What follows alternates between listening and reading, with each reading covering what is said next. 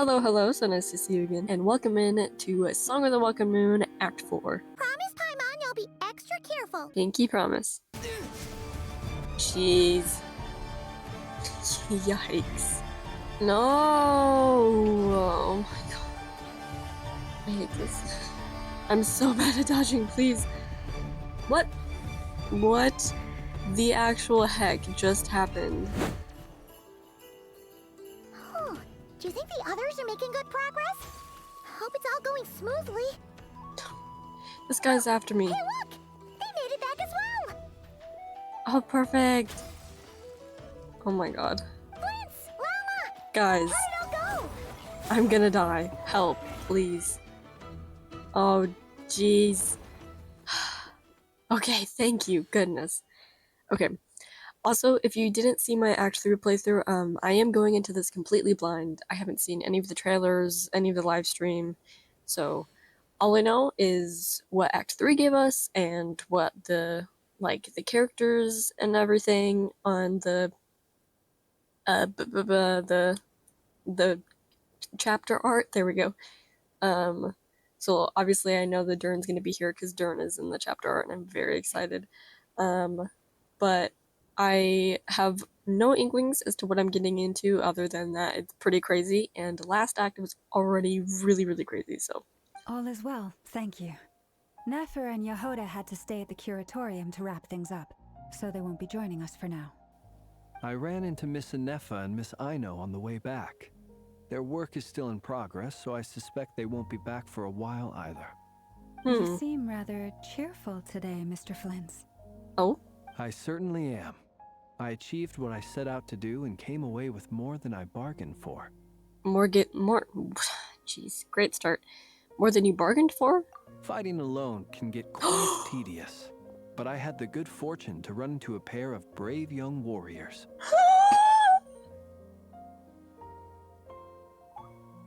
I did not know we were getting them this early. What do you mean? What do you mean we had like 4 lines of dialogue and we're already getting them? I swear I did not plan that. What the heck? Oh my god. I think like my heart just leaped out of my chest for a second. That was crazy. Oh my god, did you see his tail? It looks so good. We meet again. How have you been? Albedo! Move out of the way. I'm sorry, man. But can you just move to the side? Albedo! What are you doing here? It's been too long. I'm guessing you're here to see Varka? That would be a natural assumption to make. It's also the correct one. Move to the side, buddy. Move. Move to the side. Move. I love you, but move. These two courageously lent me a hand while I was fighting the wild hunt. When they told me they were Sir Varka's colleagues, it all made sense. And given how people of outstanding talent tend to cross paths, it's no wonder you're already acquainted. Let me see him. So, who's your travel buddy, Albedo? Move out of the way. Let me see him. Why don't you come and introduce yourself? I'm so excited.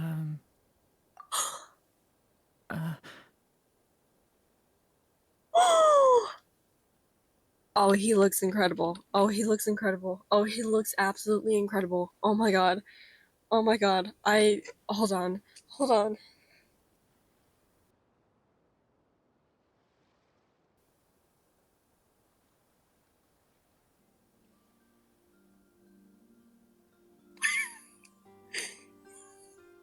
Oh my god. We're finally getting to hear his voice.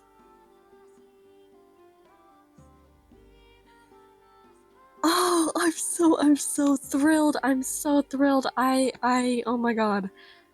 Ah, I've waited so long.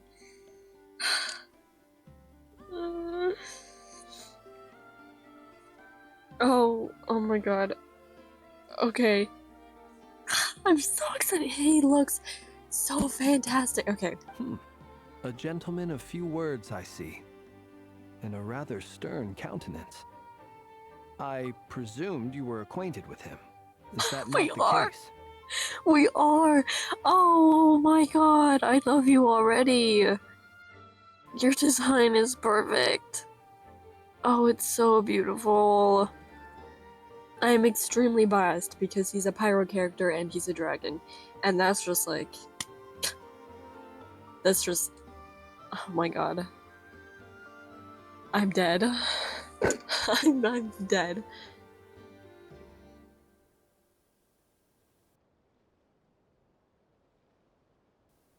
Wait, those horns. You must be... It's nice to meet you. Again. We've technically met before. Oh my god, wait, he sounds so nerdy.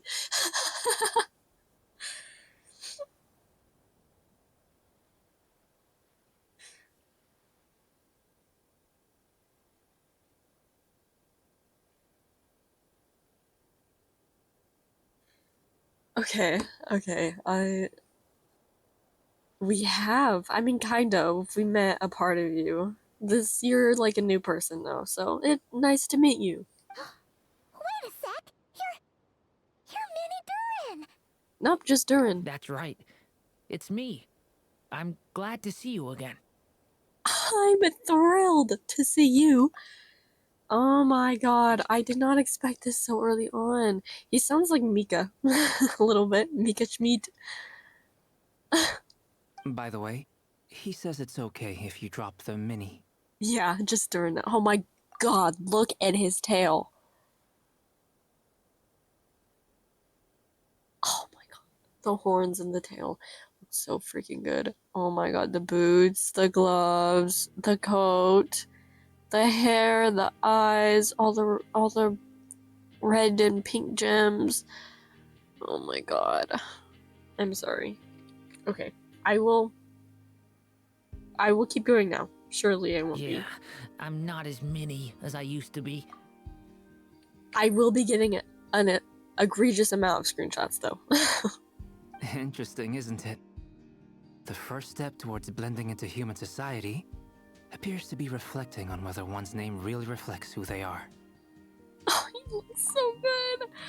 Oh my god. Okay, wow, I'm sorry. I just said I would stop. Different. In a good way, of course. It's great to see you looking so healthy. The smile, the smile, the smile, the smile. Okay. Thank you, Paimon. And although you're as mini as ever, I understand that diminutives don't always convey endearment. I'll be sure to simply call you Paimon as a sign of my great respect for you. Oh my god. I love this quest. I love this nation. Wow, you're such a smooth talker now. Paimon could get used to this. From now on, you may refer to her as your esteemed guide, Paimon. Whoa, whoa, whoa. I actually think a diminutive is warranted here. Little Paimon is pretty tiny after all. Personally, I think our little Paimon is the perfect size. When people call her little Paimon, it's just because she's so adorable that they can't help themselves. If that's not a sign of endearment, what is? You're absolutely right, Miss Lauma. I don't know if anyone's actually called her that. Has a long road ahead of him when My it comes brother. to understanding human relationships. My brother. Okay. Excuse me. Anyways. Anyway, speaking of long journeys, didn't Columbina, leave with you? How come she isn't back yet? Don't worry about the name thing. We'll sort out the name thing. We'll figure it out after we get Rerir taken care of. She's been catching up with old friends. Oh, Arlecchino and Sandrone? Are they actually... Or 10 on the way back. Or 10? I was gonna ask if they're having a tea party, and then she said that, so... Uh-oh. People are talking about me. Hope it's nothing negative. Why, hello! Oh my god, this is a ridiculous shot. Look at all the characters on the screen right now. Okay. Seems like she's in much better spirits after meeting her old colleagues. Judging from your expressions, I'm guessing it all went well? Look at it! Nope. It's getting crowded. We're moving here. on. I'll go grab some chairs. Some chairs? Why don't we just go inside? No need. This is a job for an alchemist. I'll whip some up momentarily. It's so good to see you, Albedo. Thank you for your hospitality, ladies and gentlemen, but I was merely escorting my friends back. I'll be meeting Sandrone shortly, as we still have some things to discuss. It's been a pleasure, everyone. But this is where I'll say goodbye.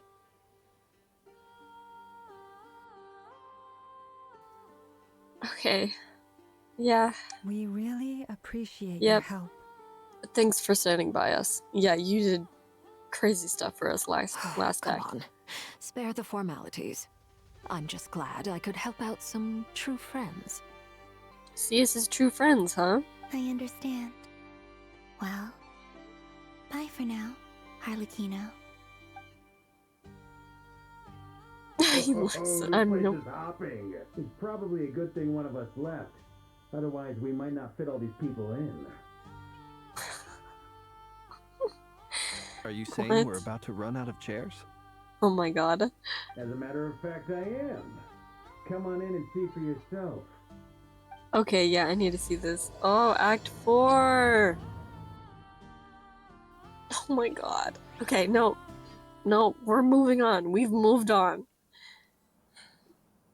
We need to focus on the quest now. Hey man, how's it going? Looking cool as ever.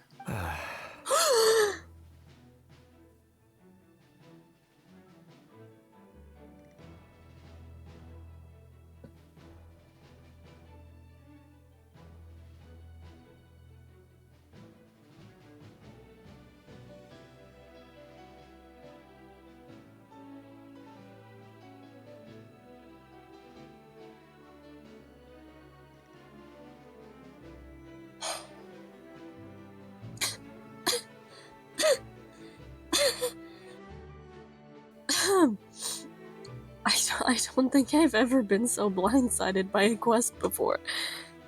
It's only been like 2 minutes.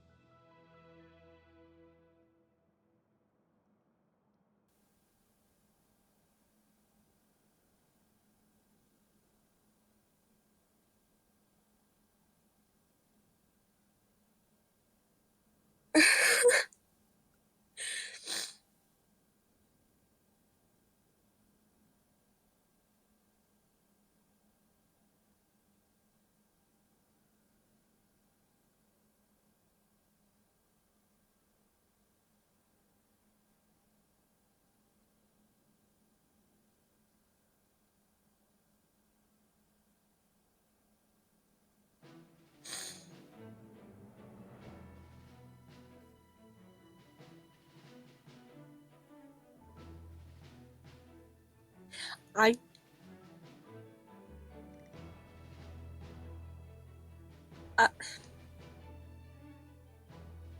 You...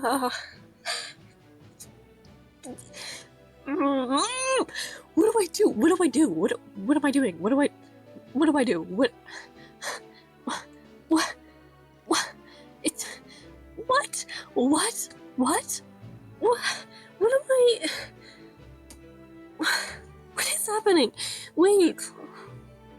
What? Okay. Quest. Just press play. Just press the continue button. It's not that hard. Why are you here? Why? I mean, probably because of Rerir, because you know him, and now he's like being all big bad. So you probably heard about that, and you're like, oh my god, I need to stop that. But like, here, like you, like here. Okay.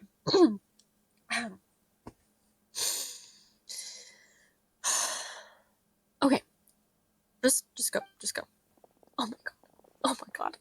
Oh my god. Oh my god. Okay. I overheard your little chit-chat outside, by the way. Oh my god. With Miss Columbina's colleague gone, we should be back to the original Sorry, crew not you, plus Varka. the other colleagues I brought in. I didn't mean... Listen, This is ridiculous. Look at this. Look at this cast right now. Would have been even crazier with Arlecchino in here, but regardless. He's just there. Like, okay. Okay, we're done. We had our freak out, okay? We need to move on. I barely moved on from Durin, and now we gotta deal with this? Okay, okay. Breathe. It has been 5 flipping minutes, okay? Okay. Though it looks like we have another new face. Someone else managed to rope in a colleague too? This is depression. That's... Sorry. He's probably here for us. Frankly, you and Paimon are the only people I know here. I would assume so, because, like, okay. We are pulling it together. Pull it together. Oh my god. This here Come on, sorry. is Dainsleif, colleague of Teyvat's greatest guide, Paimon, and greatest adventurer, the Traveler. Well, not exactly colleagues, more sort of friends. Friends would tell each other things. Friends would be more forthcoming about important information that could help them. I'm just saying, you know, it's okay. Okay, no. We're... Let's go. When someone else jumps in to do the announcing, you know you're speaking to someone important. Boy, you...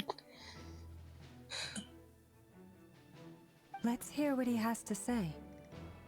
Come on. Note to self.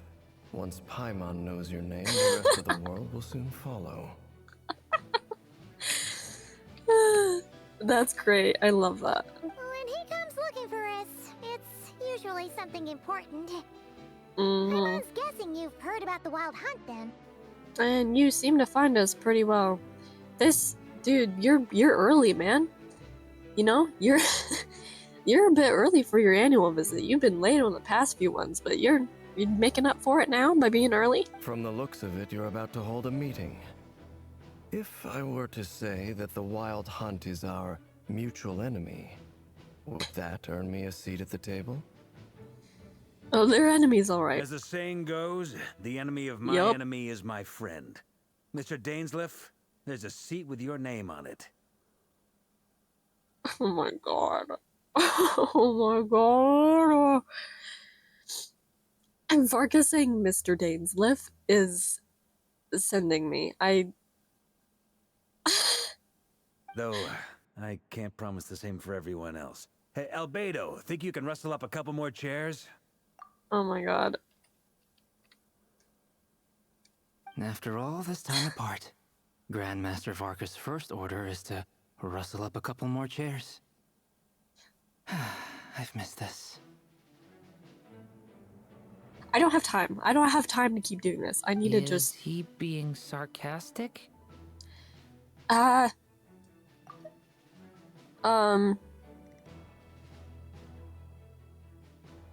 Yes. Yes, he is. Sorry, man, you shouldn't be asking me about social cues. Yes, that is considered sarcasm, yes. Hey, he's your brother. Why are you asking us? Yeah, don't ask me, please. I cannot help you. I've still got a lot to learn about the nuances of human conversation. Trying to decipher Albedo's way of speaking has been like jumping in at the deep end. It's okay, buddy. It's okay. Oh, good point. Paimon gets you now. There are people who go their whole lives without getting the hang of it. You're ahead of the game already. This one right here. Look at you, Paimon, expert in the art of encouragement. Oh my god! Oh my god! Wait, no, come back! I didn't get a screenshot. No! Oh my god.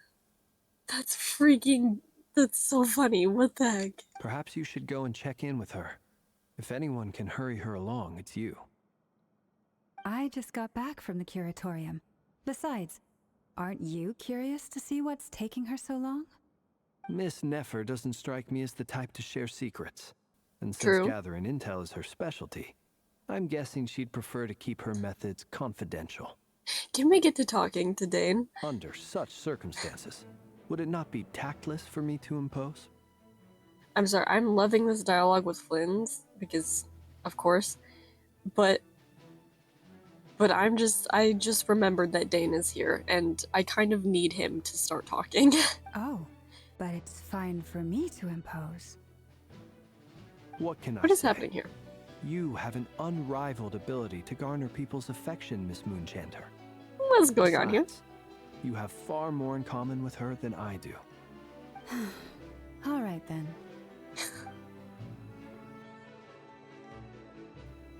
Impressive.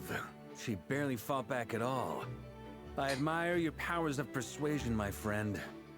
It was them both being polite at each other until one of them gave in. As I'm sure Miss Lauma will realize soon enough, the trick in life is to always pitch in with other people's responsibilities so that you can be selective with your own. Oh, wow. Another trick is to simply hide in the background. Spoken like a true sage. A sage, whoa. Anyway, looks like we've got some time to kill before the meeting. That's nice. Let's take a little breather, folks. Please, oh my god, I'm actually dying here. Oh my god. No, that's cool that Flynn's called him a sage. Because normally he's like just alchemist or just a knight of the Favonius because he's an alchemist for them. But because Flynn's is from so long ago, he called him a sage. Feel free to chat amongst yourselves. We'll Dain. get down to business once the other two arrive. Dain, get over here. I need to talk to you. Oh, I can talk to everyone. Oh my god. You're both awfully quiet. Why don't I start us off with an icebreaker? I don't think this is. Oh my god, his wings are on the side of him.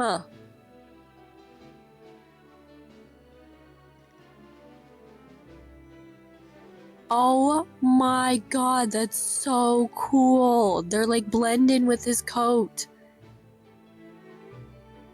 That's ridiculously sick. Oh my god. Okay. Okay. We're done. We're done. Much obliged. Yeah, I don't think having a practice with a quiet, shy person is gonna get him. Have either of you ever had your portrait painted? If not, I'd be glad to help. That sounds like a lovely idea. You know how to paint, then? I dabble occasionally.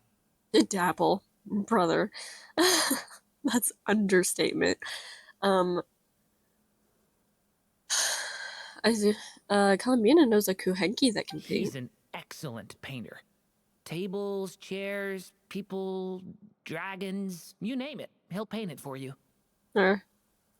Bishops, crystal flies, you know. I'm flattered. If I ever get the chance, I'd like to give it a try myself. I'll bear that in mind.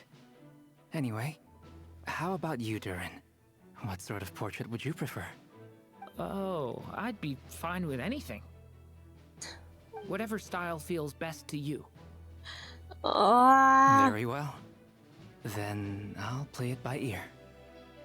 Dude. You can replicate any style I want? I can try. If you show me a sample, I'll do my best to match it. Thank you. In that case, I'll dig up some reference material for you. This is so awesome. What is happening? What do I... Oh my god. Look at this. I cannot. I'm dying. Dain? Hold on. Doesn't matter who I talk to.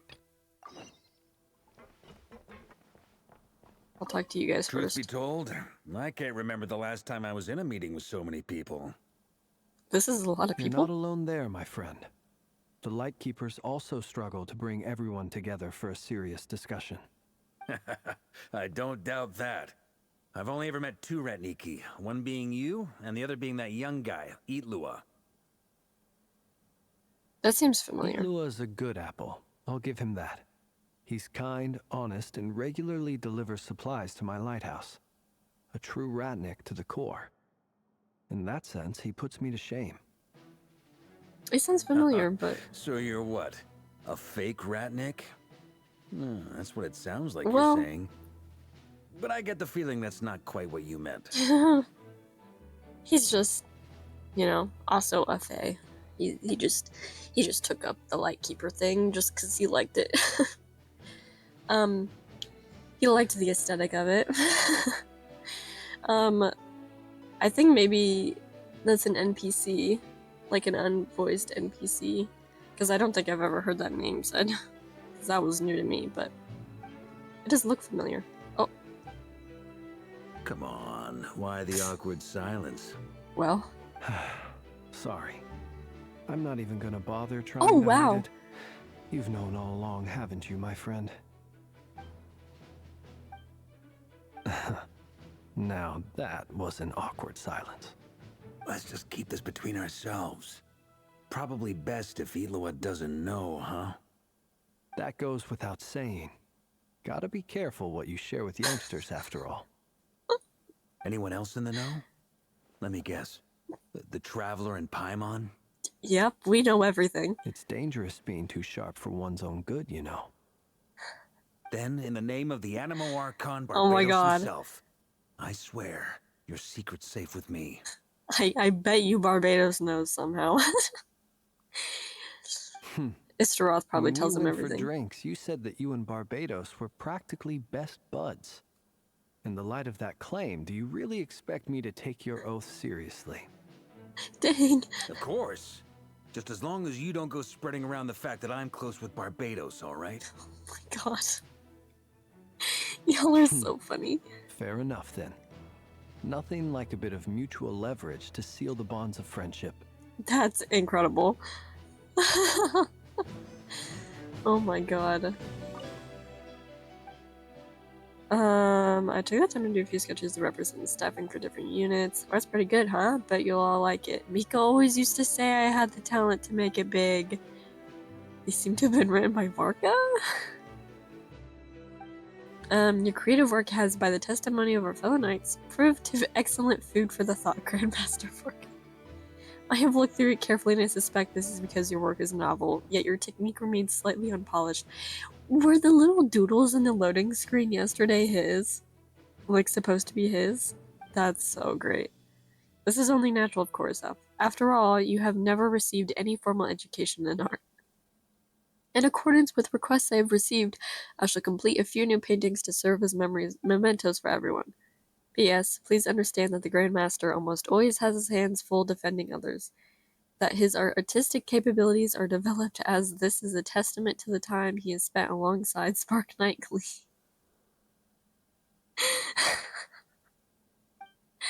The writer has signed off in the corner as Albedo. I thought so. That's amazing. Hello? Okay, Dain. Is there something you'd like to say to me? So much. So freaking much. Yeah! For starters, why'd you just show up here without even giving us a heads up?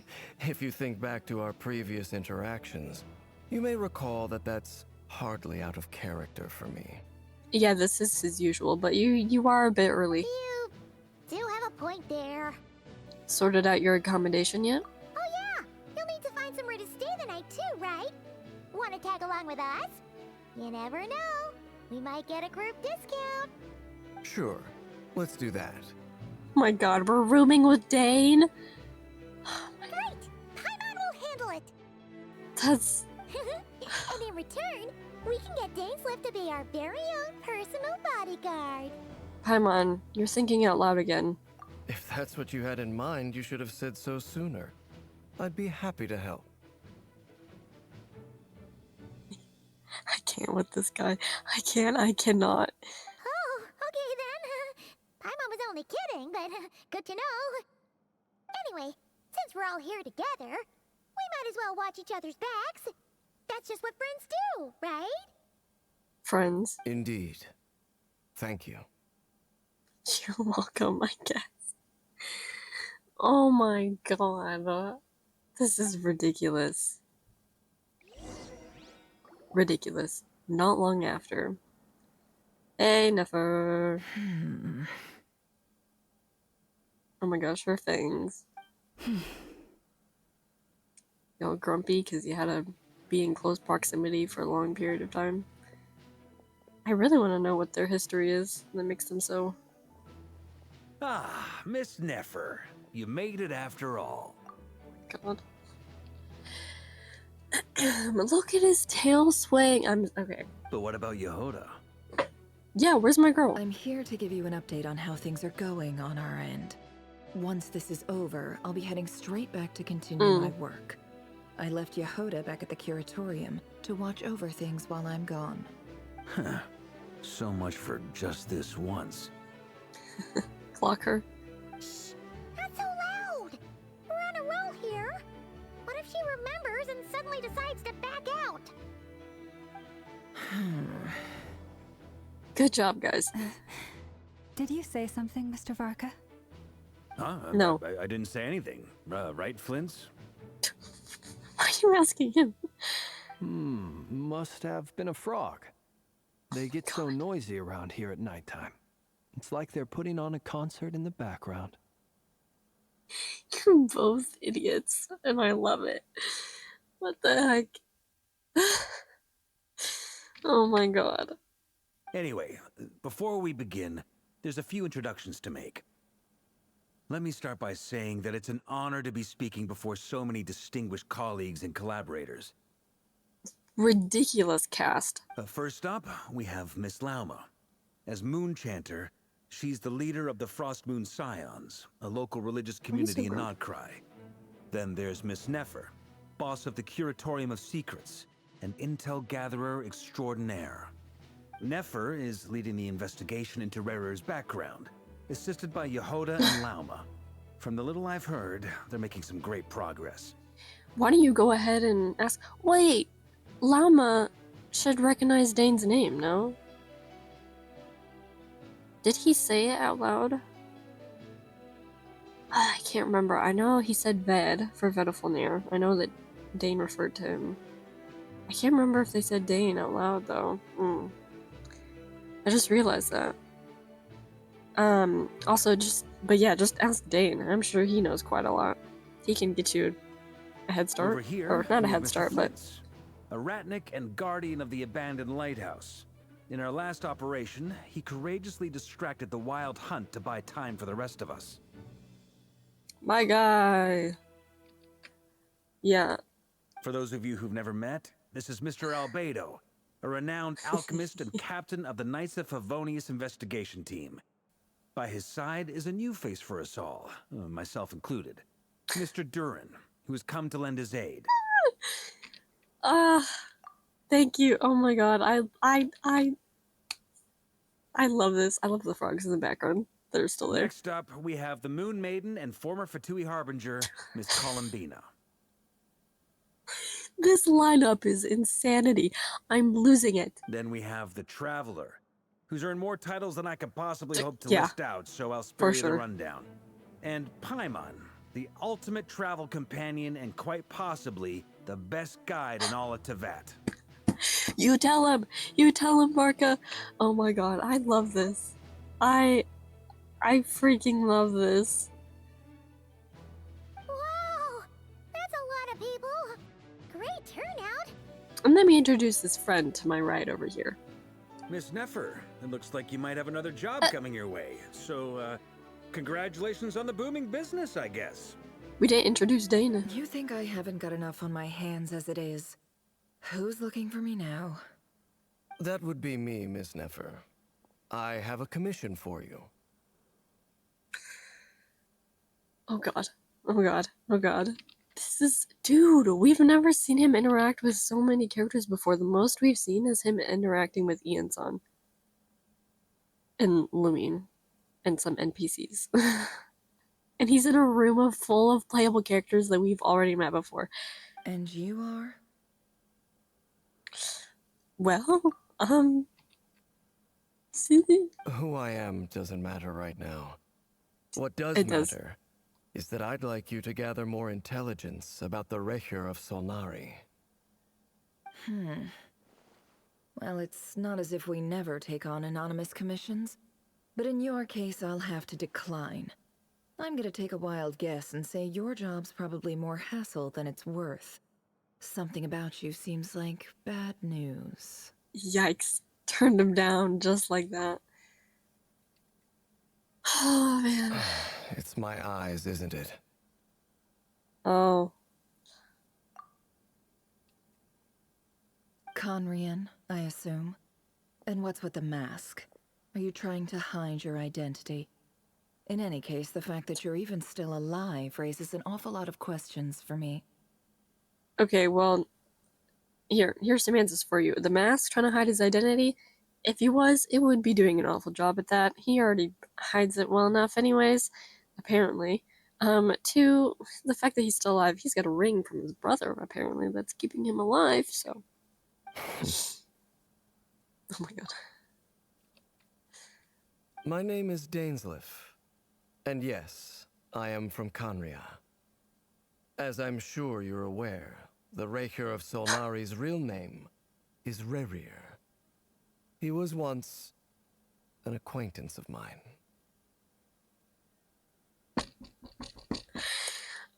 This is ridiculous. This is ridiculous. This is ridiculous. This is ridiculous. Really? Then you must have been quite an influential figure yourself. Oh boy. Oh boy, wouldn't you know it? Oh boy. You flatter me, but none of that matters anymore. My point was simply to clarify why I have asked Miss Nefer to investigate Rerir's background. So you're both from Khanria, and it sounds like you used to be friends? What am I missing here? Surely you already know how he became one of the 5 sinners. I'll tell you everything I know. The history of Khanria, the names and identities of the 5 sinners. I remember it all like it was yesterday. Spill, spill, spill. I have Come on. Never spoken openly of this before. But the truth was exactly as people say.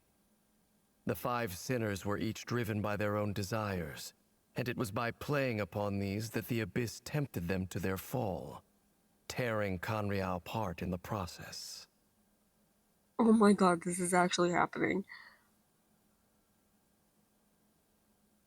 Oh my god, I can't believe this is happening. The visionary, Vedafenir, who wished to foretell the future. The wise, Haroptatir, who sought limitless knowledge. Oh my god. And we've heard these names before, but oh, so she sought knowledge. Gold, Rhindaughter, who desired to create life. Yep. The foul, Sertologi, who pursued supreme strength. I mean, we've kind of already deduced all of this besides Haroptatir. We're just actually getting to hear it spoken. And last, but not least, Rerir of Solnari, Rerir, Ravager of the Moon. Of the 5, Rerir is the only one who remains a mystery to me. He never harbored grand ambitions. So what changed in the space of a single night? How did he come to fall like the others? Wow, even Dain doesn't know. That's cool. Yeah, it seems like it had to have been something happened with Tholindis, but it just seemed like such a quick turnaround, even then. In other words, you're saying that his change came as a shock to you, and you have no idea what actually happened? Especially if Dain doesn't know, and he seemed somewhat close or acquainted to him. So just him not knowing at all would probably bother the heck out of him. Like and it's also really interesting that he wouldn't know if he was kind of around during that whole time and he was, unacquainted with him and such. That's right. You mentioned how the Abyss tempted them, which led to their fall. But what did that look like in practice? And what other context can you give me about the events of that time? The more detail you can give me, the better. Yes, come on. Strangely, now that it comes to it, I hardly know where to begin. Just begin. The fateful night took place during the era of the Eclipse Dynasty. One day, my elder brother, the visionary, Vedafenir, was summoned to the palace by the Vinster King, only for the king to gouge out his eyes and cast him into the dungeons. This was in the glider lore. Oh my god. Oh my god, and just casually dropping to all these people that his brother is visionary. When I came to hear of this, my fury knew no bounds. Yes! I gathered together every ally I thought I had. And together, we set a night to storm the palace and free Ved. Stop, the nickname, it kills me. Centuries on, the memories of that night still haunt me, like a never-ending nightmare. We broke through the palace gates, just like we had planned, each striking towards our separate targets. I can't believe this is happening. But then, I was betrayed. Even Vedifenir, the very person I had come to rescue, abandoned me and partook of the Abyss's power. Oh my god. So, it's personal after all. Then tell me, Mr. Dainsleif, what price are you willing to pay? You, of all people, must know that nothing comes for free. 500 Mora and answers to 3 questions that you have. Oh my god. I cannot say what price would be worthy of such a commission. But know this. Rerir was not always a madman. Believe it or not, there was a time when he was just an ordinary man, working for the Conrian Intelligence Service. Uncovering the truth of Rerir's past is the only way to unravel this mystery. But before you decide if you will accept my commission, I will tell you more about him. Enough, I hope, to help you plan your next move. Sounds pretty good to me. Feels like we just flagged down a random passerby, only to discover he's actually a master strategist who has a score to settle with our enemy. That's usually how it goes with Dan Quest, not gonna lie. Must be all that good karma I've been building. Who knew having a Conrian friend would come in this handy? I knew. We all knew. We all knew. We all knew that he had this type of information, and we never asked. Can I borrow your halo? It could be useful in the lighthouse. Hey, enough with the wisecracks! Besides, isn't that lamp of yours bright enough already? Relax. It was meant to be a compliment.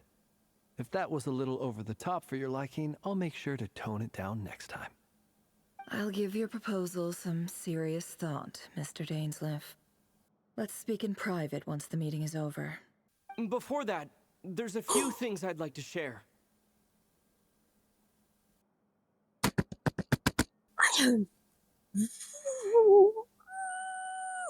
I didn't even realize we didn't really get any Traveler voice lines in Act 3, did we? Oh my god, oh my god. Oh my god, they give us so much in Act 1 and 2, and they've been depriving us again. It's so sad. But yes, what are you going to share? What are you going to share? Please. Oh, I love all this sharing information. It's so incredible. I love it. Oh, you recount meeting the knave and how the iridescent moonsmere was retrieved from the crimson moon space. Okay. You make it clear that the knave chose to help you of her own accord, then conclude by reporting how the hearts of the 3 moons are finally in your hands. Now that we've united the hearts of the 3 moons, your power should be greatly enhanced. But it seems like that hasn't happened yet. I believe it will take a little longer. What do you mean? You've done so much for me, so I want to be completely honest with you all. Even though I'm doing a lot better now, the truth is, my recovery will likely be an ongoing process. Okay. From the moment I was born, my power has been slowly ebbing away. And that is because Tevat has never accepted me. Jeez. Even with the moons united as one, it seems my rejection cannot be undone. Frick Tevat. So far, I have yet to find a solution. It may turn out to be a problem that will plague me until the day I finally leave this place behind. Even so, I will do everything in my power to help you drive out the Rerir of Solnari. As Arlecchino put it, this is not about chasing the spoils of victory. It's just a gesture of heartfelt gratitude. Kutar. She seems a lot more energetic and positive than she did when we first met. Defeating the Rerir of Solnari will be no easy task. While my strength slowly recovers, we'll also need to gather more intel. Naturally. We should take all the help we can get if we hope to defeat him. We've considered several viable plans now, but our choice hinges on the answers to a few key questions. Oh, Is music's it even back. possible to kill Rerir? What experiences shaped the person or monster he became? And what's he really after? Oh my god, this is so awesome. Given Albedo's expertise in alchemy, I think we should leave him to try and answer the first of these questions. Understood. Sorry. As for the other two, I'm afraid we'll have to count on you again, Miss Nefer. Believe me when I say it's not my wish to burden you. But right now, relying on your skills is our only option. So you're placing all your hopes on me, huh? We can't thank you enough for agreeing to help us. Honestly, I can hardly believe how lucky we are. You sure have a talent for changing your tune, Miss Moonchanter. Timid like Yehoda one moment, then flinches insincere flattery the next. Dang. Ladies, please. I must object to your portrayal of me. That's all. Feel free to keep bickering. Just pretend I'm not here.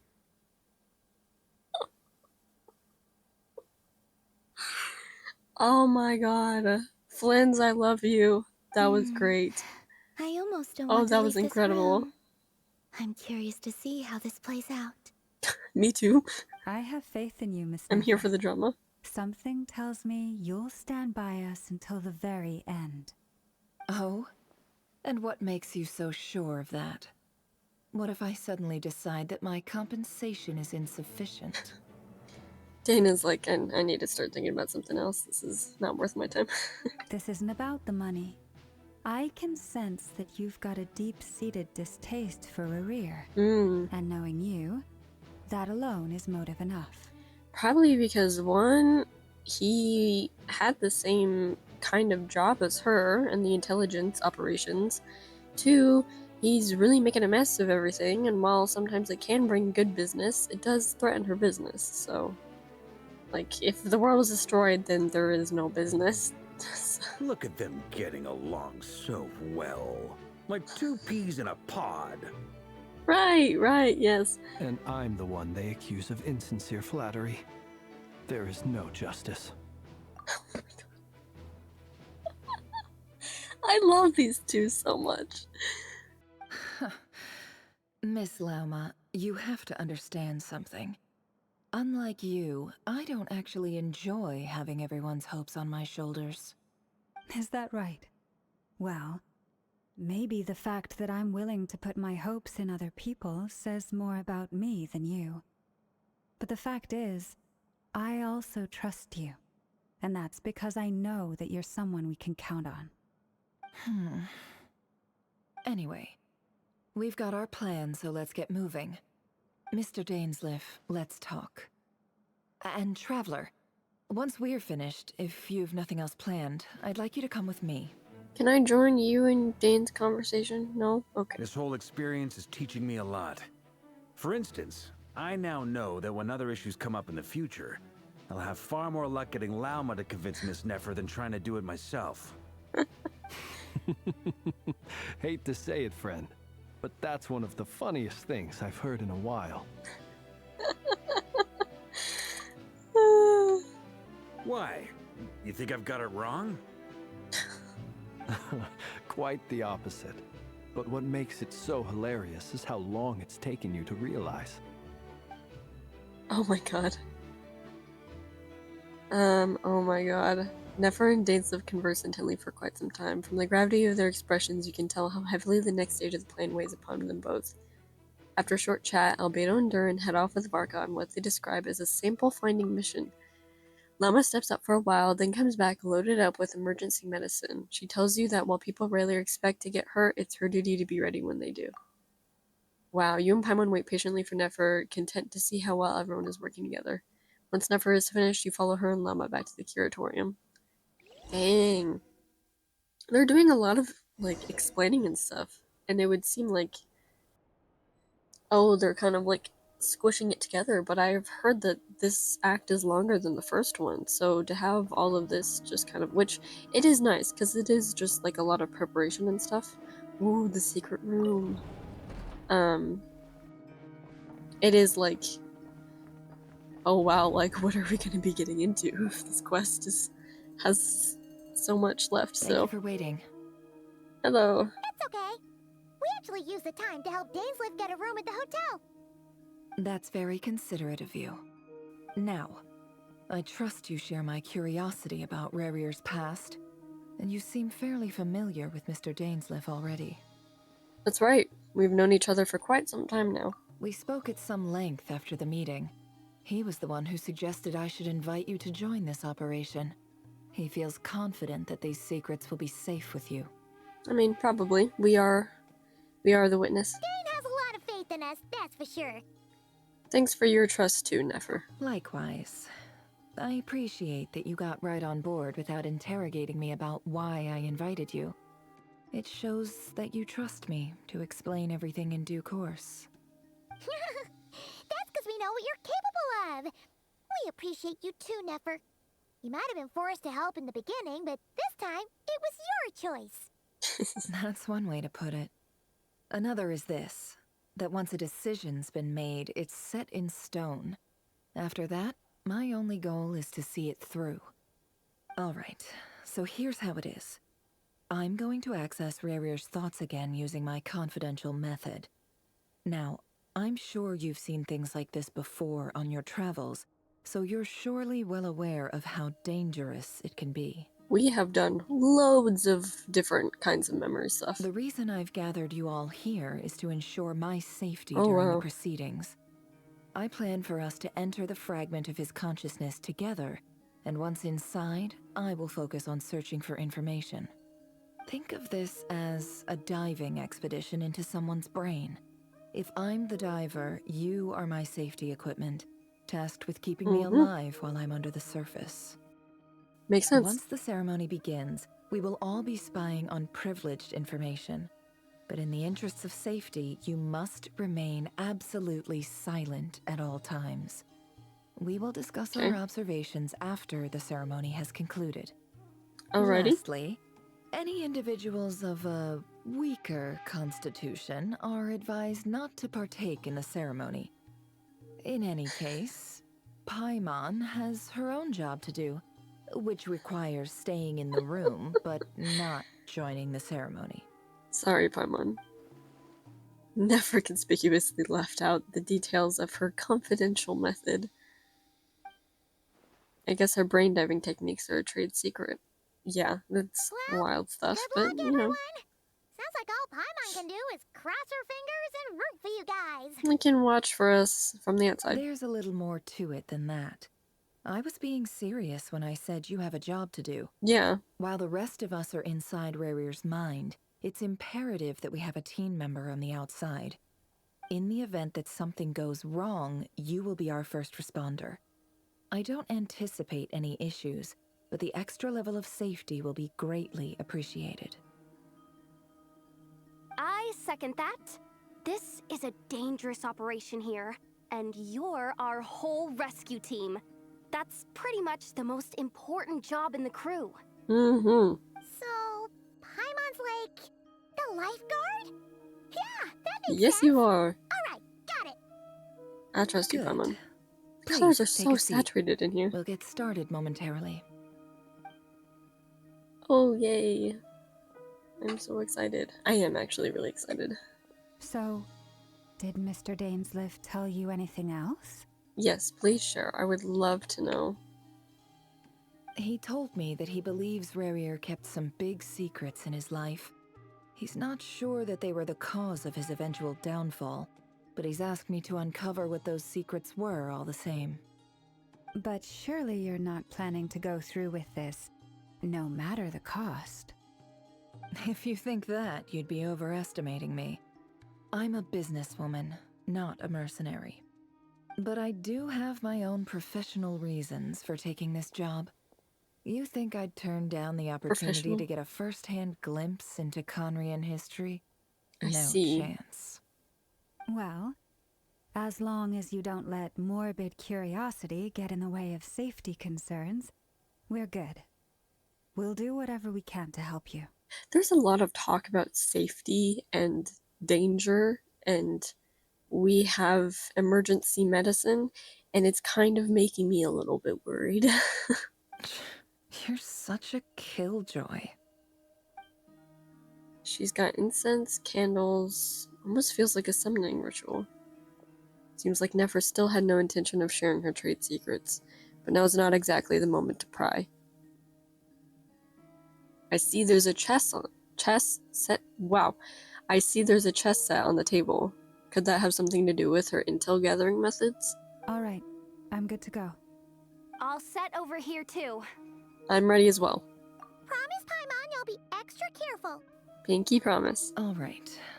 Let your whole body relax. We're about to begin. Close your eyes. Oh, not me. I need to actually see what's happening. Dumb joke? Yeah.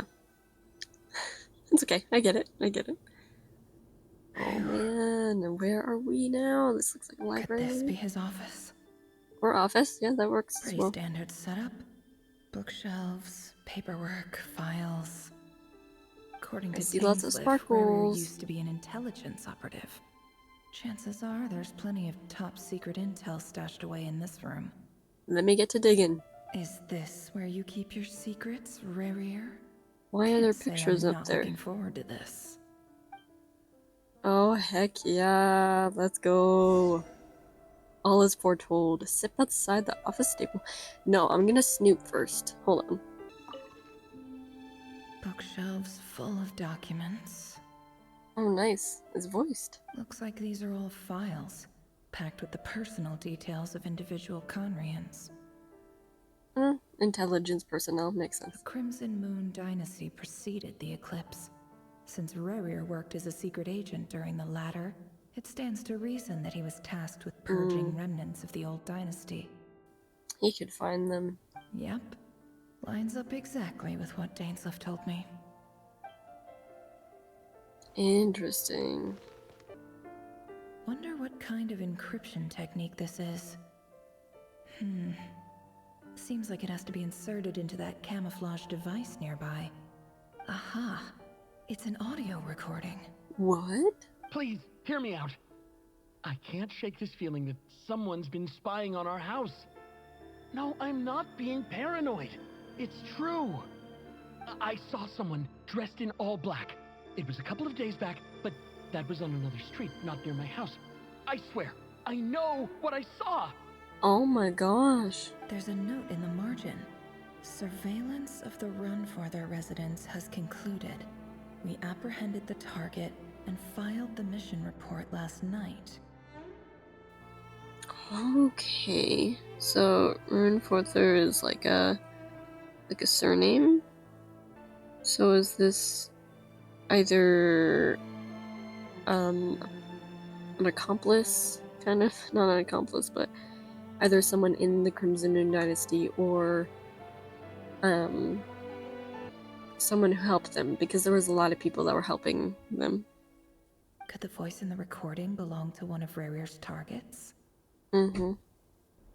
A file tucked inside a folder. The title reads, Dear Breakfast Shop Owner. What? It's a list of names. Oh. But at this stage, I have no idea who any of them even are. Understandable. Oh. Box. A box containing a ring inlaid with a precious gem. Oh. Must be for his girlfriend. Oh. He looks Dim even mirror. gloomier Oh my god. than last time. I wonder what's changed. Yo.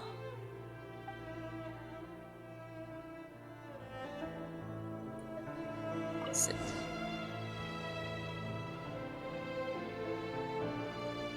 Today's files are in. Time to wade through them just like usual. Dude. Male, 51. Occupation, cook. Confirmed Crimson Moon descendant. Has maintained frequent contact with other descendants over the past year. Poses a threat to the dynasty. Neutralized. Yikes.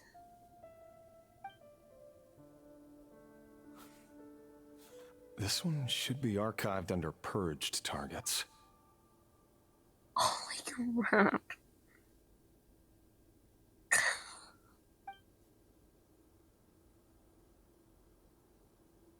Oh, I can move. I can look.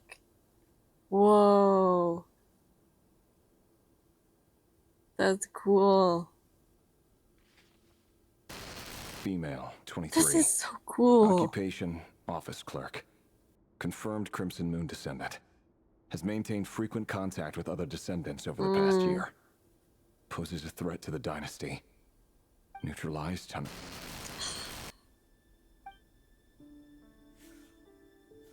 Another one for purged targets. Also, that is not how that ink should be coming out of that pen. But also, that's an interesting pen. It's a fountain pen made to look like an actual feather pen, but it's like mechanical. Huh. Sounds like she was that other man's daughter.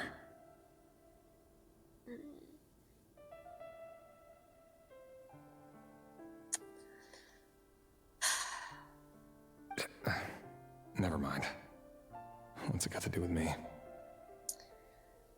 Jeez. Polyo, stop this. How many T's? Male. It's a longer name. Occupation, teacher. Confirmed Crimson Moon descendant. Has been observed making contact with other descendants during the past year. Poses a threat to the dynasty. Neutralized on...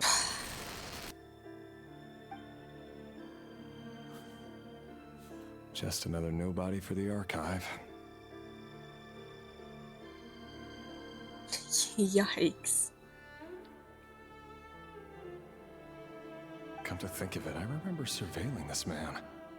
A case like his never would have been considered a priority in the past. He barely even interacted with other Crimson Moon descendants. It's getting worse. Is there... Oh my god, no. Female. 16. Occupation, none. Orphan and confirmed Crimson Moon descendant. Has been observed making contact with other descendants during the past year. Poses a threat to the dynasty. Why? Neutralized on... Filed. I have no recollection of this girl. None whatsoever. She doesn't seem to be anyone important, but then again, how many of them really are? God, what a way to think. Don't. Female, 13. Occupation, none. Orphan and confirmed Crimson Moon descendant. Has been observed making contact with other descendants during the past year. Poses a threat to the dynasty.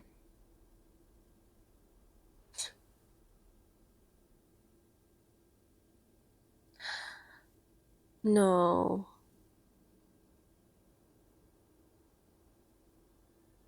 We'll get to it. We'll get to it. Neutralized and...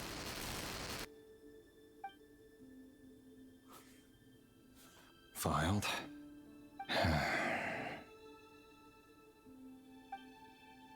Yeah, don't even have anything to say to that one, do you? Don't tell me. Male, 11. Occupation, none. Orphan and confirmed Crimson Moon descendant. Has not been observed making any contact with other descendants during the past year. Poses a threat to the dynasty. This one looks like Orlog a bit. The one that we met in the last quest. Has not been observed making any contact with other descendants during the past year. And yet, he poses a threat to the dynasty. Neutralized and... It's freaking awful.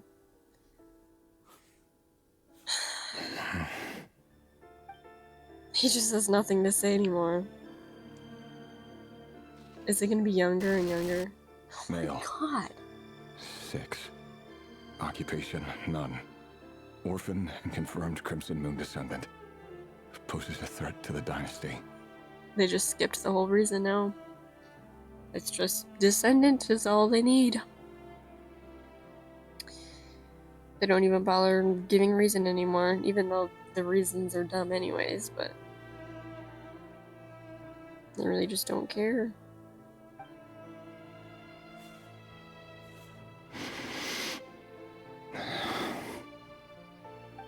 It's funny, isn't it? Your job is becoming both harder and easier at the same time, depending on how you look at it. Oh god. Sooner or later, the Crimson Moon descendants will be completely wiped out. But as their numbers dwindle, they become harder and harder to track down. That's not how it is. Fortunately, however, most of the able-bodied adults have already been taken care of. The remaining weaklings will be increasingly easy to deal with. Oh my god. No! No. My job is to ensure the survival of the Eclipse Dynasty. And the only way to do that is by eliminating any and all potential threats. It's a perfectly legitimate line of work. Every single one of my colleagues can attest to my fairness. And if my friends were aware of the facts, I know they'd back me up too. Assuming, of course, that they were aware of all the facts. Jeez. I guess I was supposed to just keep going while I was listening to that, but... He looks even gloomier than last time. I wonder what... This is so interesting. This feels... like... both this last act and this act, like, it just feels different. Like, the way that they're telling the stories and the different mechanics that they're introducing, and, like... all of this, and, like, this investigation stuff and whatnot, and... like... it feels...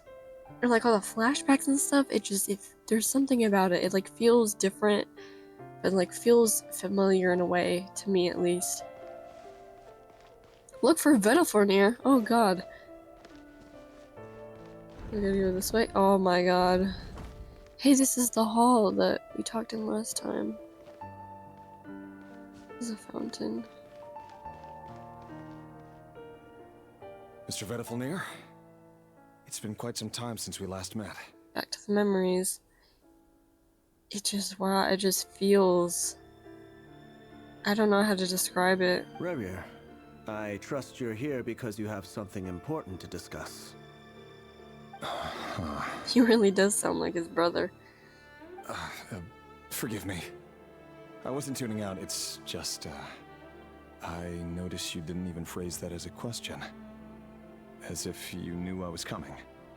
Tell me, does someone in your position ever feel the need to ask questions at all? It is indeed within my power to foresee certain things. Things like your arrival. I was just thinking.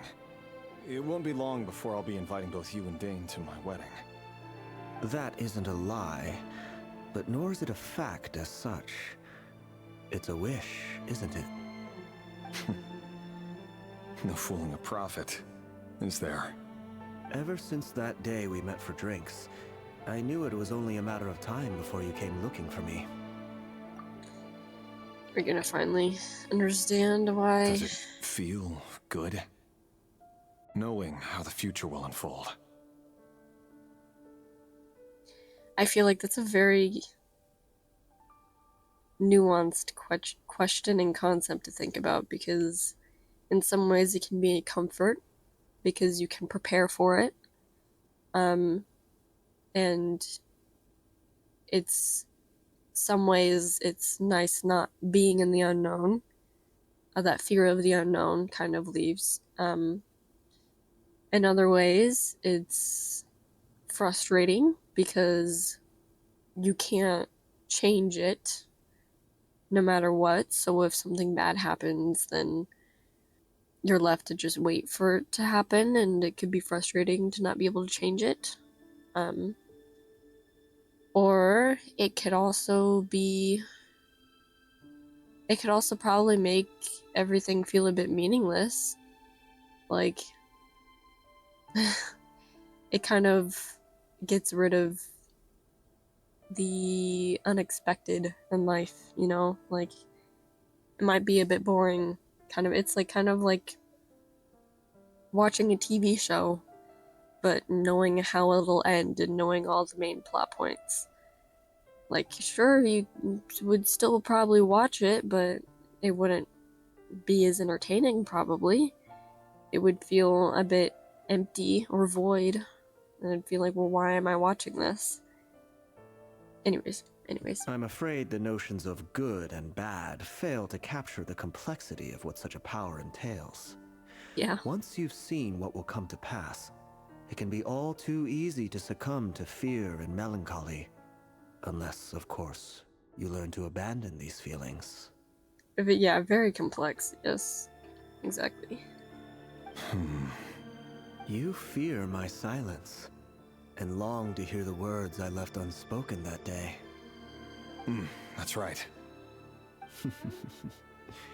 You must have noticed my reluctance to broach the subject, and the reason is simple. Because the truth could never have lived up to your hopes. For both our sakes, such words are better left unsaid. The burden of prophecy was never meant for your shoulders. So who exactly do you deem worthy to hear your prophecies? None but our exalted king? Or rather, our king as he once was. Oh yeah, didn't he go mad? You're closer to his majesty than I am. You must know better than anyone how much he's changed. You say that as though it is to my benefit. Yet precisely because of that, I dare not speak rashly.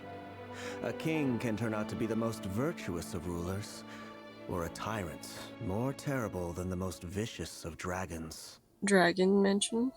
You are so wise and far-sighted, yet still you would have me live in fear of the unknown? Well, you can either live in fear of the unknown, or you can live in fear of the known. Because what if it's something you don't want to happen? Now you're going to be scared about what's going to happen because you know something bad is going to happen. And you can't change it. You just have to wait for it to happen. I feel like that would suck. I mean, that would probably suck a bit more. Honestly, in my opinion. You make a fair point. Especially given my silence alone was all it took to send you spiraling downwards. Very well then. Oh dear. Let me offer you some advice. And I say this not as a prophet or a visionary, but simply as the brother of your friend. So were they actually close? Dain, I mean, him and Dain. For many reasons, there is very little chance of your marriage ending in happiness. If happiness is what you seek, you should find another fiancé.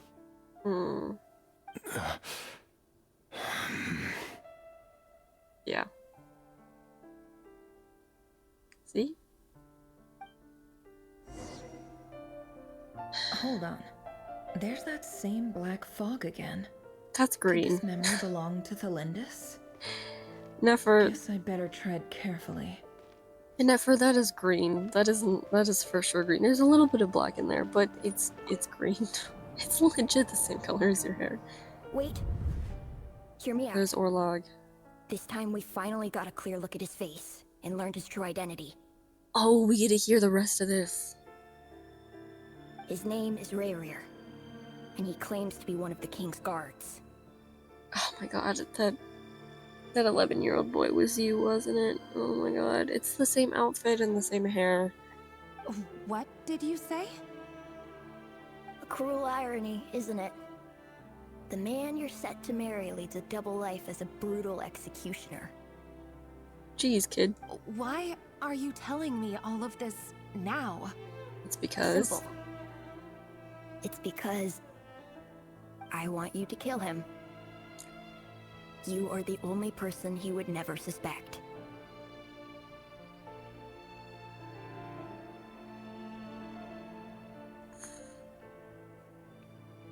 Oh. What a thing to ask of someone. No, absolutely not. I would never dream of doing such a despicable thing. So you'll just stand by and watch him slaughter us to the last? Do not forget that the blood of the Crimson Moon flows in your veins too. No! Oh my god.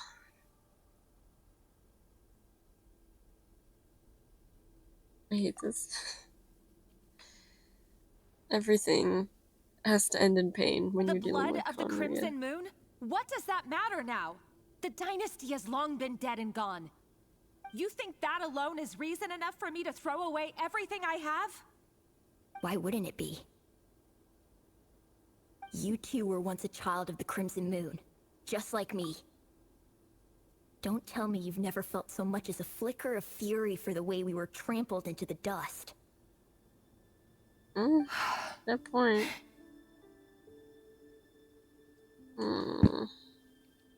That's freaking awful. As long as you promise to abandon this pipe dream of restoring your dynasty, I can try to persuade him.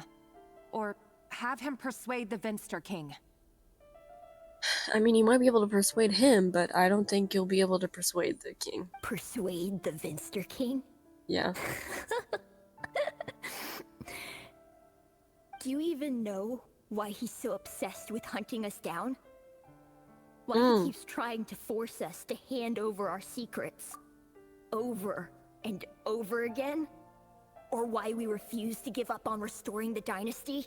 Does he want the Abyss and the Crimson Moon? The Vinster King. A blind fool. His eyes clouded by powers from beyond this world. A petty little man with a miser's heart. And he dares to sit upon the throne? Mark my words.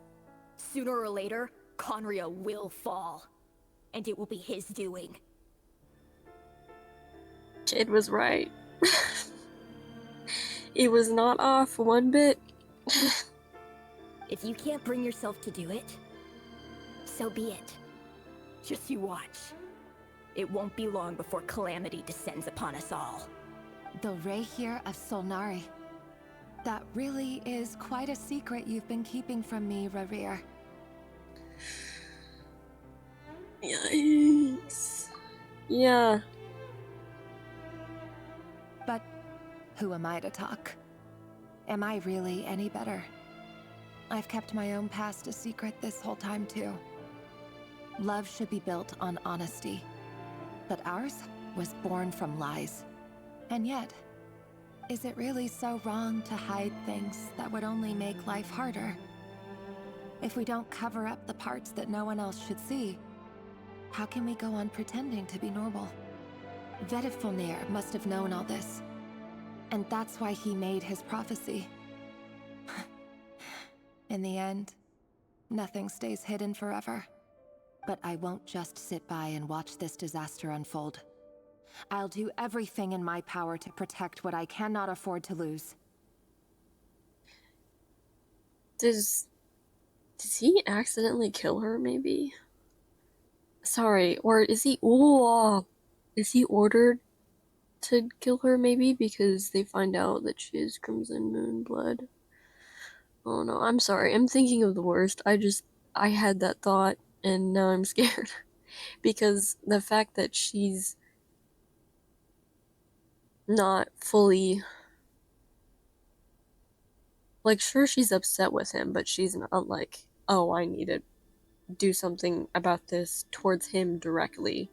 She still has at least a small bit of faith in him, and she recognizes that she also lied, and that, but since she's being a bit more not forthcoming, but since she's being a bit less aggravated than I thought she was, now I'm thinking that what happens is that there's an accident with Rerir instead of her.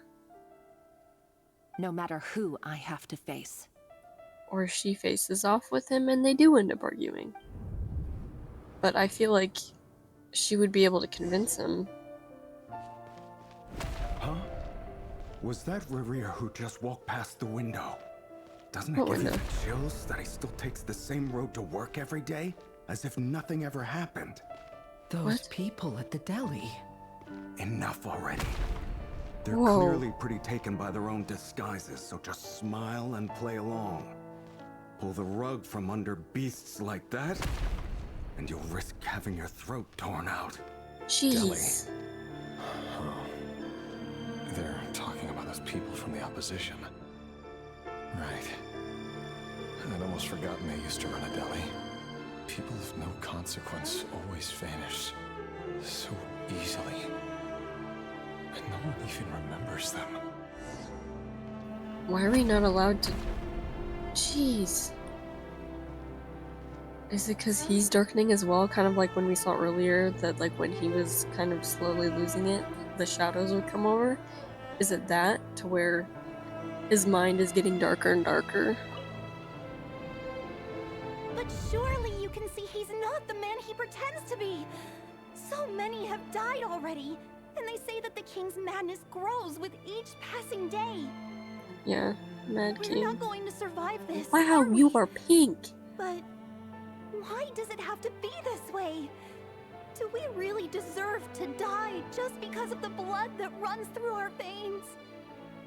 I feel like she was also in that list. I didn't get through all of the pictures because I didn't realize I was supposed to be going through them as he was talking, but I feel like she was also on that list, which freaking sucks.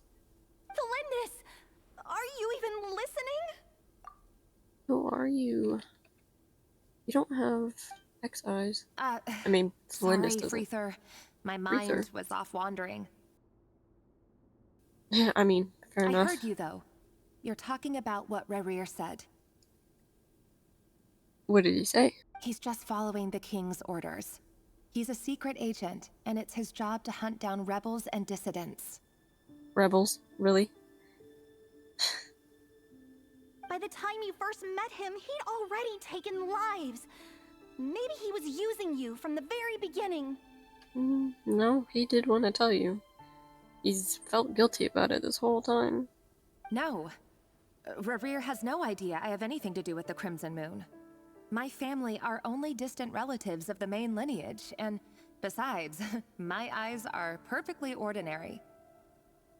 Ordinary, right, yeah. Truth be told, apart from my teacher, pretty much no one knows I have any connection to any of it. It's been a long time since my family severed ties. But as Orlog said, who could possibly talk sense into that raving lunatic of a king? No one. Why are all these kids, like, talking more sense than the adults? I'll work something out. Trust me, I'm with you all. But for now, you need to keep yourselves hidden. Don't let anyone find you, anyone at all. Don't forget that Rerir is an Eclipse operative. You need to be extra careful when he's around. And when I am too. For now, don't come looking for me. And if anything happens to me, just act like we've never met. If even you can't escape this, what hope do the rest of us have? But after all this time together, surely he wouldn't lay a hand on you. I won't speak in his defense. Nor can I give you a clear answer to that question. But I'll do everything I can to put an end to this. Here, hold on to this. If an opportunity to escape presents itself, take it. You'll be glad you took some spare change. You call that change? But what about you? I wonder who this girl is to her. Like, why do all these kids, I mean, if she is roughly connected to the Moon Dynasty, besides, and only the, what was it, the owner?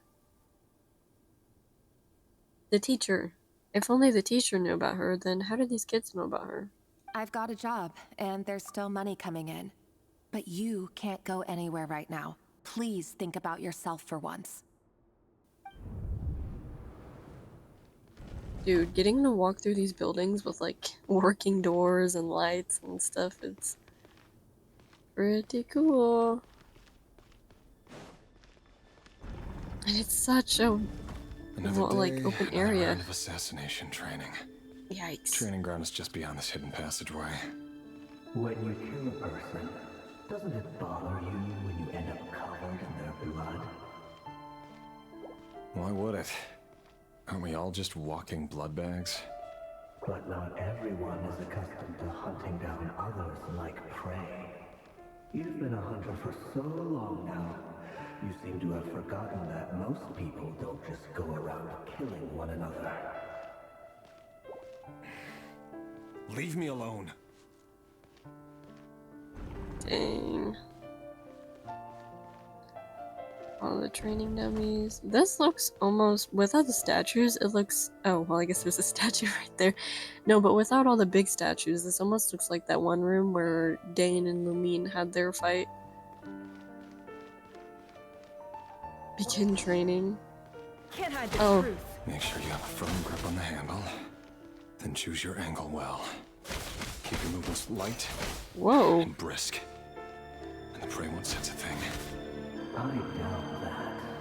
I'll bet no one's ever died a quiet death at your hands. I work clean. No traces.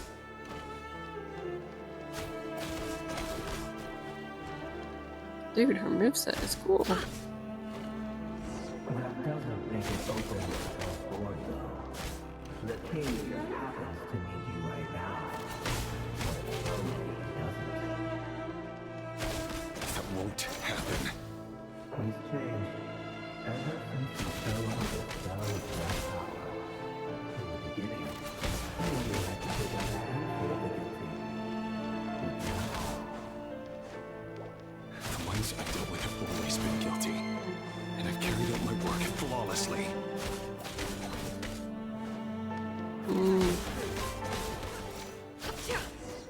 You know why Tholindis accepted your proposal, don't you? Was it because he didn't trust you? Or something else? Enough! Oh my god.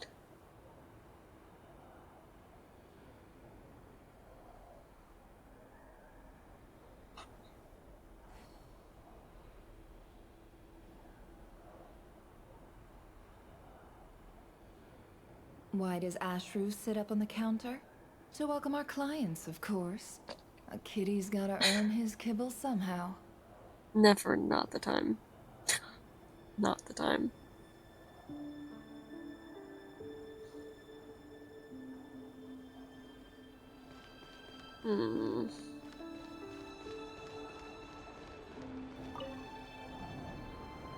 Tholindis, do you still remember Orlog? Orlog. The boy who was pretending to sell flowers. You spoke for quite a while, didn't you? Yes, we did. What about him? Is he dead? He was arrested 2 days ago. Chances are he's already dead.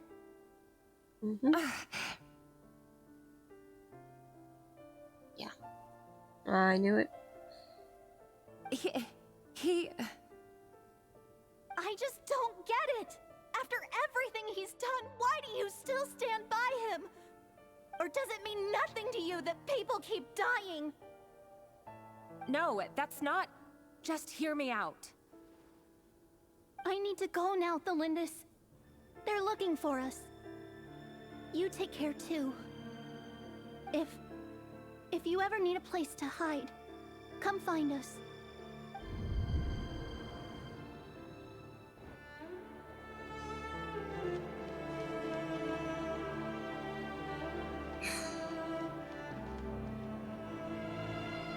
Author Tholindis. Over the course of this week, the research object was subjected to interference for a total of 47 hours for experimental purposes. The results are as follows. All subjects of observation that were sent inside have now... The situation within is proving more problematic than anticipated. No progress whatsoever. What now? Won't you give me even a glimmer of hope? Things are getting worse by the day. I have to find a way or we'll all be in danger.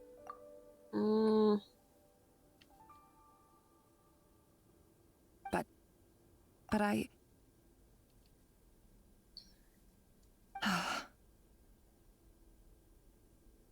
If all this research comes to nothing, what then? Sooner or later, it'll be my neck on the line. But could he really bring himself to kill me?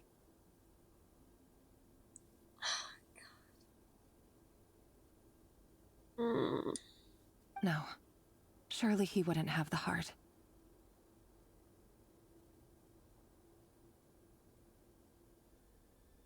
The fact that she's even worried about that.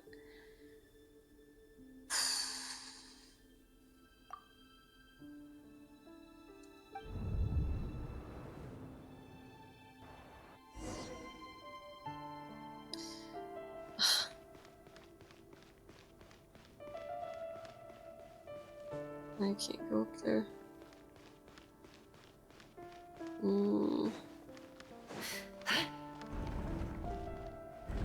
What the heck?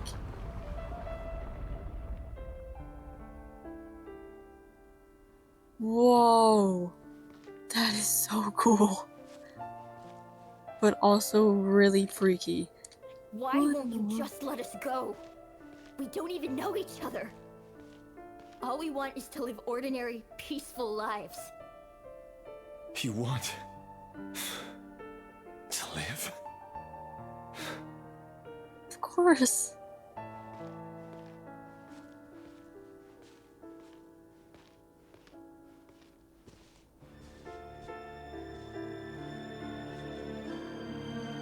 Yes.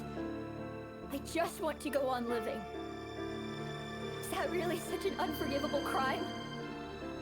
Gosh.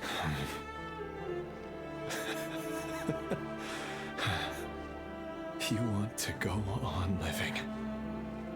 I want to keep living too. To keep living forever. That's why I have no choice but to continue on the path I'm on. If only some savior would suddenly swoop down and change the way the world is. Too bad that's not going to happen.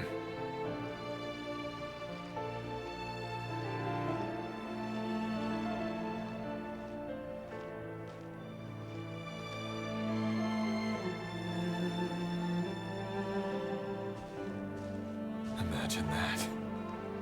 If there really were such a person, he would not be standing here like this, would we? Don't. Today's files are in. Time to wade through them just like usual. No, I don't get tired of it. It's my job. And not only am I lucky to have it, I'm good at it too.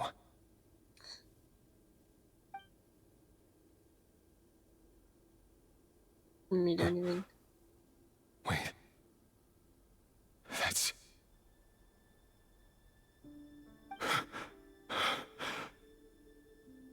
No, no, no, no, no, no, no, no, no, no, no, no.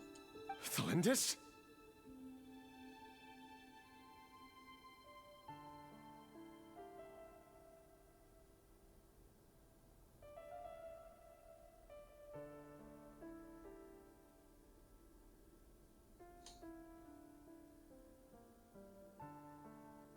Is this just like... She's not gone yet, is she? Is this just how he finds out that she has bloodline?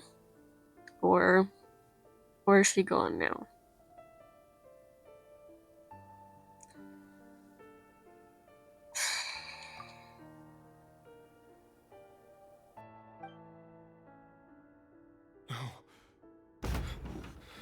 No. No! Yep.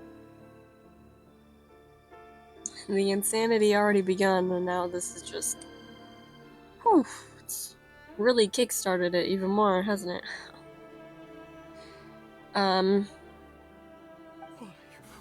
Why? But you bear no mark of the Crimson Moon. How could you possibly have anything to do with them? It cannot be!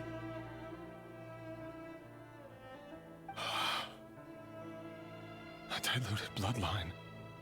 Carefully concealed. I see it now. You've been... What a fool I'm so sorry. I've been. Numbing myself with talk of justice. Even imagining my friends would back me up. But in the end, Yeah, I'm so sorry. I didn't mean to skip through his line. A diluted bloodline. Carefully concealed. I see it now. You've been living in the shadows just like me. Yeah. I just wanted to see how he would deliver the line. I'd set my hand down on top of the controller and hit the button. Ah! Irminsul. Finster King! How far are you going to take this? From the direct bloodline to secondary offshoots? And then what?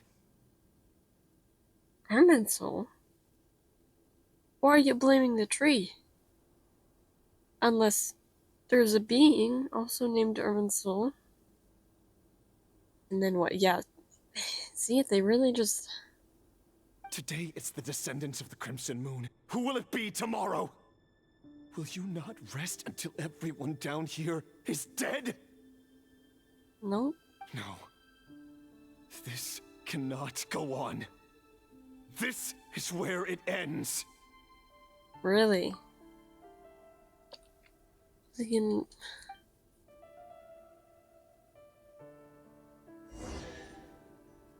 What is he gonna do? Oh my god, a chest. Sure. I'll take it. Why not?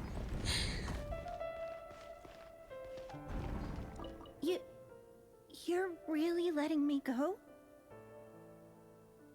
Ugh, this is gorgeous, even though it's like...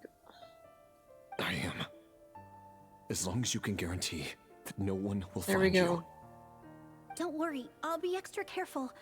No one will know I was here. But what about you? She reminds me of Clarevy. It's like the same pink hair. Me? If you let me go, you won't be able to complete your mission, will you? Good point. In that case, maybe you should stay. No, please! I just want to see the outside world again. To... Go on living? Yes. I know you're a man of your word. So please, just let me go. If I let you leave, what will become of me? Dude, she's just a kid, man. This... Just kidding. Go, now. No, don't do that.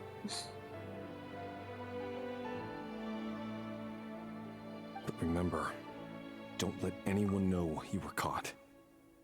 We'll be seeing each other again very soon if you do.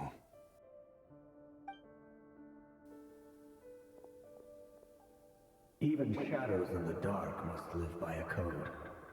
But you can't save everyone.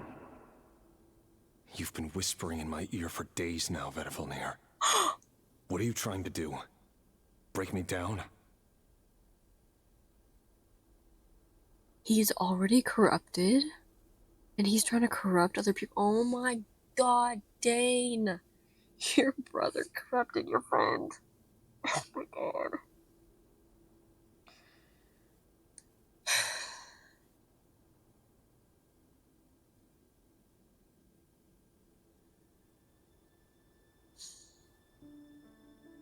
Jeez, this is a mess. I only say this because you long for an answer to your problems. Let her go, Rerir, or you risk losing everything. So I will not abandon Tholindis. Yeah, I assume she's still alive then. Then you'll need a little more vigilance and a lot more power. The world is changing, Rerir. Keep your eyes peeled for your moment of opportunity. Dude. That voice used to be so unclear, but now I know exactly whose it is. It's Frithr. He won't tell me how to actually resolve any of this, but he keeps trying to manipulate me like a puppet. What's his game here? This is a very compelling story. Tell me then, what will this moment of opportunity look like? And no answer. He's like a ghost. Always disturbing me when I'm on edge, but never answering when I need him most. So, the Eclipse Dynasty was purging, well, massacring the descendants of the Crimson Moon. And it seems like it was all connected to the Vinster King's research. The King's obsession with abyssal power left the future of Khaenri'ah hanging in the balance. No wonder every aspect of Rerir's life was so unstable. And it looks like this Tholindis, Rerir's would-be fiancée, herself belonged to a sub-branch of the Crimson Moon Dynasty's descendants.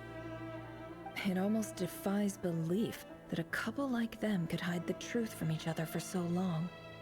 If the Vinster King hadn't intervened in such a drastic way, they might have gone on deceiving each other for the rest of their lives. And why does Frithr, Dainsleif's older brother, keep talking in Rerir's head? This guy kept more secrets than I ever imagined. The human mind is like a vast desert of shifting sands. When you follow the flow of someone's memories, you only ever see the parts they're willing to let surface. Time for something a bit more creative. We've been inside Rerir's mind this whole time, building up a picture of his psyche. There's already enough clues on the board to start reading between the lines and mapping out the rest. Really? Now, we can finally begin to put the pieces together. Sure, What? it'll only be a reconstruction, part simulation, part reasoning, but it's usually pretty accurate. What are you doing? Once we've built up a cognitive profile, we just need to cross-check the logic behind his actions. And then we'll be able to take a sneak peek at whatever it is that Rerir has really been hiding. Sure. Whatever that means.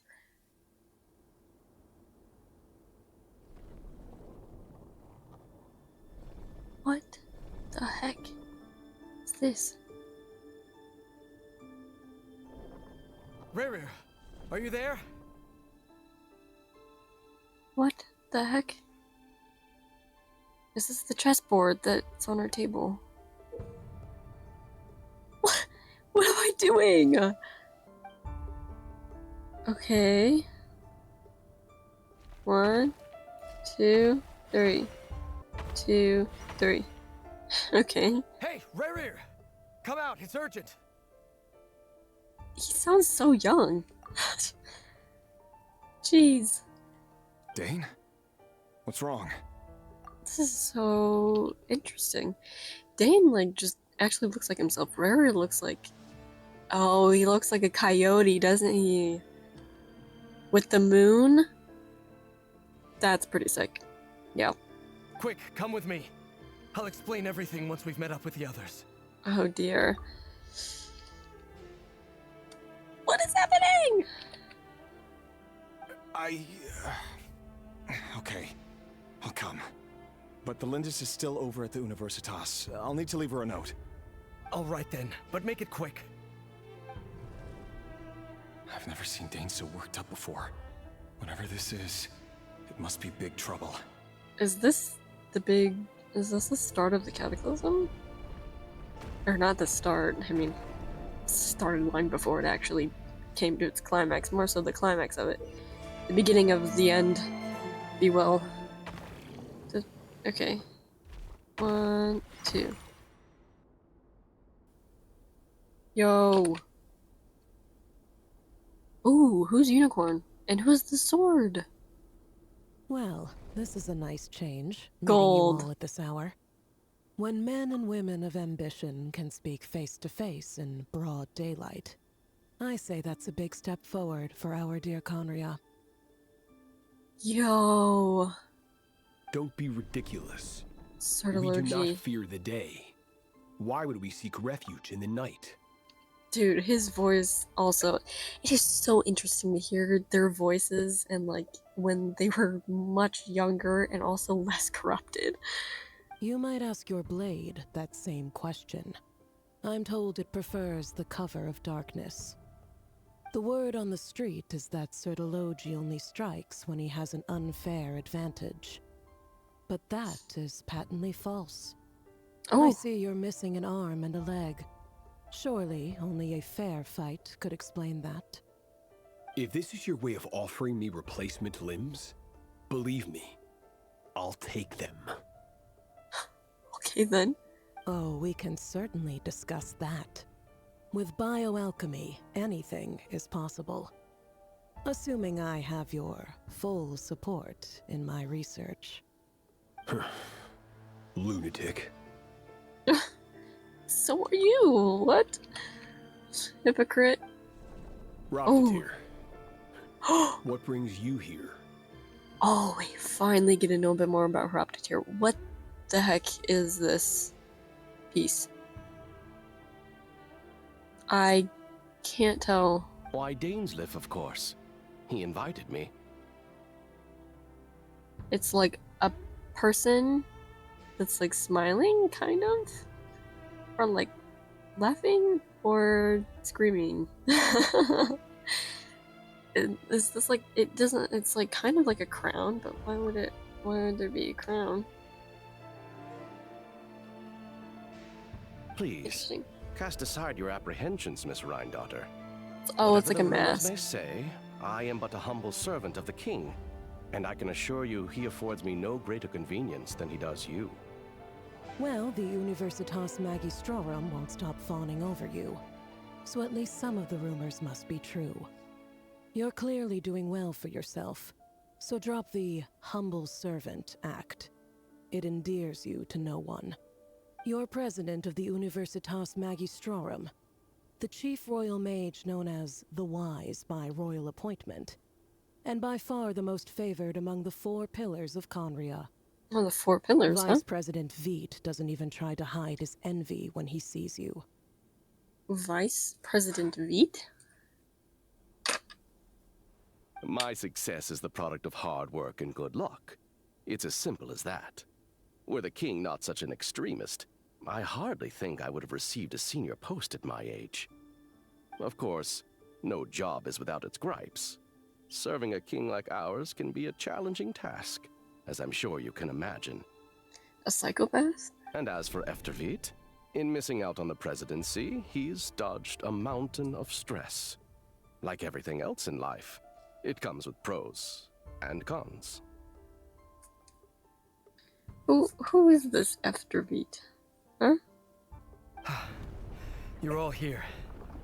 I apologize for the short notice, but it was an emergency. Oh dear.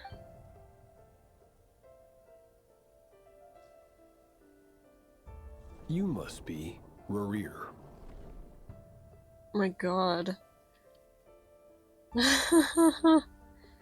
Got 4 sinners of Khaenri'ah in here. We just need Ved, and we'll be complete. Mr. Sortilegi. Yes, I handled your case file during your sentencing. Nothing personal, of course. I'm pleasantly surprised that you remember me. You're clearly a person of substance if you've been invited here. But Dainsleif, you'd better have a very good reason for convening this little gathering. It's my brother, Vedafenir. After he spoke at the court this morning, the king was so infuriated by his words that he had him blinded in both eyes and thrown in prison. Oh my god, I can't believe we're getting this. Vedafenir in prison? Strange. I thought the king trusted him and Horoptatyr more than anyone else in the world. Does this mean the king's circle of trust just got even smaller? It has nothing to do with trust. It's about what the king wants, which is as clear as day to anyone paying attention. I simply appease him, because it's in the best interests of the Universitas Magistrorum. And also because you're slimy. Vedafenir, perhaps less so. But still, a visionless visionary? It rather inclines me to think that qualifications are not what get you ahead in Conria. Do you honestly think this is an important discussion to be having right now? Dain, what are you planning to do? Rescue Vedafenir, I assume. Correct. It will mean storming the palace by force. Tonight. I need all of you on my side. That's far too dangerous. And don't forget, Dainsleif, you're captain of the Royal Guard. You swore an oath to the throne. You've been planning this for a while, haven't you? I have no desire to commit treason. But whatever critique the king may have of Vedafenir, disfiguring your most loyal subject for putting the best interests of his court and nation first, this is not the conduct of a wise ruler. I mean, he is mad, so... My blade will force the king to see the error of his ways. That's the Dainsleif we know. There it is. Yep. So, Vedafenir's prophecy enraged the king. I'm sure it wasn't what he wanted to hear, but if he won't take counsel even from the visionary, that is deeply troubling news. The extent of His Majesty's madness is now all too clear. The question is, how does a man like me get out of this situation unscathed? You have noble ambitions, Dain, but I'm afraid they don't do much for a guy like me. I'm not interested in saving the world. All I want is a letter of pardon. A letter of pardon? For whom? Tholindis? The chances of the Vinster King issuing a pardon for anyone connected to the Crimson Moon seem vanishingly slim. Impossible. Oh. Okay, we're doing more moving around. Yeah. Oh, what are those? This black fog over the board must have some connection to Tholindis. But why is it taking this form? Does it have something to do with Rerir's past? Another mystery I'll need to unravel. Yeah, like why are some of Tholindis' memories in here? And why are they this green? Okay. Okay, so there's action points that I need to take. Okay, one. Okay, 1, 2.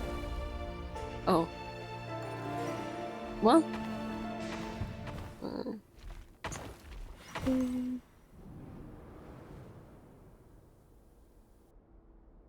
Author Tholindis. Over the course of this week, the research object was subjected to interference for a total of 60 hours for experimental purposes. The results are as follows. Research dating back to the Crimson Moon Dynasty has established 2 points regarding moon marrow. Firstly, its origins have something to do with a god's power. Secondly, it serves as a portal to an as-yet indeterminate location. Moon marrow can thus be defined as a spatial gateway. Moon marrow can be... Whoa. However, there are a number of hurdles to overcome before we can answer the question of where it leads to. To start with, opening the gateway requires a specific power source, which the relevant literature indicates. An enormous amount of power is then required to keep the gate open. Currently, the total power output of our instruments remains in the single digits. To make matters worse, I am now the only staff member remaining in the Moon Marrow lab. the Universitas Magistrorum recently decided to move most of its personnel into abyssal energy research, which has stymied all Crimson Moon-related projects. This is not a wise move. I have always maintained that placing all our hopes in a single source of power is risky, especially one as poorly understood as this. As well as making ourselves overly reliant on a single resource, we are neglecting other promising technologies. I apologize if this comes across as disrespectful, but as a Moon Marrow researcher, I desperately want to see the world beyond the gateway. If we really made it there one day, what would we find? And how would we go about taming the unknown? My imagination is endlessly fueled by questions such as these.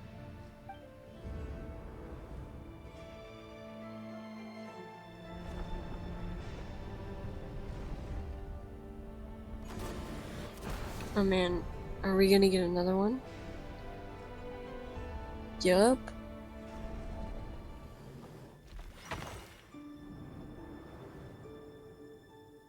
This is for you. I heard you're gonna leave the city with your parents. Tholindis, did you hear about what happened? I've heard nothing. Rerir got back very late last Friday, and he was acting a little unusual, but he slept pretty well, so I'm guessing whatever he did was a good deed. You never saw him, and I don't know what he did. And this conversation never happened. You understand? Wow. She doesn't even want to know. What if he finds out that you pried into his secrets? Don't be silly. I don't know what secrets he does or doesn't have. All I know is he's just a normal guy who happens to run some errands for the king. Wow. Are you scared of him? I don't know. This is so complicated. The Rerir I know doesn't match the person you all describe. Jeez. Logically, I should be scared of him. And yet, I don't want to lose him. But enough about that. You should get going, and be careful with the package I gave you. Keep it secret. Keep it safe. What's in it? A piece of the moon. All you need to know is that as long as you keep it safe, then in the future, everyone will be able to see a red moon. Yo, did she give her the moon marrow? Red moon? You mean our moon? That's right. Our moon. Promise me you'll look after it. I promise, Tholindis. The Crimson Moon bloodline will never die out. Its light, the color of blood, will become like a fire that flows in our veins. And it did! Arlecchino has a fire that flows in her veins. No matter how long it takes. Dang, she really saved the whole dynasty. I mean, kind of. She at least saved the bloodline of it, because Arlecchino is still here. Which is so cool.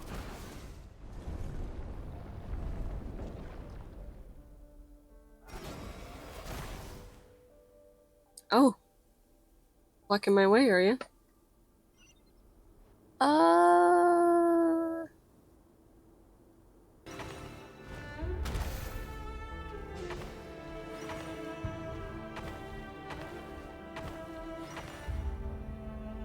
Hurry, everyone, and stick to the plan.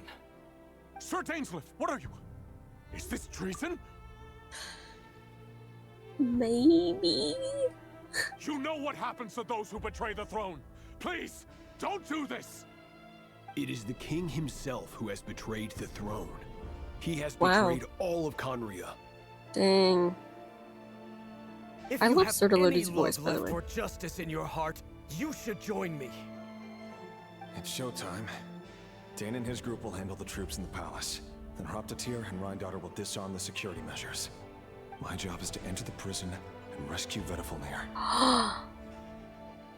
Oh. No. But Vedifalnir has been in his head trying to get him to turn abyssal. Stay safe. Wish me luck. Look after my brother. Ah.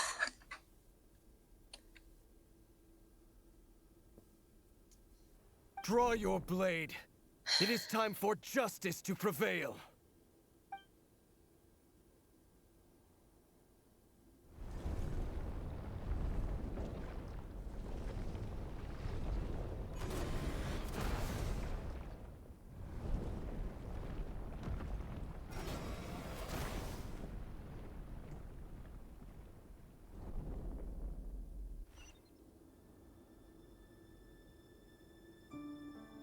This is a mess.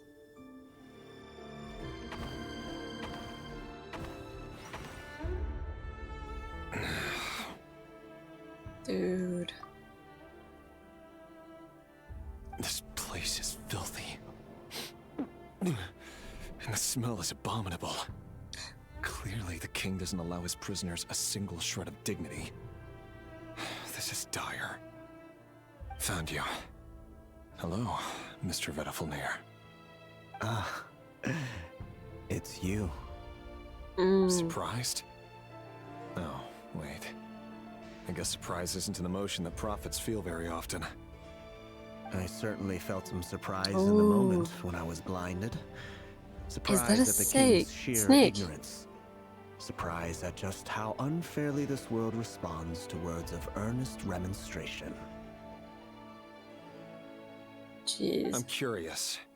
What did you prophesize this time? The end of Conria? It wasn't a prophecy. It was a word of warning.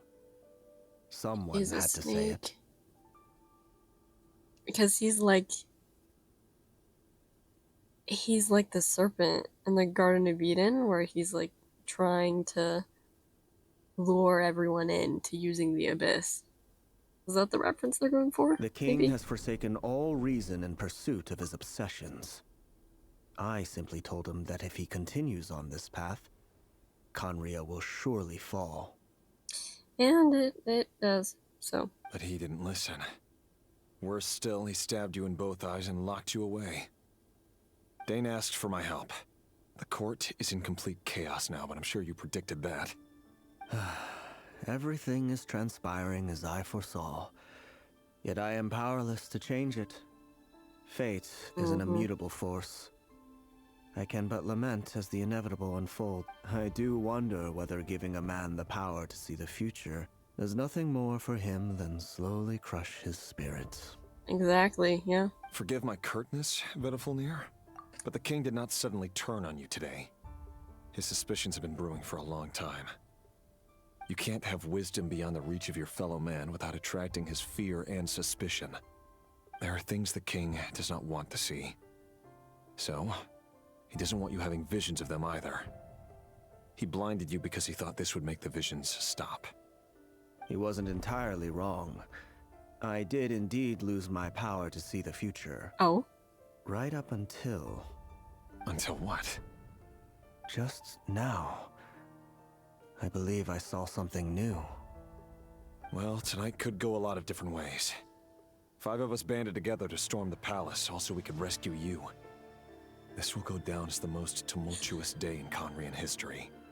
Well... I sense hatred in you. But also hope. A desperate hope that with the tyrant deposed, that will be the end of the story. But this is not the end. It is the beginning of a new chapter, in a whole new story. Possibly. Maybe. There are many men of honor and courage in this world, Rerir. But you are not one of them. You're not here for justice, are you? You're here for yourself. Gotcha there. Is that a dagger? Interesting. Why not the polearm? It was always your weapon of choice. Is he intending to assassinate the king? With your abilities, I don't doubt that you were able to recover some of your sight. But I also doubt that you want to make an enemy of me right now. Of course not. We're on the same side, aren't we? We could be. But I need you to be honest with me, Vedafilnir. At this point, you're my only hope for the future. Oh no, I think that's a horrible idea. You mean your future? With your beloved, Tholindis? Yes. And I know there are bigger things at stake here. A dynasty, a nation, maybe the entire world.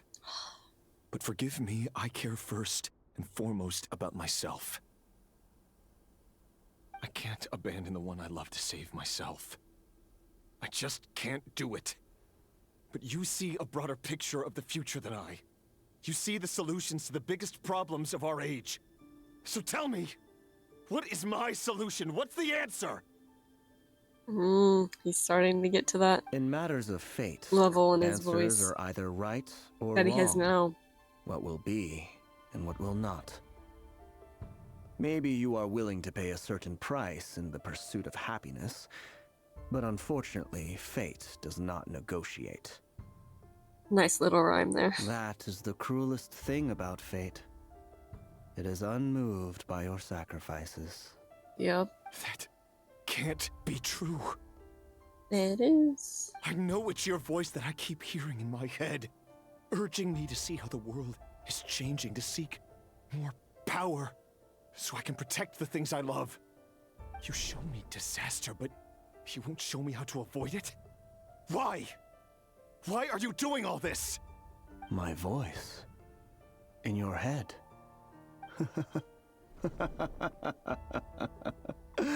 Oh. So, you hear it too? The voice that steals your mind, gains your trust, and drives you crazy.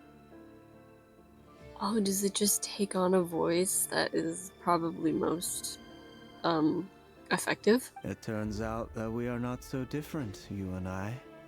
Vedifilnir just broke into the strangest smile I've ever seen in my life, as if he'd discovered some monumental secret. But then he suddenly switched to looking extremely weary. Would be nice if we could see it, but, you know, it's okay. Very well then. My advice to you is as follows.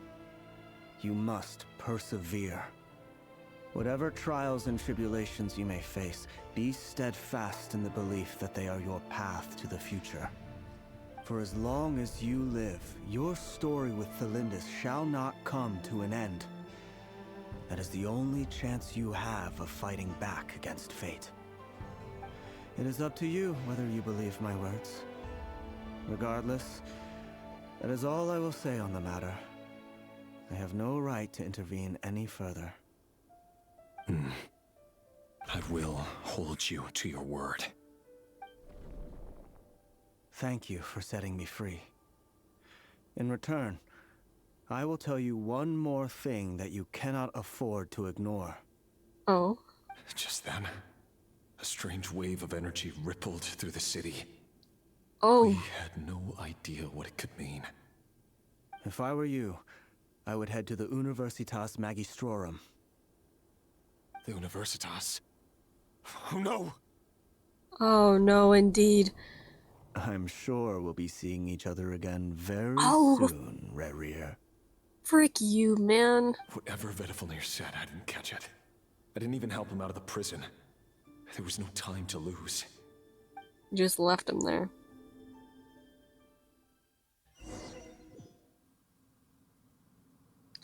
No.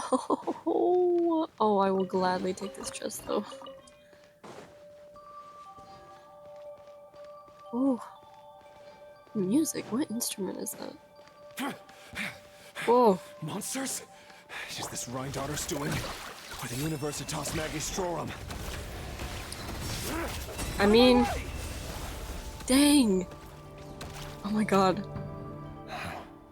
The Universitas. That reminds me of a rumor I once heard.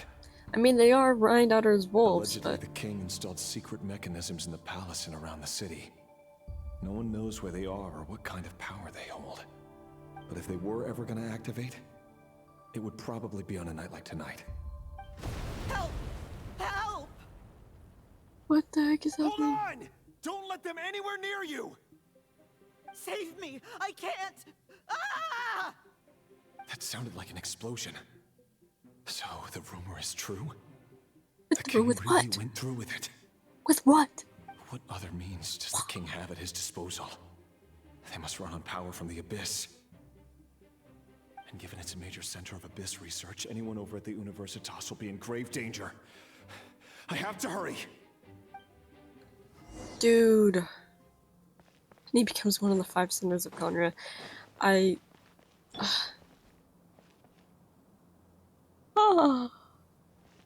Holy macaroni. What? I don't even know what that means. I don't know what the frick I just said. Dude. Dude. Oh, whoa. Monsters? Oh my god. Dude. This looks crazy.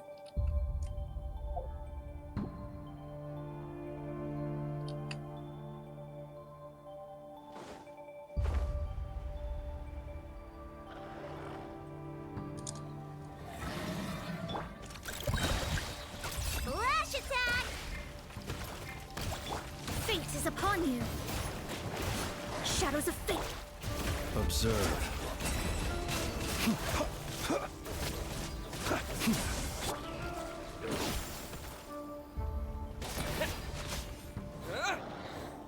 Oh, perfect. Look, a rainbow! I should be playing as Nefer. I don't know what she does. Whoa. What are these things? Let me scribe. Nefer. I don't have a healer. Cold. I don't know how to play as Nefer. I don't know what I'm doing. Observe. Do you fear the dark? I'm gonna die. Unravels. Oh! Guess I don't know what the heck I'm doing, and I'm gonna die because... Delve into destiny. Be silent. To dust. Regicide's blood money? Blood debt collector? Hello?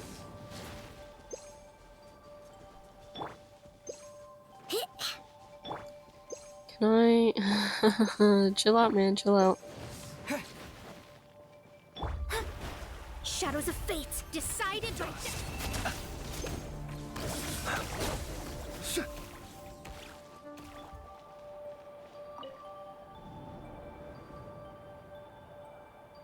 Monsters at the Universitas Magistrorum? Why now? Oh dear. Oh no, they're coming. It's no use. The table won't hold out much longer. The weapons. Where are the weapons? Of course. All the lab equipment was upgraded after the inspection last week, but the new weapons haven't been allocated yet. Of course. Is anyone there? I need help! Oh no. Stay back! Please stay back! Please!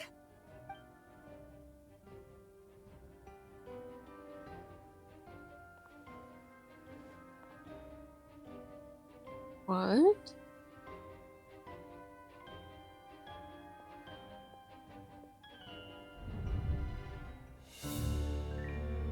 What just happened? Cutscene? What's that? Rerir! So the rumors about your work are true. What? No! Listen, something happened at the palace tonight. We have to leave! You don't What is she doing? need to lie to me anymore. What do you mean? I know why you're worried, and I will respect the decision you've made. But it's okay, because I found a solution. I know how to end all this. You can have it back. The normal life you so what desire. did you do? But until then, Sorry. I'm afraid our wedding will have to wait. No. Tholindis? No, don't do it! Tholindis! Tholindis!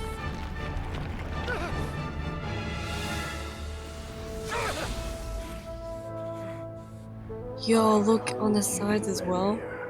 Let her go.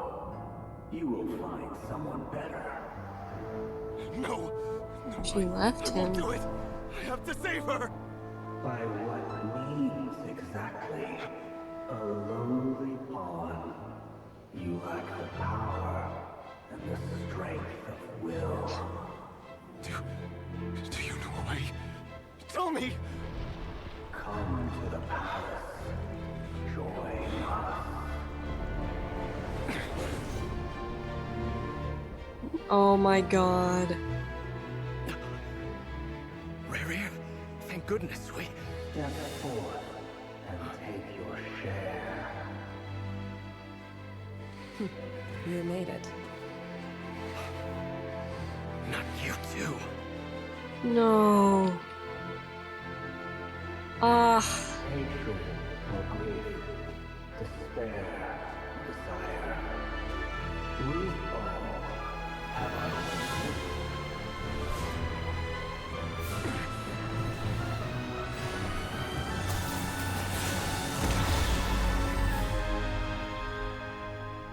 Rerir. Rerir. Tholindis? Were you daydreaming? Don't do that to me. You still Stop it. remember, Rerir? That question you asked me a couple of weeks ago? Oh. You mean the proposal? Yeah. I'm wondering, where do you think would be a good place to discuss it? Maybe in the garden? Or were you thinking a fancy restaurant? It's your choice. Jeez. That was crazy. The music.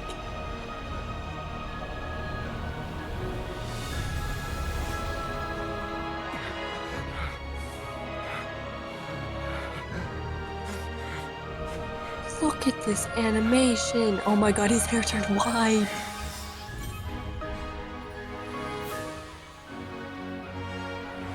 Oh my god.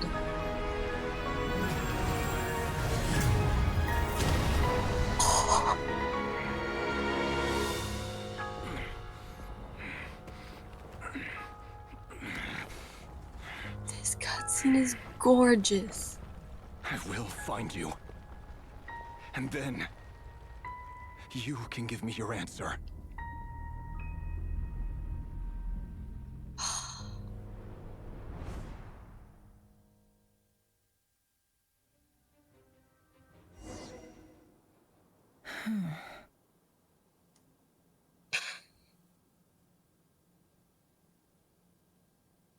I'm tired. So that's how the Rerir of Solnari was born. Insane backstory. A monster created by circumstance is a monster all the same. Viewing other people's thoughts for too long can get uncomfortable. Right now, I'm feeling a strong sense of loathing. Well, there was a lot of loathing going around in The Khaenri'ah. story of Khaenri'ah is what happens when the truth falls by the wayside.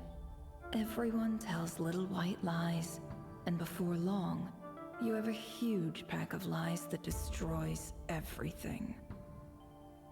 Insane. Time to get back. His past is filled with sorrow, but the tale of any fallen civilization is one of endless tragedy. Cruel as it may be, that was Khaenri'ah's fate. Horrific. And crazy that we're getting this now. That's... oh my god.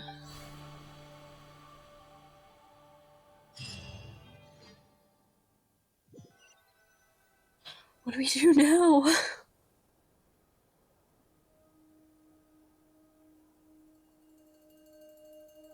Everyone, I'm back. Can I get a standing ovation? You can get a few claps. Nefer!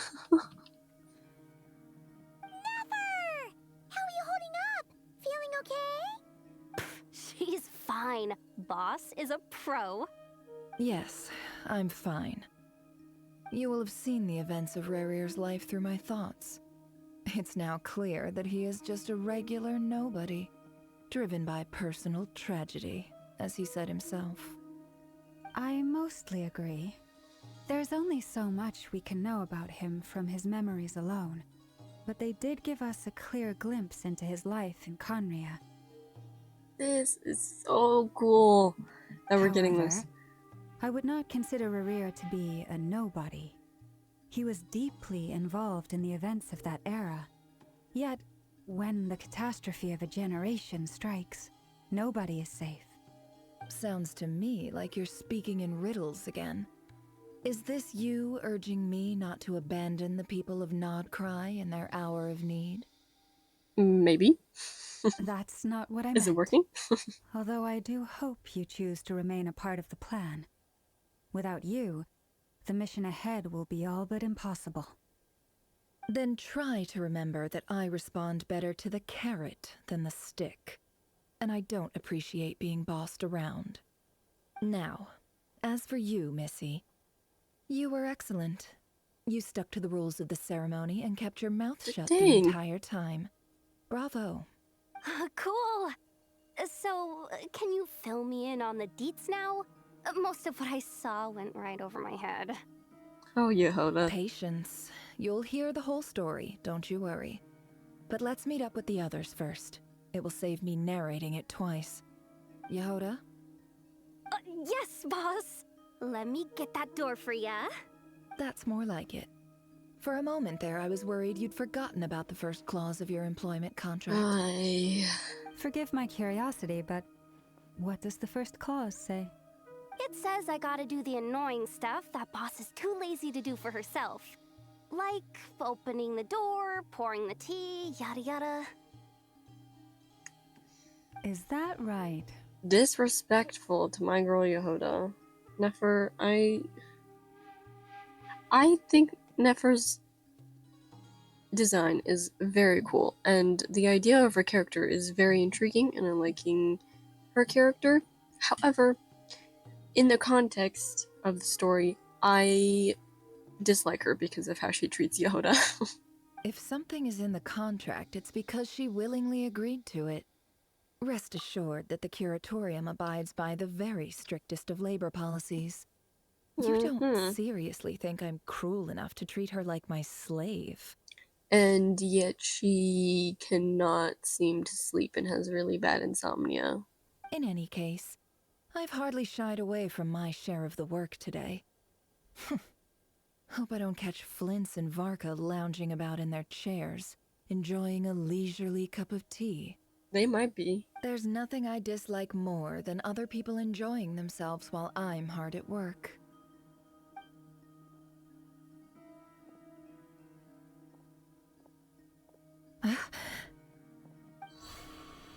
Oh no. What? What? Sorry to disturb you, but we seem to have run into some trouble.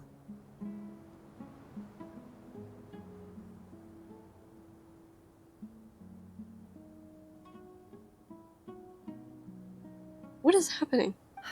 Evidently so. Don't worry, I'm not about to leave you to fend for yourselves. I'm not that kind of boss.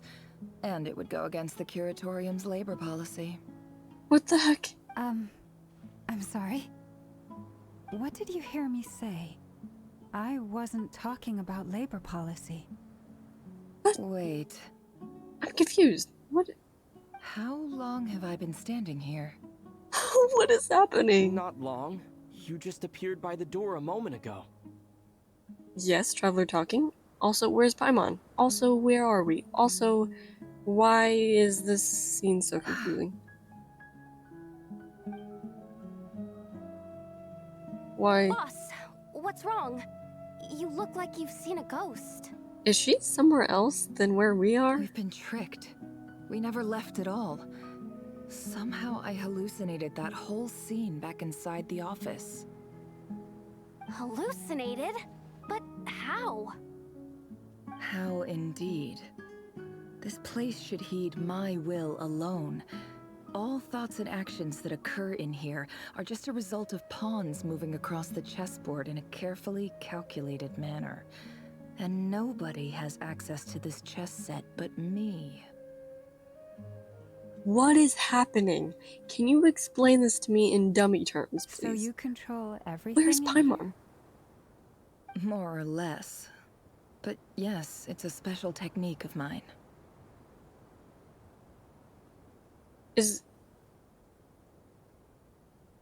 Has anything like this ever happened before?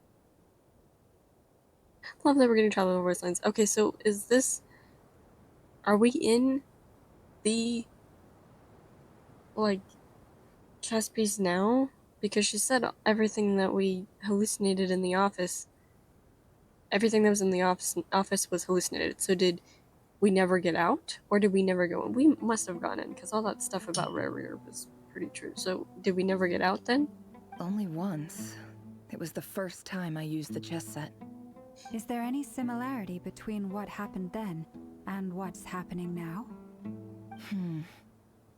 I suppose my thoughts are a little turbulent, which was also the case my first time. Is there anything I can do to help? The first clause of your contract clearly states that I only need your help with things that I'm too lazy to do myself. Meaning you're not feeling lazy right now? That's good. Meaning this is not something Yehoda can help with. The chess set is a personal treasure that I alone understand. I must be the one to find our way out of here. Boss, it's fine. Really.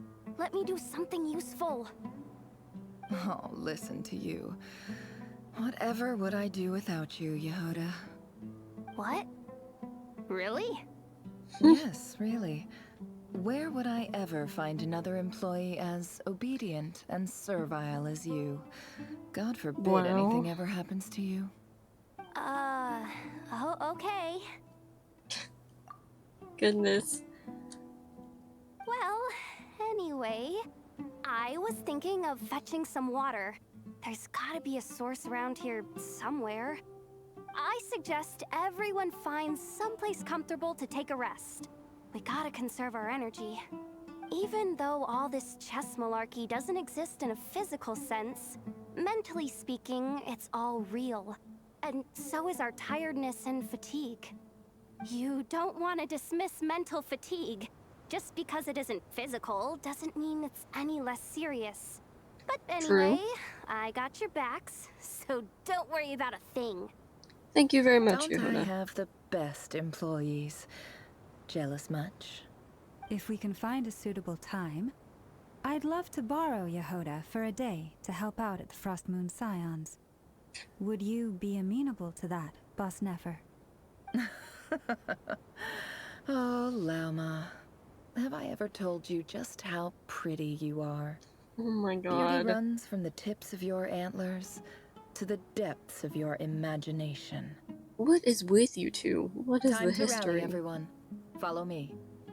As we continue our journey, the same rules will apply. That means stay focused and no talking no matter what we encounter. And don't disturb the chess pieces. That's gonna be no problem for the traveler. You have my word that I will get us all out of here. Wherever here is. Goodness. I can't believe that whole thing at the Moonless Night. So we just... Dance of Death, Serpent and Scorpion? Oh my god. So the whole thing in the office was just a hallucination. That was a bit weird. But... sure. Oh, is this our old village? This place looks familiar. That's not a good sign. Why is it not a good There's sign? someone up ahead. Time for a little chat. Was this one of your memories? Hey. I wasn't expecting visitors at this hour. Wait, is that? Retenu? Oh, it's him. Who's him? There you are. Why can't we Sinue's look been at looking Nefer? for you all day. I think he has some news for you. Oh yeah? What were you doing just now, Uncle Retinue? Hiding away some more loose change? I know I saw some Mora. What do you mean loose change? Dang. Oh, come on, I'm too old for this. Just pretend you saw nothing. I was wondering if that was the case, but I should have said something because I was correct, but oh my gosh, so this is like one of her memories and she's supposed to be really young. Interesting, so you grew up here. How did you end up in Nod Krai then? Who are you? Talk to a Peppy. Dude, this place looks awesome. Oh my god. Hey, kid. Mind telling me what Sinnoh's been up to recently? I'm trying to get in his good books and I need a way in. Get in his good books? Why? What do you want with my dad, Uncle Peppy? I've written a new song. I was hoping to showcase it at the next festival, but I'll need his approval. A new song, huh? I'd love to stay and listen, but unfortunately, Uncle Retinue says my dad's looking for me. Well, there's plenty of time and I'm not going anywhere. See that pile of stones? I'll be sitting there warming up my vocal cords. Come find me when you're done. Pile of stones. Got it. The voice actress is doing a lovely job, by the way. Hi, Dad. Hello? Uncle Retinue said you were looking for me. Ah, there's my little princess. Why, If hello. you'd gotten back just a little sooner, Oh my you could goodness. have shared the spoils of war with me. Spoils of war? Who were you fighting against, Dad? It was just a figure of speech. The aftermath of a sandstorm is no time to be waging war. I was talking about our war against thirst. I went out to fix our water supply problem, and now I'm back. Which means... It's either solved or you have not been able to We solve have a well again. That's right. I found a new one and brought back as much water as I could carry. It should last us for a good while. If it wasn't for these blasted sandstorms, our wells wouldn't be caving in. You wouldn't be spending all your time out searching for new water sources. As the chief of our tribe, I'm supposed to be leading us out of hardship and poverty. Onto better He's the things. chief. You know how prosperous our ancestors were. I've told you all the stories. And look at us now. Squeezed into these hovels. No one would choose this, if it wasn't for the endless wars over the years. But things are looking up. I started working with some folks from the Akademiya a few months back. They gave me some contacts in return for my assistance in the desert. So you're the Akademiya's helper now? Special ambassador, they call it. Think of it as Right. a partnership. It's nothing bad, okay? We've been isolated here in the desert for too long. Seeking opportunities elsewhere is the best thing for us, and the fastest way to progress. So, do you get anything good out of being a special ambassador? Of course. My luck's improving all the time. One day, I swear I'm gonna lead us out of this place. We'll find somewhere new. Somewhere better. I'm wondering if maybe he did get them out of there and they got to not cry, or if something bad happened and she ended up leaving herself. That's our well, and you know it. You stole from us. Well, you've gone from chief to thief. Oh dear. And now you have to face the consequences. Did you really think you could take our water without permission and get away with it? You're either brave, stupid, or both. And that special ambassador act? Yeah, nice try. We spoke to the Akademiya. They said it was all news to them. Oh no. You're a liar and a cheat.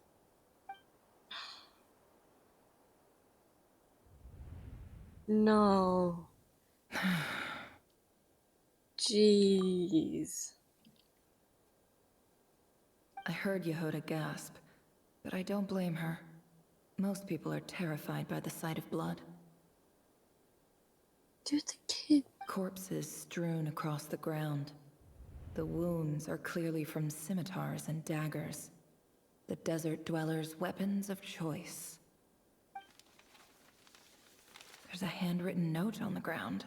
Oh. Let's see what it says. That guy's still breathing. Halil, This is Sinuhe, chief of the Shimti tribe. Surely you remember me. I was the one who helped you and your colleagues avoid the quicksand in the desert. This is my second time writing to you. I assume my last letter must have gotten lost in the mail, as I didn't receive a reply. I hope this one makes it to you safely. I'm writing to you because I need some help. That sandstorm the other day completely blocked up our well, forcing me to look for another water source in Iab and Unut territory. It was a matter of survival. Praise the gods. The well of the Iab tribe was intact. It was my last resort. I drew what water I could and left, but not without being spotted. I fear they will retaliate. You told me to write to you if I ever needed help. You said you'd be my ally in the Akademiya. I urgently need you to formally recognize my title of Special Ambassador and send some of your people to assist me for a few days. It's the only way I can convince them that this was the Akademiya's decision and prevent them from retaliating. This is an emergency. Please send help as soon as possible. Looks like this letter never got sent. Dang. The writer died a grisly death, and the letter was trampled into the ground. It's badly defaced. Some parts are barely legible. What a ridiculous lie the surviving Shimti tell. Their whole village was butchered over a sip of water. Jeez. There was a lot of death in this quest. Oh my god.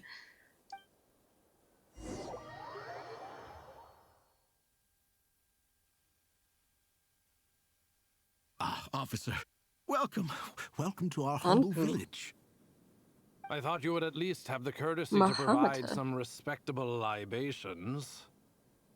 He's got the, oh my god, Celestia right there. Jeez. He's got the, Akasha. Man. Takes me back. This is the finest wine Aru village has to offer. I promise.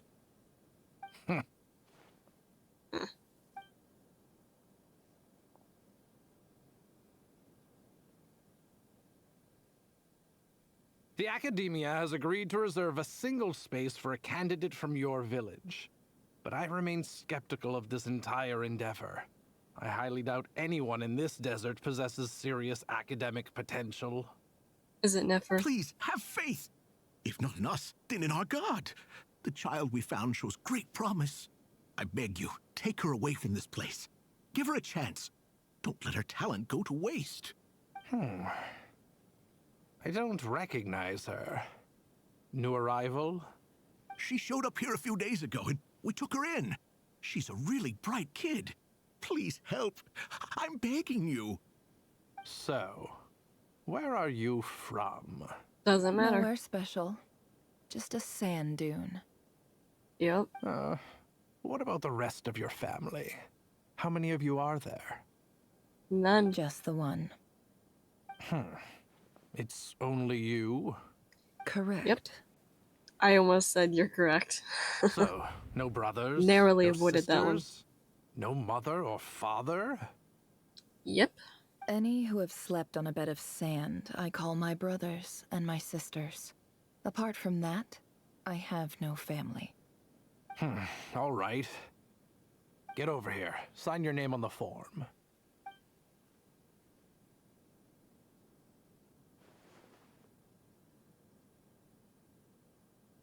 Nefer? You're rather fair-skinned for a desert dweller. It's a bit rude, but...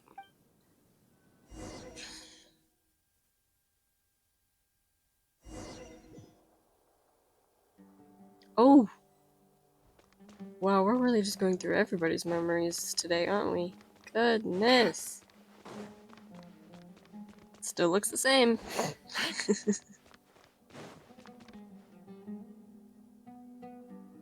Nefer, this term's assignments have been issued already. Please read through the materials thoroughly, conduct your own additional research, and then write an essay on the topic. Yes, Professor, I'm aware.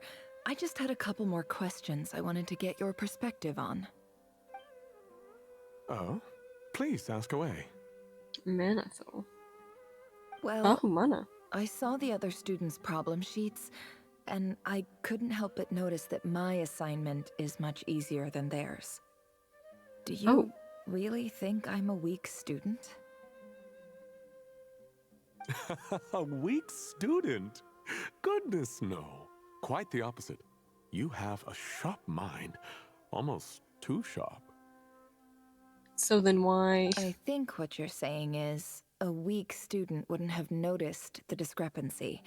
And if they did, they certainly wouldn't complain about the lighter workload. You see, sharp as they come. You see things the way they are. And I'm sure you know why they're like that. Because of where I come from. Because I'm different. Dude, the Akasha, oh my god. It's so like nostalgia inducing. I'm sorry, Nefer. I don't like it any more than you do. It's just...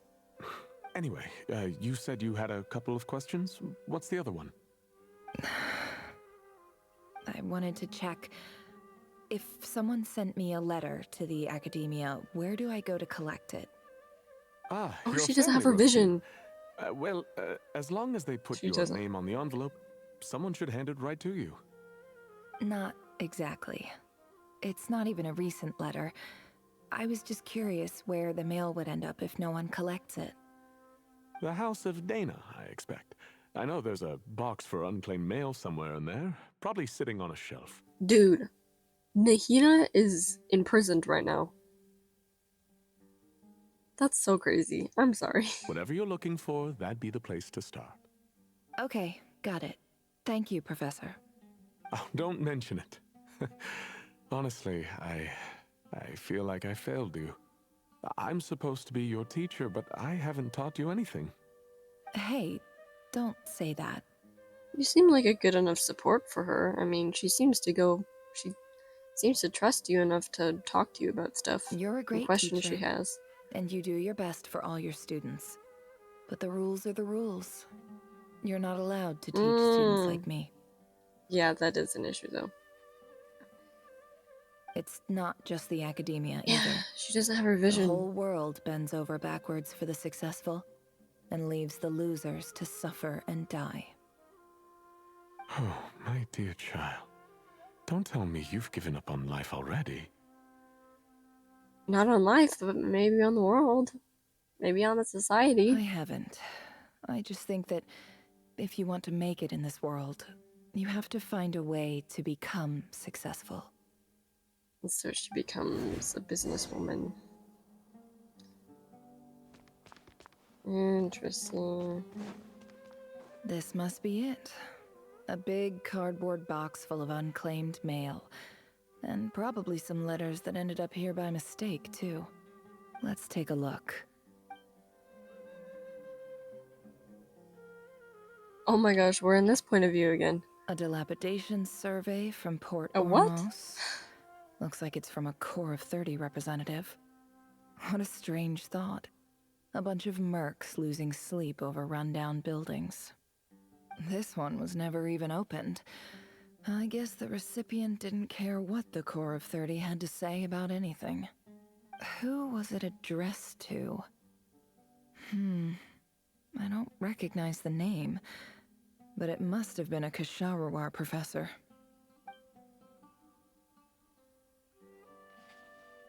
This one is addressed to the Immorta Sage.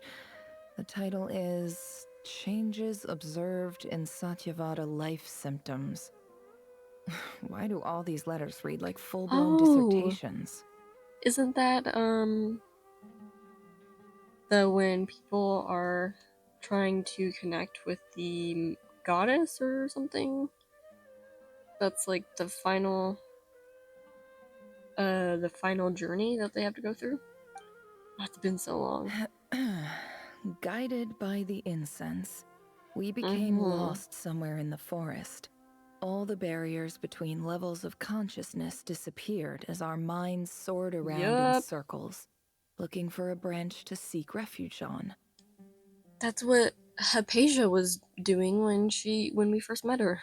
In clinical terms, these symptoms fit the description of incense poisoning.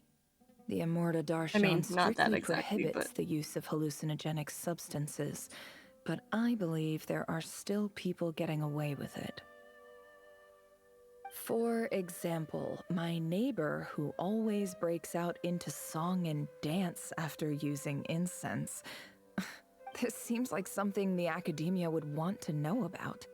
Why wasn't it collected? Well... Wait, what's this written on the back? It's so small. The note says, "The sender authored this letter while under the influence of mushrooms. I would send it back, but no return address was provided. Stamped by the Grand Conservator of the House of Dana."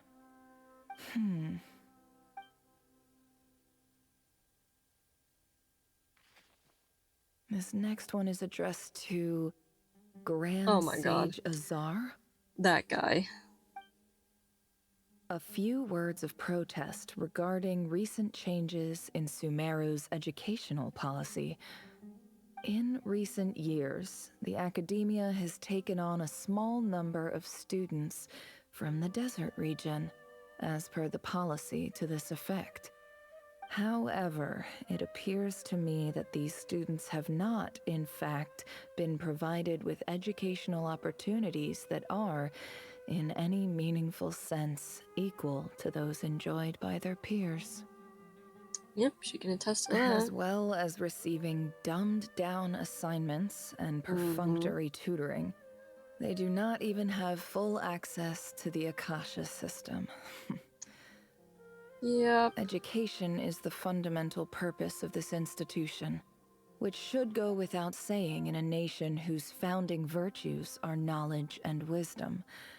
I ask you, is the lip service we pay to the policy of education for desert students truly the standard of pedagogy to which the Akademiya aspires? What is that word? Pedagogy? I don't think I've heard that before. As Grand Sage, policy decisions are your prerogative, but do not forget your roots. You and I were once students too, as was everyone else in this institution. He doesn't care. I do hope you will give some serious attention to this matter. He won't. I encourage you to discuss issues like this with myself and others, and listen to some alternative opinions. Great letter. Shame it didn't get to where it needed to go. And the sender is... Huh? Oh my god! Sage Cyrus of Spontamod. Sino and Lisa's master, teacher, professor. What's the term? Oh my god. I didn't realize anyone else even knew how bad students like me have it in this place. I mean, Sino was also from the desert, no? So this is where letters from the Sage of Spontamod end up? Nice one, Grand Sage. Really enlightened leadership. Shouldn't really expect much from him, to be honest. Whatever. This isn't what I came here for. Moving on. I'm not exactly holding out hope that a letter sent from the desert would even make it here. But if it did, where else would it end up if not in this box? Well, that one looks pretty dirty. I can't believe how much discarded mail there is. Must have been years since someone last went through it all. And this is just one box. The whole House of Dana is boxes on shelves. I don't believe for 1 second that any human being has sat down and read through all the documents in this place. Who has that much free time on their hands? Wait, could this be it? Oh?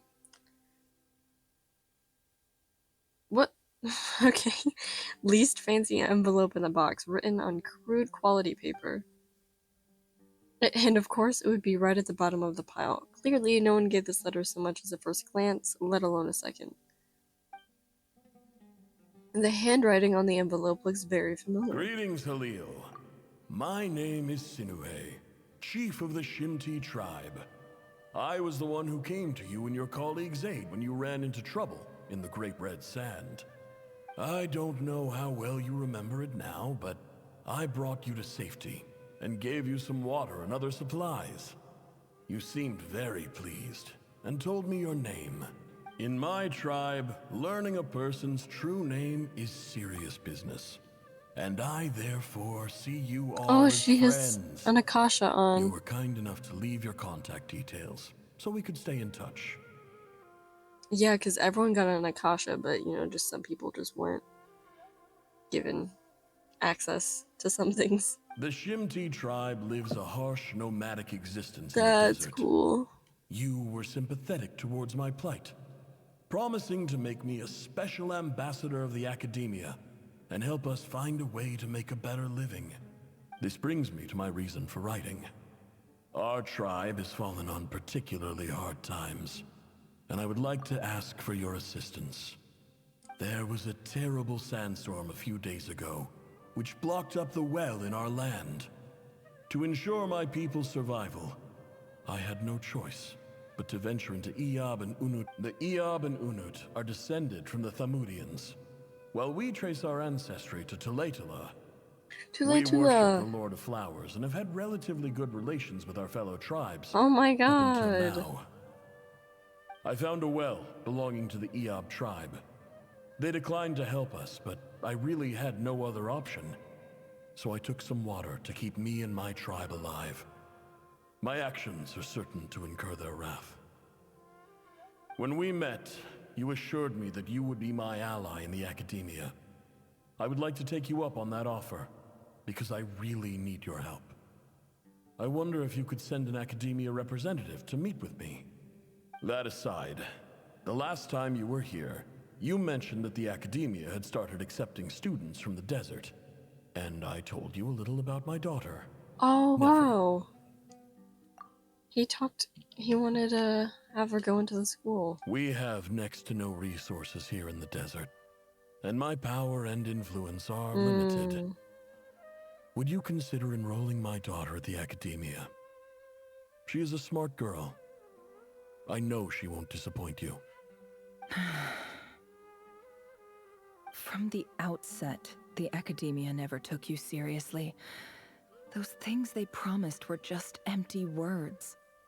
I doubt they even remember the name Sinuhe. And you were so emphatic that your luck had finally changed for the better. You swore you'd lead us to a better place one day. You spoke with such conviction, like you were the most powerful chief in the whole desert. Oh my god, You liar. You lied about everything. You promised the world and delivered on none of it. Ouch. And who fell for it? Just me, by the looks of it. Despite your best efforts. Dang. Which makes you a pathetic liar. You weren't even any good at it. I think I'll take over from here. Let me show you how it's done. Dang. Oh my god.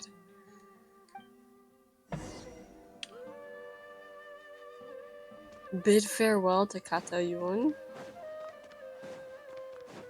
Dang, she's like, I'm out of here. Y'all are gonna give me nothing. I'm gonna do this on my own. Which is very understandable. I just came to say goodbye. Thanks for everything you've done for me in my time here. Nefer? You packed your bags. Where are you going? I'm quitting. Something's come up in my hometown. Gonna head back and deal with it. As you should. Huh? But this was a hard-won opportunity for you. You know that better than I do. It's not worth it. It was. But it doesn't matter. I have more important things to deal with, and they can't wait. Oh, and I didn't want to overfill my bags, so I left some incense on your desk. What's wrong? I thought you liked incense. Although, I did read somewhere in the House of Dana that it has hallucinogenic effects. Don't use it all at once, alright? Isn't this the stuff you brought from your hometown? You're just letting me have it? But you said it's a rare and valuable commodity. Yeah, about that. Oh, did she lie? I lied. It's not rare at all. There's this bunch of ruins near my hometown that are practically overgrown with this plant. It's not worth much. Keep it. It's fine. But Nefer... All right. That's all from me. You take care. Dang.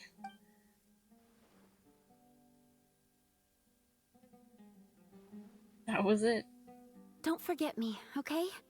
I mean, we're more than just classmates, right? We're friends. Yeah. I'll remember you.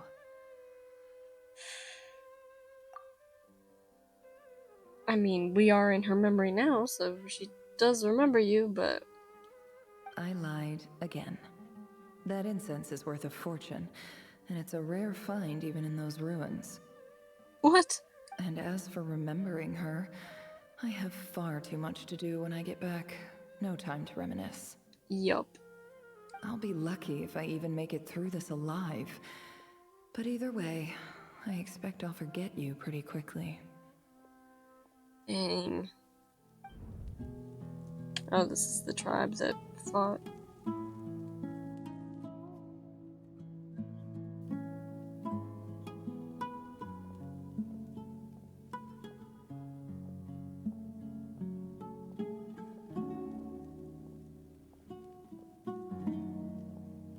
It's a pleasure to meet you, Mr. Arif. So, what does the Akademiya want? Since they've sent their special ambassador, I assume there's a big business deal to be made. If not, I'd be very disappointed. Please, sir, lower your blade. You're lucky I'm the one they sent. Not all special ambassadors share my admiration for the Iab people. The ever-shifting balance of power in the desert reduced the once great civilizations of this region to rubble and sand. But the story of the Iab has a very different trajectory. Others grew weak, but you grew strong, beginning in obscurity and moving to prosperity. You're the only ones who defied the trend. Huh. So, you do know who you're dealing with? This well is the perfect symbol of your strength, is it not? It used to belong to the Unut, but it looks like you have control over it now. You're not wrong. But I'm sure you didn't come all this way just to flatter us. Of course not. I came to bring you some very good news.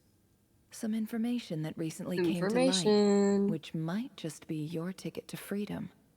Records uncovered by the Vahumana Darshan show that a certain well currently under Iab control is built on top of some ancient ruins. Ooh. These ruins are of great archaeological interest to the Akademiya. That piqued their interest. I checked the map carefully on my way over here, and I'm confident that this is the well in question. The Akademiya is offering 50 million mora in return for excavation rights. 50 million? No, wait. If these ruins are as important as you say, 50 million's a little low, don't you think?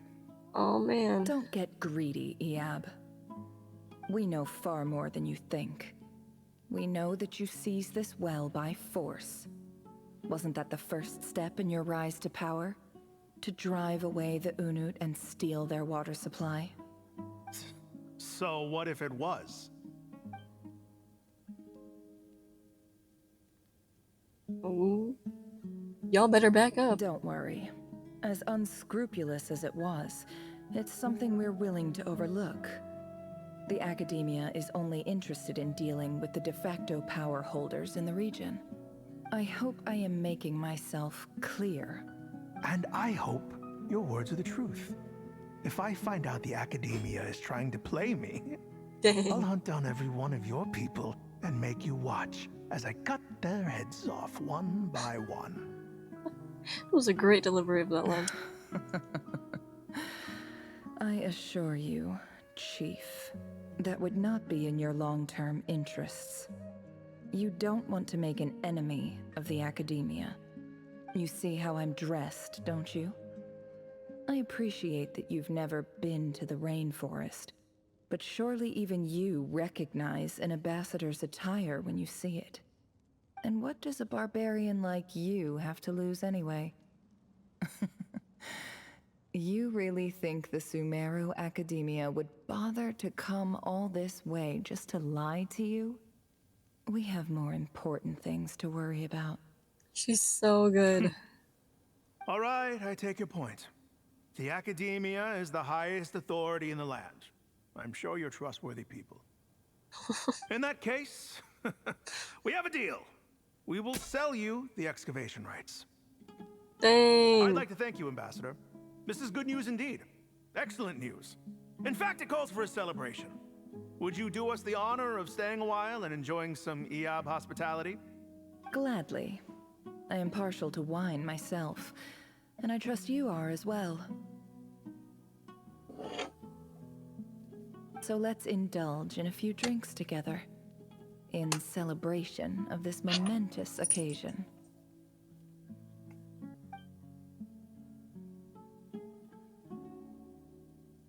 Jeez, and she got the well just like that. Chief! Chief, it's an emergency! It's the Unut. They've taken the well. What? Well, don't just stand there. Take it back. Yes, Chief. I have every confidence in the Iyab's military superiority, and yet... Well, what is it? The Unut's response was alarmingly fast. The day after we reach a deal, they seize the well. Oh my gosh. This can't be a coincidence. Perhaps there is a traitor in your midst. I don't think so. I am obliged to remind you, Chief, that the Akademiya will only deal with the de facto power holders. If you cannot regain control over the well, I'm afraid you won't see a single mora of that 50 million. No! Please, Ambassador, just give me some time. I swear the Unut will not get away with this. That well is ours, and so is the mora. Glad to hear it. I will wait here for an update. If there is a traitor, I will find them. In the meantime, make yourself at home. I'll report back as soon as I have an update. Much obliged. Wow. All it took was a few words and I've got him wrapped around my finger. What an amazing feeling. So now you're gonna want to do a lot more of this, aren't you? So, in summary, Ambassador, the Akademiya would rather negotiate with our tribe instead of the Iyab, yes? The Iyab are ruthless murderers who don't listen to reason. And now they have the gall to interfere in our research projects in the desert region. So let me ask you, Chief, if you were the Akademiya, what would you do? Kill them all, of course. Precisely. The Akademiya does not tolerate those who stand in our way. The Iyab have held back our academic pursuits for too long, and our patience is wearing thin. Jeez. At the same time, there is simply no way that the Akademiya can be seen to be intervening in desert affairs. I'm sure you understand where I'm coming from. We have our own rules out here. If the rainforest dwellers raised arms against a desert tribe, it'd start a bloody war. Right. We can't confront them ourselves, but we can support their enemies. The Unut have always had strained relations with the Iyab, which makes you our natural allies. Natural allies. Weren't the Iyab your allies once? You were quick to send them after us to protect your interests back when we stole that water. And now look at you. You're at each other's throats. Let me be clear. The Akademiya wishes to collaborate with the legally recognized rulers of the desert in this matter. We are asking for excavation rights to that well, and our offer is 50 million mora. Say no more. I believe we have an understanding. Good. Then I suggest you get to work. Get us access to that well, and the more is yours. You see, Dad? Lying is easy when you know how. People will believe anything. Dang.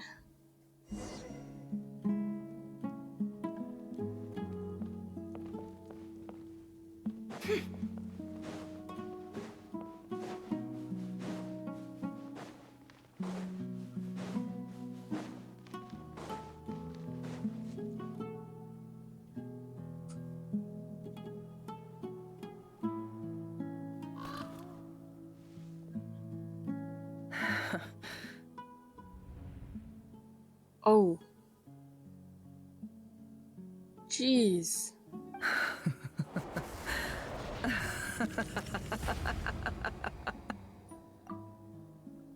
What? Whoa. Whoa, whoa, whoa, whoa, whoa. Goodness. What? Look at yourselves. You may be vile, savage monsters, but your butchered bodies bleed like any others. You're no different. You're nothing special at all. Oh the my monsters who God. destroyed my home, they're just ordinary, petty human beings. Holy crap. A joke.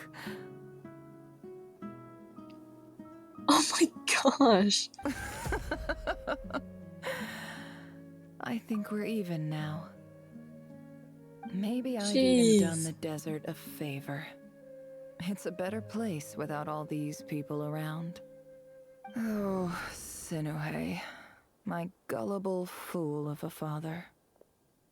Perhaps if you'd been as ruthless as I was today, our tribespeople would still be alive.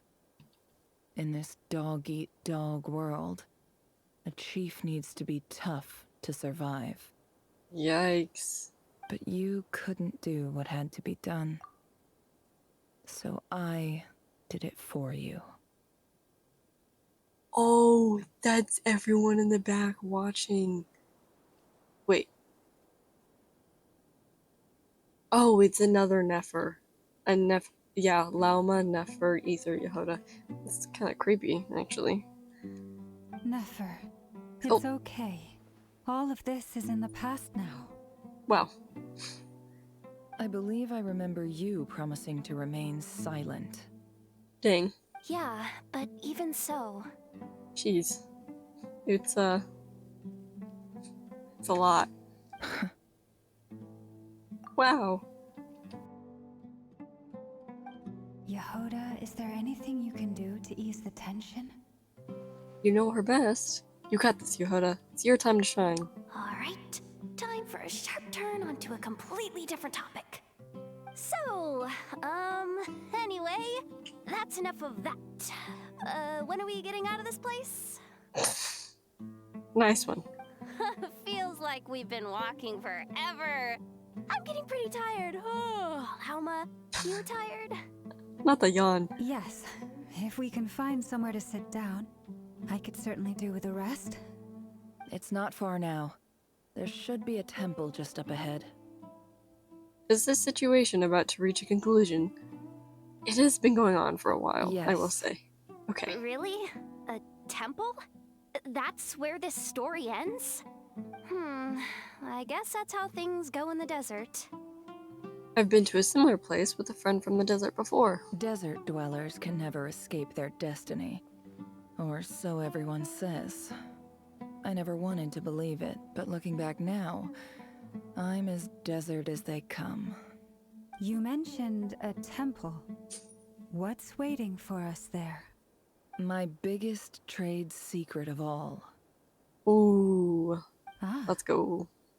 Then I'm guessing it's where you got your power from.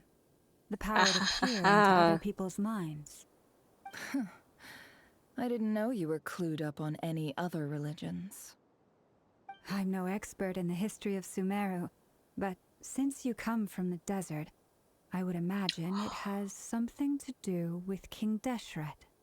And the 7 pillars who served him. They are major figures in the desert belief system too. Sounds impressive.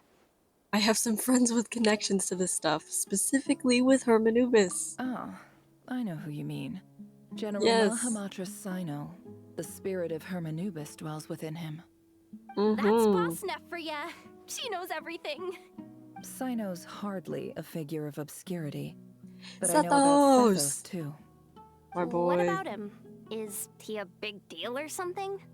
Or nothing, he just runs the Temple of Silence. Well, he's not a small deal, let's put it that way. You sure know your stuff. Please, this is the bare bone basics. Save the flattery. Thanks for your patience, everyone. I'm sure it's been a lot to take in. With any luck, that's our exit just up ahead. Perfect. I would love to get out of here.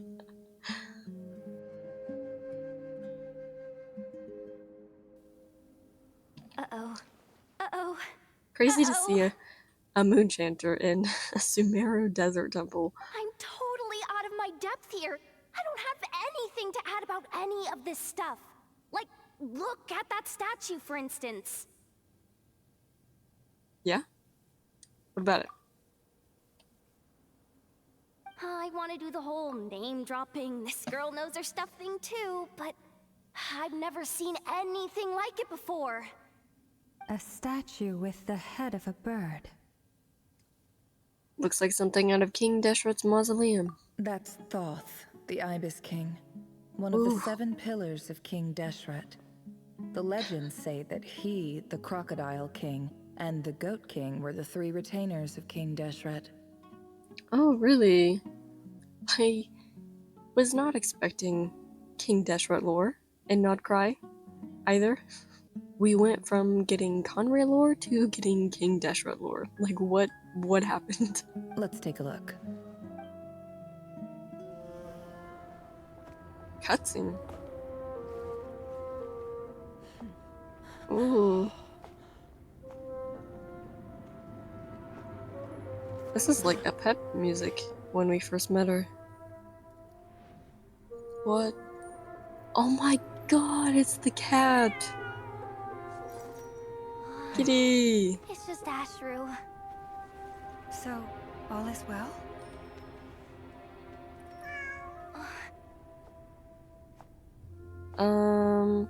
No, because we're in a cutscene and they wouldn't do this if...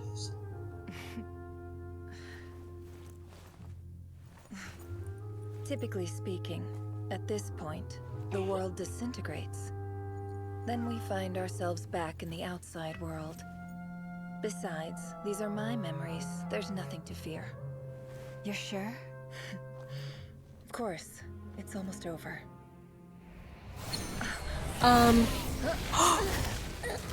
Holy crap!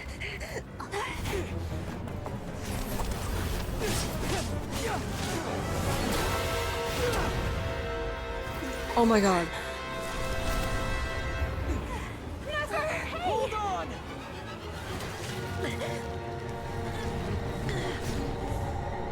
What is that? Oh my god. Knowing too much is always a death sentence. Speak for yourself. Oh my god. Get away, get away, get away, get away, get away, get away. Stop, stop, stop, stop, stop.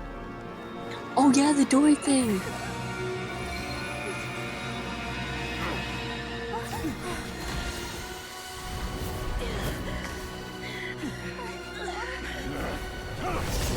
Move! Oh my god.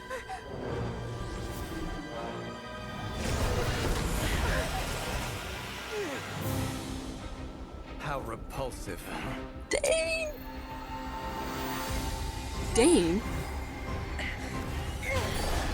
How the heck are you in here?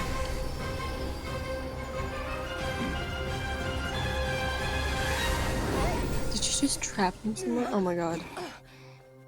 Columbina! Oh my god. Not him aura farming in the corner. Dain. Yo.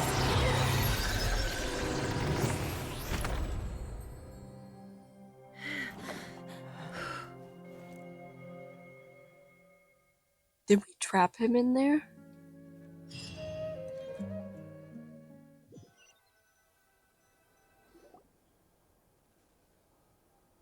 Timed that pretty well, didn't I? You certainly did. Thank you. It's okay. I'm just glad no one was hurt. Oh god, now my game is lagging again. Paimon noticed you doing something too, Dainsleif. Were you helping get them out? This guy. Of course. When I asked Nefer to conduct this investigation, I was not naive to the dangers involved. I had a duty to ensure your safety. Of course.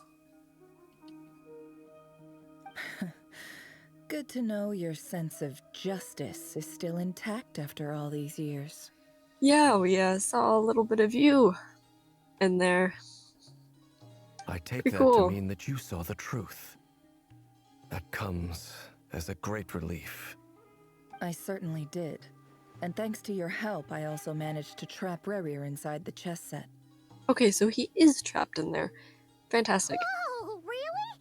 How'd you manage that? Well, to be honest, I sensed that something was wrong long before we made it to the temple. By using this fragment to probe into Rerir's past, well, the monster formerly known as Rerir, it seems I alerted him. I was tracking him, then he caught on and started tracking me too. Can't say I'm surprised. But how did he track you through your thoughts alone? That shouldn't be possible. Rerir I don't was know, a man. secret agent who reported directly to the Vinster King. He is an expert at finding a trail and hunting down his pursuers. True, true. No wonder. He infiltrated the chess set, read my thoughts, and built a new virtual chess set inside of it. That's why we weren't able to leave at first. Yeah. Chess set inception. Easy. I should have thought of that earlier. Speaking of your chess set, it's quite a remarkable item. Would I be right in thinking you have some connection to King Deshret? You overestimate me. I only have a connection with one of his underlings, the Ibis King. You all Interesting. saw how this came to be. A long time ago, the Iab massacred my tribe, the Shimti, in our home village. A few years later, I enrolled in the Akademiya, where some new information came to light. The Unut and the Iab fought a bitter battle over the rights to a well, all for the sake of a non-existent 50 million mora. The Iab ultimately won that confrontation, but their victory came at the cost of almost every warrior in the tribe. The final blow to the Iab came at the victory feast, when an Unut assassin beheaded their chief right before my God. eyes.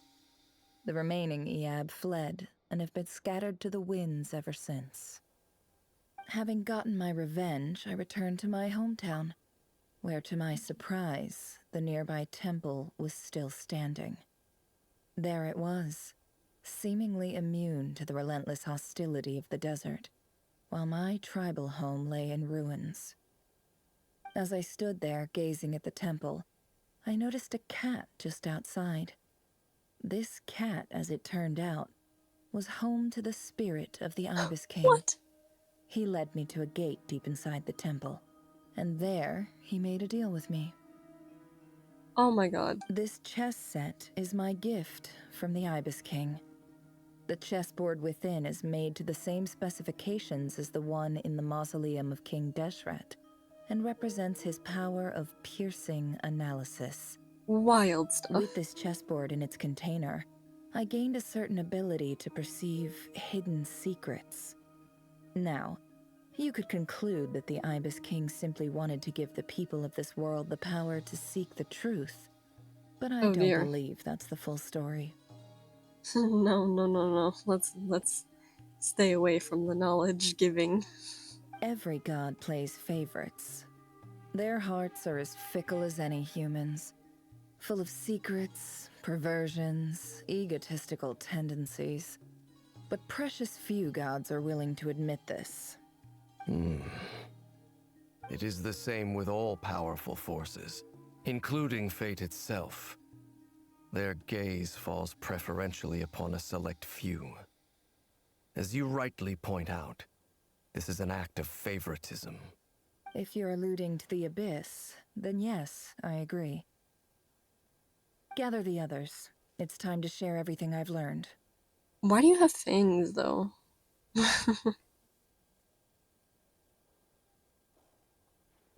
Oh man, oh man. The Ibis King just chilling in a Thank you cat's all for body. being In a here. cat. In a cat tree. That's the word I was looking for. Jeez. This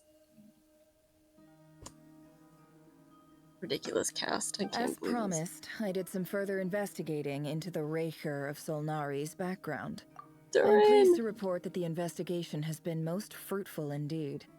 The Rerir of Solnari, real name Rerir, was once a Khanrian subject who served the Vinster King. I will now share the important details of his story. Please save any questions or comments for the end. Nefer narrates Rerir's backstory to the group.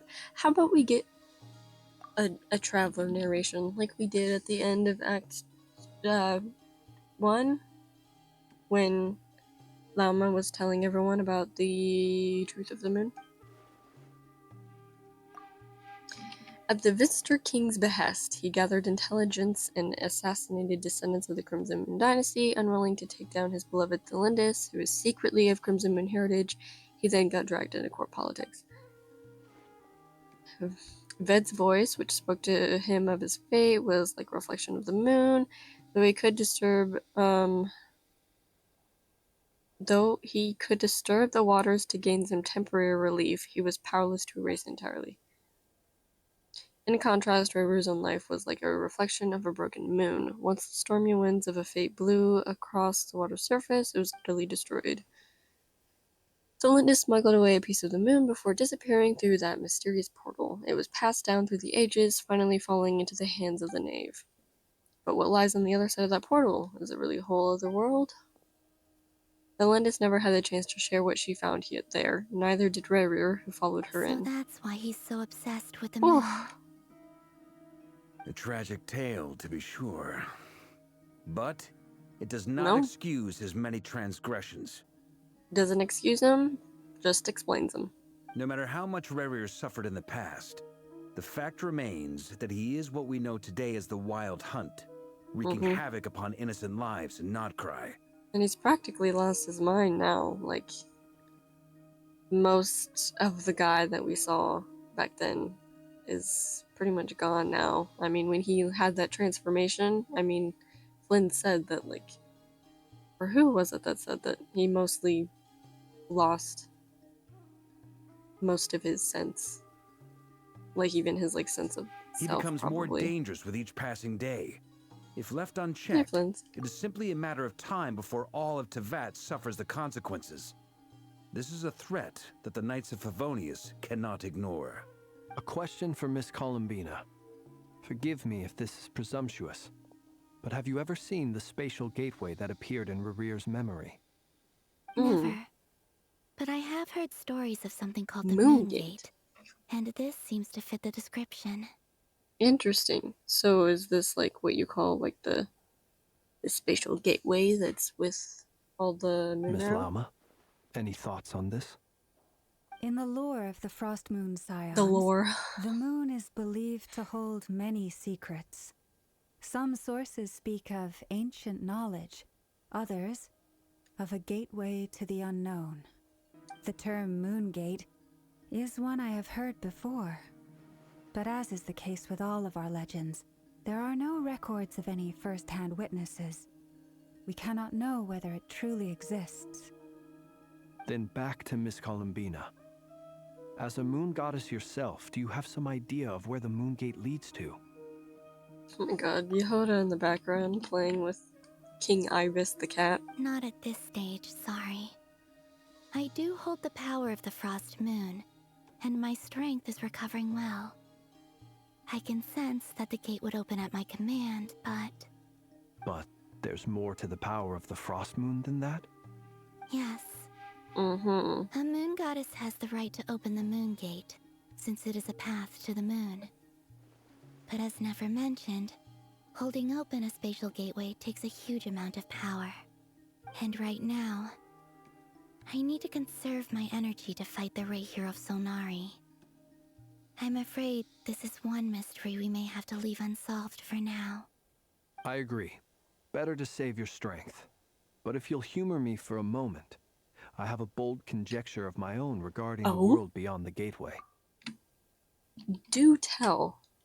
I highly suspect that neither Tholindis nor Rerir made it through unscathed. The evidence pointing to this is the fact that the Rerir of Solnari exists in the form of countless fragments. With the abyssal power he wields, no ordinary foe can touch him, let alone tear him to shreds.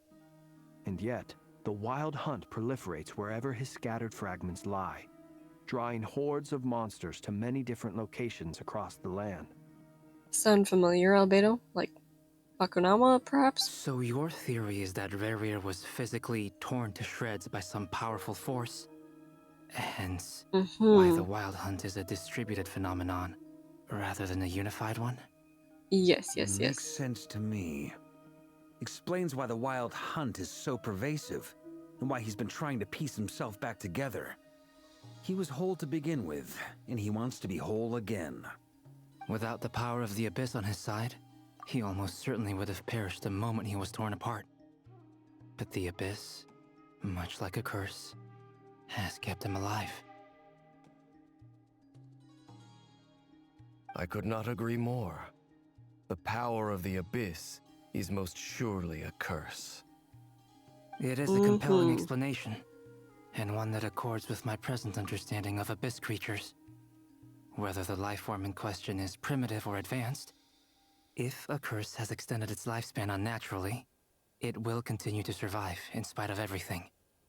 This raises some interesting questions. I will run some experiments and see if there is any validity to my suspicions. So great to have you here, dude. That being said, regardless of whether my research bears fruit, I would like to thank Miss Nefer for conducting such a thorough investigation. Already, it has greatly enriched my understanding of the entity we face. My pleasure, Mr. Albedo. I too hope that the information I have shared today proves useful as we look to formulate the next stage of our plan. Hey! What is it, Dainsleif? Yeah, I was about to say that. Darn it, I need to speak up. No, yeah, I was about to say that. I was like, Dane's in his own world over there. And I was just gonna make a joke about it. I didn't realize it was an actual plot point. Like, what?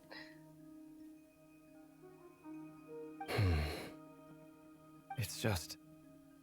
when I think of the man I once knew as Rerir, I struggle to understand why things had to turn out like this. The two of you used to be friends, didn't you? I don't know if these words will bring any comfort, but my heart goes out to you. Mine too. We can never know all the hows and whys of the way things are. The moon and stars are full of untold secrets and lies. And the skies are host to many more mysteries than these alone. Yet, none of that can begin to compare with the complexity of human life. Those are the first comforting words I've heard in a long time. Thank you, both. Let's go! Dainsleif smile. Don't blink when I'm trying to take a picture. Well, I think this is a good place to end today's meeting. I'm sure Nefer needs some time to recover. Oh my god. She's been through an awful lot today. That's very thoughtful of you, Lauma. Of course. There we go. Sounds good to me. Take some time to rest and digest before we reconvene to nail down a plan. Also sounds great to me. Oh, perfect. Hey, is this a bad time? Hope I didn't kill the conversation. It's fine. Come on in. No need. Come on, let's talk outside. Do you want a drink?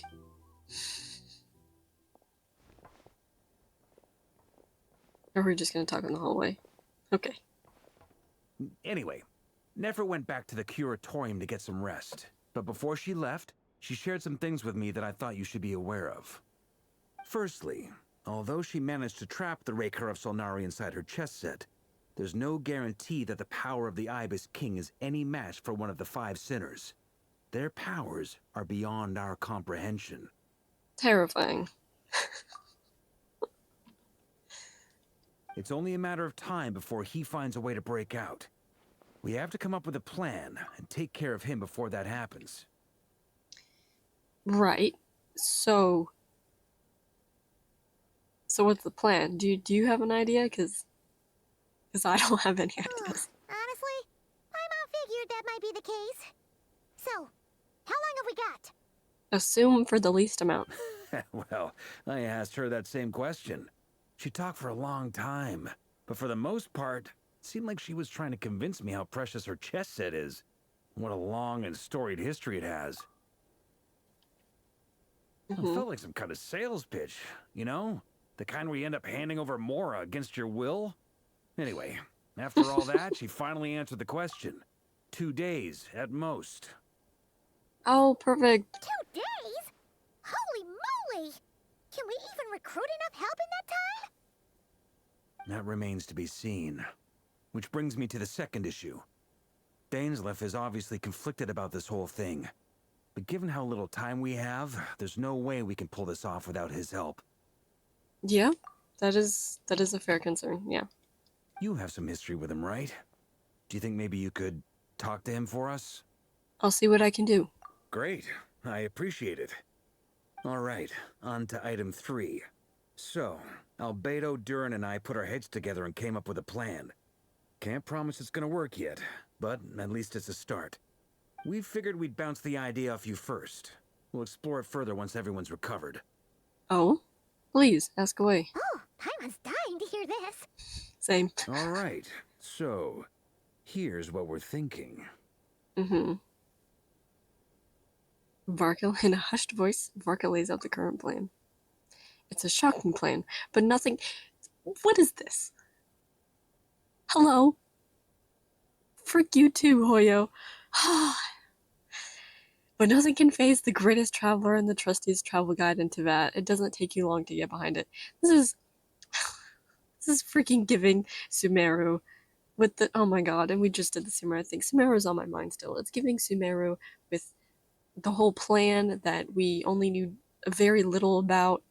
And they're like, oh yeah, we devised this plan. And then you like figure out the plan as the plan is going. We felt a little uneasy about roping you into this. I mean, firstly, you're not locals, and secondly, none of us are your boss. You're well within your rights to refuse if you so choose. And I am very glad that you brought that up, okay? Because I know in the past we have had issues with that. However, every single time I go to a nation, I end up helping in some capacity. Also, he could end up destroying all of Teyvat, so, you know, kind of need a help in a way. Roping us in? Why would you even say that? We know the stakes here. It's all of us against the Rerir of Solnari, or none of us stand a chance. Yeah. I choose my words very intentionally, I'll have you know. I like to think there's an art to striking a down-to-earth tone even when the stakes are through the roof. Sir Varka, I have a few thoughts about this plan. Oh my god, loving the Traveler voice lines as always. I'm Sir all Varka. ears. I think we can be more flexible with how the roles are allocated. In my view, the most sensible lineup would be like this. And they're not going to tell us. Love it. Oh my god. I see your point, yeah. But if that's how we're going to approach this, you'd better make sure you're ready. Why? Why? What did I just do? Ether, what did you just do? To be clear, I don't doubt your abilities. Far from it. I just want to make sure. Are you really willing to take all this on? Ether, what did you just do? I want to do everything within my power. The Rerir of Solnari is a truly fearsome opponent, and if I do my part, it'll greatly reduce the risk for everyone else involved. Ether, what have you done? Oh no. Oh no, no, no, no, no, no, no. Well, that tracks with what I've heard. Jean's mentioned in her letters that you're so diligent it's almost abnormal. As in, most people weigh up the risks and rewards in situations like this. But you seem to just march towards danger without a moment's hesitation. Very true. Of course, everyone appreciates a fearless pioneer. But all that aside, I'm the Grand Master of the Knights of Favonius, and you're our honorary knight. I want to make sure your courage doesn't come at the expense of your safety. Yes, I love this. Also, I love how tiny his vision looks on him. Thank you, Sir Varka. Love it, love it, love it, love it, love it. I should be the one thanking you. It means a lot to have you on board. I'll give some serious thought to your suggestions. Varka gives a very knightly bow and says he'll see you at the hotel again later. He has arranged for everyone to meet and finalize the plan of action. In an effort to lighten the mood, he booked out the hotel for this meeting, so you could all chat over a drink. Of course he did. As the moon rises in the sky, you and Paimon leave your room, discussing whether Paimon has any other options than fruit juice. Everyone is already there waiting for you. They're chatting and smiling. Clearly, the rest has done them good. And as well as the existing crew, some unexpected help has arrived. Still, you remain conscious of the fact that the future of Krai rests on what is decided tonight. That's insane. So many lives are at stake. You may never meet most of them, but whether you know it or not, all of them are counting on you. That's also insane. This is a thorough plan, but I do have one last question before we take action. How can we be sure that our enemy won't leave the designated area? Oh. Okay, so we're kind of like distracting him in a way? Great question. Albedo's been hard at work analyzing Rerir and the Wild Hunt's behavioral patterns. His conclusions are as follows. Okay, I know we just started this scene, but I do have to say, I love the whole, like, all this planning and deliberation and stuff. Like, it really feels like a true, like, it feels like Sumeru again, where we had the whole, like, planning stage of, like, okay, well, we have to fight back against the Akademiya, but we can't just charge at them forward. We have to actually devise a plan in order to trick them. And I love that we're doing that again, because it truly is an enemy that we can't just defeat on a normal basis. This isn't one that we can just force our way through. And it feels really cool to have to group up together like this and, like, devise different plans and, like, try and learn stuff in order to figure out the best way to, like, get through this. It's really nice. And I love that Varka's in charge of it, of course. He does it so well, and his voice actor is doing it so well. Like, I could not be more happy with what we got for Varka in all these scenes. Like, it's been really great.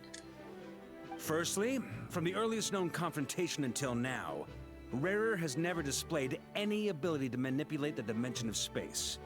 So it's unlikely he has any power in that domain. That's good. We don't need Asmodee helping him out. Secondly, he seems to have a particularly strong vendetta against our group. If we put him in a fight-or-flight situation, he'll choose to fight every time. Oh, yeah. Thirdly, finally, and most importantly, he is consumed by hatred, both for the moon and for his enemies. Turns out, we tick both of those boxes. We have a reincarnated moon in our ranks, and a spy who accessed his private memories without permission. He'll be baying for blood, not looking to escape. Mm-hmm. We really... yeah. As someone who's had their fair share of interactions with the Wild Hunt, those all seem like valid observations to me. Understood. Then I will defer to the verdict of the group. Well, everyone, that's the plan in full detail. Albedo and Durin are carrying out their part as we speak. Witches? Oh my god! I'm so excited to see this play out. This is... oh my god. Plan approved. Scheduling. Okay, any firepower you need, I got you covered. Let's light this baby up. Oh, is Ina doing something with a The candle? Frost Moon Scions are behind you as well. And the rest of you? Oh yeah. We're ready. No objections? What All is right. Dori? Then it's settled. This is the plan we're going with. Next up, an old tradition of mine. Anyone who wants to back out, now's your chance. What is Dori doing here? Is she gonna be like, oh, I wanna back out? Or is she actually full into the plan? Wait, we can still back out of this? I mean, it would be rude, but you know, I mean, if you truly do want to. Everyone says things they regret, right? I don't want anyone feeling trapped because their mouth said yes before their brain had time to think things through. Good on you, Varka. Oh my god. Aye. A very people-first approach. I hear that's common practice in the Knights of Favonius. Who'd you hear it from? D-Luke? Oh? Shh. We don't use people's real names at work. This contact will be known only as Owl, please and thank you. Oh my god, she's got a contact with D-Luke? This plan Yeah, that can makes only sense work a little bit, if yeah. everyone does their part. Flint's and I will absolutely support it. We shall indeed. You'll be glad you accepted our help. Also, you are the last person I expected to see here, Miss Dori. I concur. It's not often I get called Dori in a work context. My peers usually call me Lord Sangama Bay. So, the longer your name, the higher your net worth. Is that the idea here? Sure. In that case, Mr. Flint's here must be Oh, yeah. worth a fortune. That's right, I know your full name. It's... The walls are thin here. I'd appreciate you keeping that a secret. Dang. He just told us his full name, like, right away, didn't he? Okay. Okay, fine. Ugh, I'm actually only here as a favor for someone else. Do you have any idea how much it would cost to hire me otherwise? Oh, does this mean someone out there actually has the power to boss Dori around? It most certainly does not. We Alice? have a long-standing and mutually beneficial business partnership. She's actually Alice. the mom of a friend of yours. It's Alice. Said mom supplied me with a great little trinket, but now that lady's ruined everything. If I don't start building a little goodwill now, my whole business in Krai is gonna go down the drain! Okay. So what exactly is so special about this pendant? It's a lucky charm that a great mage made for me. We have a business relationship, and she was worried that something bad might happen to me. So, she wanted me to have something that can store power to protect myself with. A great mage, indeed. Finally got it all fully charged up with Kuvaki, and then Nefer went and used it all up at once! Never lost so big in my life! God. You're right. It was all my fault. I didn't mean to drain all the Kuvaki in the pendant, but I'll make it up to you. She was legit dying, so... You will? Well, in that case, how No. about you give me your chess set, and we call it even? No. I knew you'd say that. Well, it's yours if you want it. In fact, take it now, and I'll even throw in a free Rerir of Solnari. Deal? Never mind, that sounds good. You're putting me in a difficult position here. It's a very useful thing to have around. But I have a funny feeling it won't be around much longer. Oh. I guess we'll see in a couple of days. Looks like bankruptcy for me. Hey, don't be so pessimistic. See this through and you never know. You might find a new business opportunity on the other side. Oh my gosh. Before going their separate ways to start their work, you and Paimon decided to check in and see how stages of the preparations are going.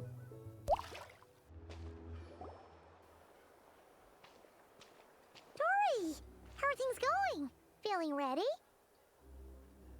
Oh, I was born ready. We only have 2 days. You think Lord Sangama Bay would let an opportunity like this slip by? Don't forget, when something's in high demand, the people with the goods on hand get to charge the highest price of all, even higher than the sellers taking advance orders. Ta-da! See? It's right here. What is that? It's so pretty. Did you make it? I had no idea you were so skilled with your hands. What? No, I have a supplier. We go way back, so he made me a very attractive offer. What is this supplier? What is this? Aha! No wonder you were talking about lucky charms at the meeting. Kaveh! I've been getting Kaveh to make them for you. Oh my god. Kaveh helping save not Krai. That's not the full story. It actually started a while back as a contract between me and the Dendro Archon. Okay, Mage sure. Alice once warned me that this world won't stay safe forever. There may come a day when everyone faces a great crisis. I feel like this might not be that great crisis. I feel like it is a great crisis, but it's not the great crisis quite yet. I passed this on to the Dendro Archon, and she secretly brought together a research team made up of Sumeru's top scholars to invent a technology that could keep people safe. I won't go into the details because it's all very complicated, but if you want to know more, you can ask the Dendro Archon about it sometime. Interesting. So we're gonna see this later on, when the whole world is gonna fall apart. Anyway, point being, it was the Dendro Archon who asked Kaveh to build this little contraption. As one of the top Kashara War talents, he was the obvious choice. So sorry. Yeah, so it seems like there's gonna be another of... I bet you, whenever the world starts destroying, or breaking, or falling apart, or whatever is gonna happen, and we have like another cataclysm, I feel like we had the War of Vengeance, and we had the cataclysm. What is this war gonna be called? Because it's definitely gonna be... it's gonna be a war, or it's gonna be like seen as like a disaster. I'm not sure which of them it's gonna be. Took him long enough. He stressed over it for ages. Must have gone through at least a dozen designs before producing a final product. But that's Kaveh for you. Yo, definitely. Marak delivered it to me a couple of days ago, along with a letter from Kaveh. Could I ask why I'm sending this technology to you? And what's your proposed use case? Has it been approved by the relevant authorities?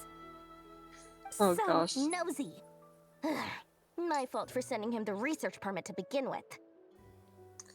Hey man, he's just curious. Surely Nahida must have told him you were involved in this project. He was probably just nervous because you're always so secretive about your business. Could be, could be. Anyway, I just replied, let's hope there never has to be a use case, because it would involve grave danger. Well, I feel like it's gonna get used. Fair enough. But it sounds like he was just being cautious. He probably felt responsible as the one who made it. Yeah. Maybe he was worried, like, oh my god, like, what if it doesn't work? Then it's gonna be all my fault. Or like, oh, if it's like something really bad, maybe it might not take that much. Or like, he would kind of want to warn her and be like, oh, I think that's a bit too much for it, or something. Maybe he was asking as a favor for his housemate. He's done that before. Not sure why, though. His housemate doesn't seem to really care that much about this kind of stuff. It's because they want to talk to one another, and they want to include one another's interests, and they want to gossip together, and so on and so forth. Either way, all's well that ends well. I'm just glad to finally have my hands on the product. I wouldn't want to be without it, given the potential dangers that lie ahead. Perfect. I'm so excited. Huh? What does that look mean? I mean, you're dropping your theatrics. Just super surprised. Yeah. This must be the first time we've ever seen you actually get serious about something. This is not the Lord Sangamave we're used to. And it's okay. Well, a long time time ago, I made a Ooh. promise to myself. I promised that I was gonna live every day of my life with a big beaming smile. Obviously, Mora plays a big part in that. But there are always gonna be times in life when you have to give something back. That could mean paying back a debt, returning a favor, or showing some kindness. Alice has been a huge help to me over the years. She was the first investor I ever had. And I want my investors to know that Lord Sangama Bay is the best in the business. And more than that, no one knows what the future will bring. Whatever happens, I want to make sure the Dendro Archon and all of Sumeru is prepared to face whatever comes. Wow. So, back to the pendant. You never intended to ask for it back, did you? Oh, that? I was just making sure Nefer and I are square. Right. Don't be thinking it was some sort of benevolent act. I'm No, no saint, so don't treat me like Of something course I'm not. not.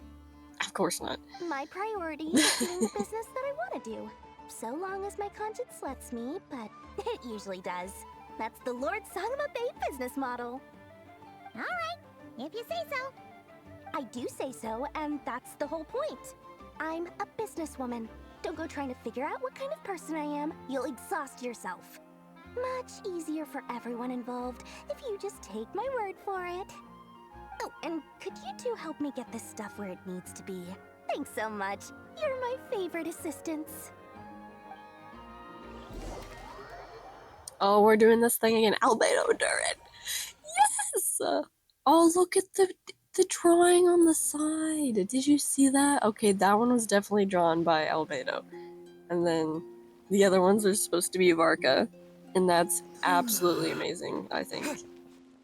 Hey guys! Oh my god. Oh my god. Durin, I need your character to release now. You don't understand. Now that I've seen you, I need you in my party. Traveler, Paimon, it's good to see you. Oh, he looks so good. I'm still not over it. I'm so sorry, guys. Everything going smoothly over here? Sort of. As you're probably aware, Varka, Durin, and I captured some abyssal creatures from the Wild Hunt. Yes, I was definitely aware. I know exactly what's going on. Per the plan, we dissected and analyzed some samples of these creatures. Whoa! The process went very smoothly. The findings, however, come with some troubling implications. Do tell. What? You can actually dissect the Wild Hunt? Yeah, that is interesting. That depends on your definition of Wild Hunt and dissection. What do you mean by that? Harmless, lifeless. These words are accurate descriptions. You look so good, man. Like... anyways. The Wild Hunt is an interesting phenomenon. In and of itself, it doesn't seem to possess anything akin to a human personality. But taken as a collective, the medium through which the Wild Hunt is summoned does appear to have a soul. I see. Master griped a lot about the wise Horoptetyr, and seemed somewhat fascinated with the foul Certology. But she barely mentioned Rerir at all. Interesting. I don't think that was because of his lower social standing, though. Anyway, it's a pity. I should like to hear her thoughts on the nature of the lifeform he has become today. Very interesting. It's a strange mix. The furious energy of an abyssal being channeled through a fractured physical existence. A consequence of being torn apart by an unknown power. Perhaps the only explanation for his survival in this state is that he sacrificed a degree of individuality in exchange for a continued existence. Oh. Oh, sorry. Once I get talking about interesting research, I have a tendency to go on indefinitely. It's okay, Albedo. We love you. Back to our research findings. Essentially, they confirm my hypothesis. Rerir's corpse is completely contaminated by the Abyss, and the effects are irreversible. You could think of this as Rerir in mutated form. But in my view, even that would be inaccurate. In reality, his whole being has been consumed by the Abyss. In other words, he is now nothing more than a manifestation of abyssal power. Yeah, I feel like we're just kind of putting the last remnants of him down so that way the rest of him can finally rest peacefully, hopefully, maybe. I don't know if afterlife is any better than what he went through. I would hope so. Unfortunately, at present, we have no means of completely eradicating abyssal power. Hence, we cannot fundamentally destroy the Rerir of Solnari either. So, I would assume a traveler can't, like, because there's nothing left of it, because it's just pure abyss. You can't really, like, purify it. I'm wondering if, though, if, like, the traveler can take, like, some of the abyssal power, if that'll, like, drain him a little bit and make it easier for us to be with him. News. So, that's it? We can't defeat him? Not even if we get the power of the three moons? Miss Columbina's situation is a difficult one. She can never achieve wholeness when the world does not accept her presence. Which is crazy. It's as if her creator banished her to a place she can never be accepted. It means she spends most of her energy just on her own survival. Wild. Who's her creator? Now that I think about it, that's a good point. Given the circumstances, it's only natural to despair. But we must see this plan through to the end. Time to kick off the backup plan. So good. I'm so sorry, guys. Look, what is this bracelet? That's like hovering around his wrist with all these gems on it. Where did he get all of these clothes? They're so fancy. Who made them? Oh, Paimon almost forgot. This is for you. Dori asked us to bring it. Yeah, whatever this is. I don't know what it does. Don't ask. I'm sure you do. How wonderful. Well, thank you for making the trip. Durin and I will be heading off shortly. I'm sorry I won't be there to protect you in person this time. Please be careful. We will. All right then. Stay safe. Ah, this gives me nerves. Like, that just, like, puts a pit in my stomach. Like, obviously we're not, like, nothing bad is gonna happen to the characters because Hoyo doesn't do that in Genshin. But it still just makes me nervous. Like, not nervous, but like... Miss Lauma, is everyone here? Yes. The fate of my flock is in your hands, Grandmaster Varka. Please keep them safe. My lady, what are you saying? I'm passing you off over to him like a baton. No, that's not what she's saying. No. Within the next 24 hours, we will face the biggest crisis the world has ever seen. Really? I feel like there's the Cataclysm and the Archon War and the War of Vengeance. I feel like there's a lot out there that could rival, whatever. This is not a burden that we deserve to bear. But I believe that we reap what we sow in this life. So I intend to act. I must do what I think is right. For me, that means fighting for the future of Krai. Okay, Lauma. This gentleman is the Grand Master of the Knights of Favonius, Varka, Knight of Boreas. In my absence, please follow his lead. So cool. Hey, everyone. Hey! Guess I should introduce myself. Well, to start with, I know my way around a battlefield.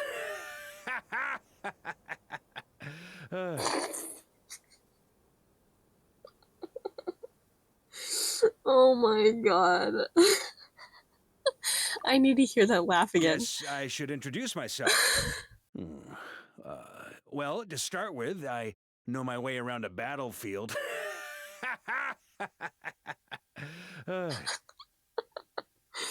Oh my god, the wheeze. It's the wheeze before the final laugh. It's, oh my god, it's killing me. The biggest strengths are honesty and hard workingness. Anyway, point is, I don't intend to let Lauma down. I'm gonna do everything in my power to keep every last one of you safe and sound. Oh my god, I love him so much. I'm so glad that we got so much of his character in this quest, and the last quest as well. Okay, that was quick. Dain and Columbina is a crazy pair-up, but sure. Oh, and there's new ones on the end. I didn't see the last one, darn it. I'll have to look at that one. But now they're like more refined sketches.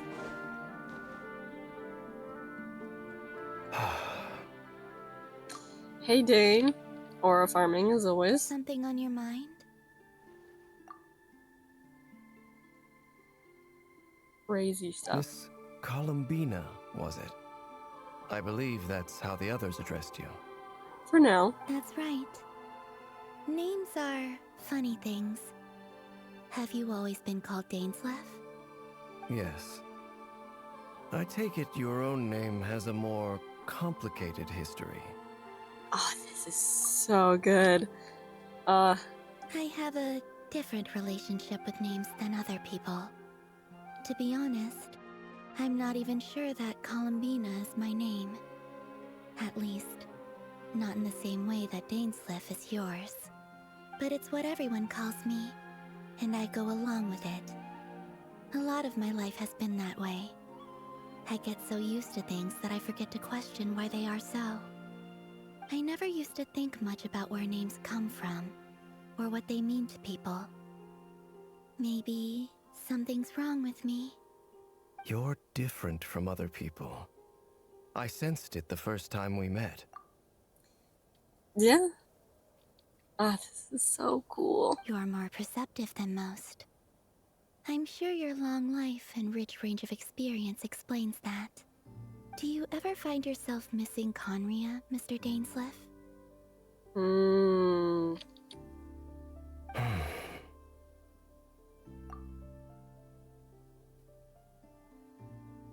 Difficult to answer. I have dreamed of the past many, many times. Sometimes I'm fighting tooth and nail. Other times I'm lying on the ground, defeated. I don't recall any happy moments from that time. It has been too long. Dang. Yeah. Is that because hatred survives longer than love and affection? Possibly, yeah. That would not be for me to say. I make no excuses for the grudges I bear. But whatever the reason, I remember little that was beautiful or sentimental. Thank you for your help with the Rerir situation. Without your efforts, I never could have learned the hidden truth of his story. You're welcome. I know he's your friend. Friend? He betrayed me.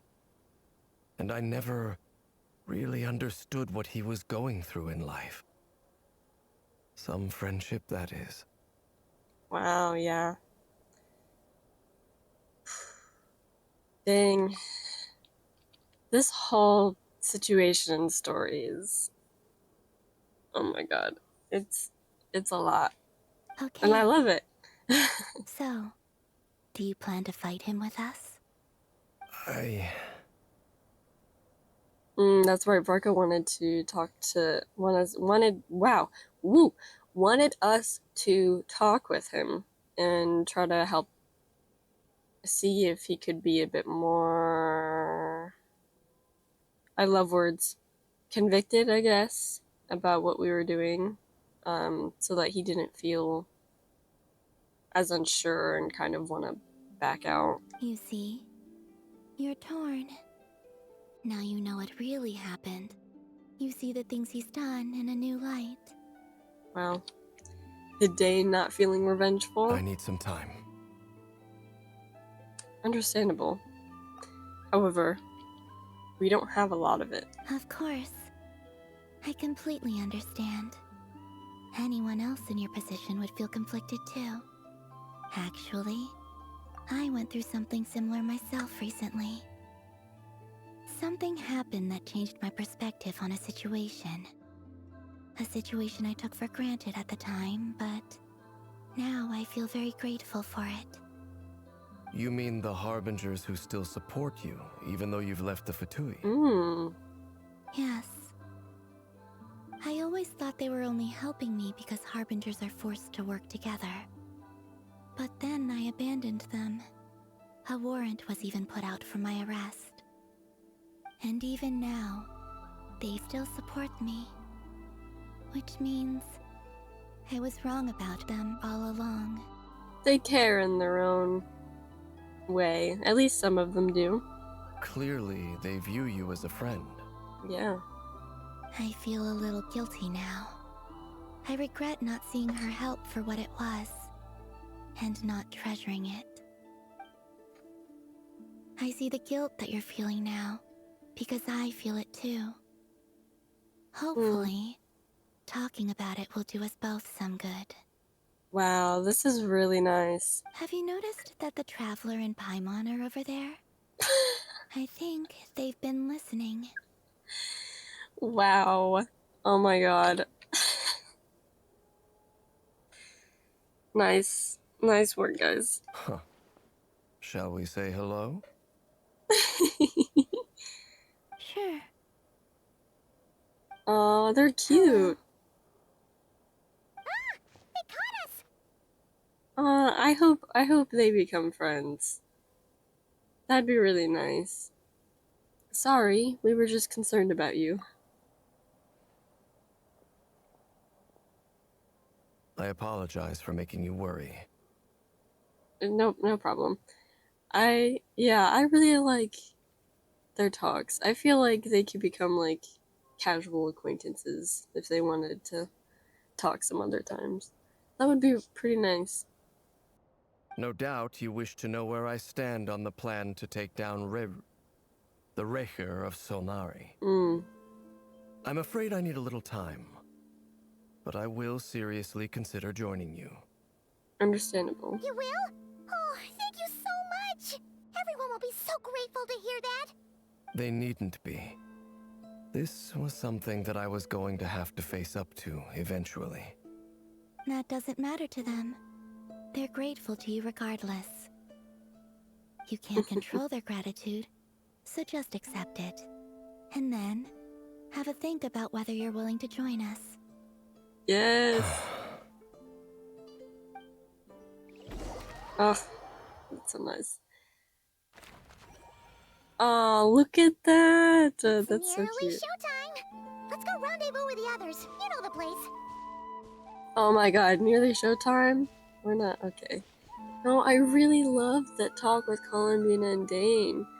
I didn't expect them to connect as much as they did.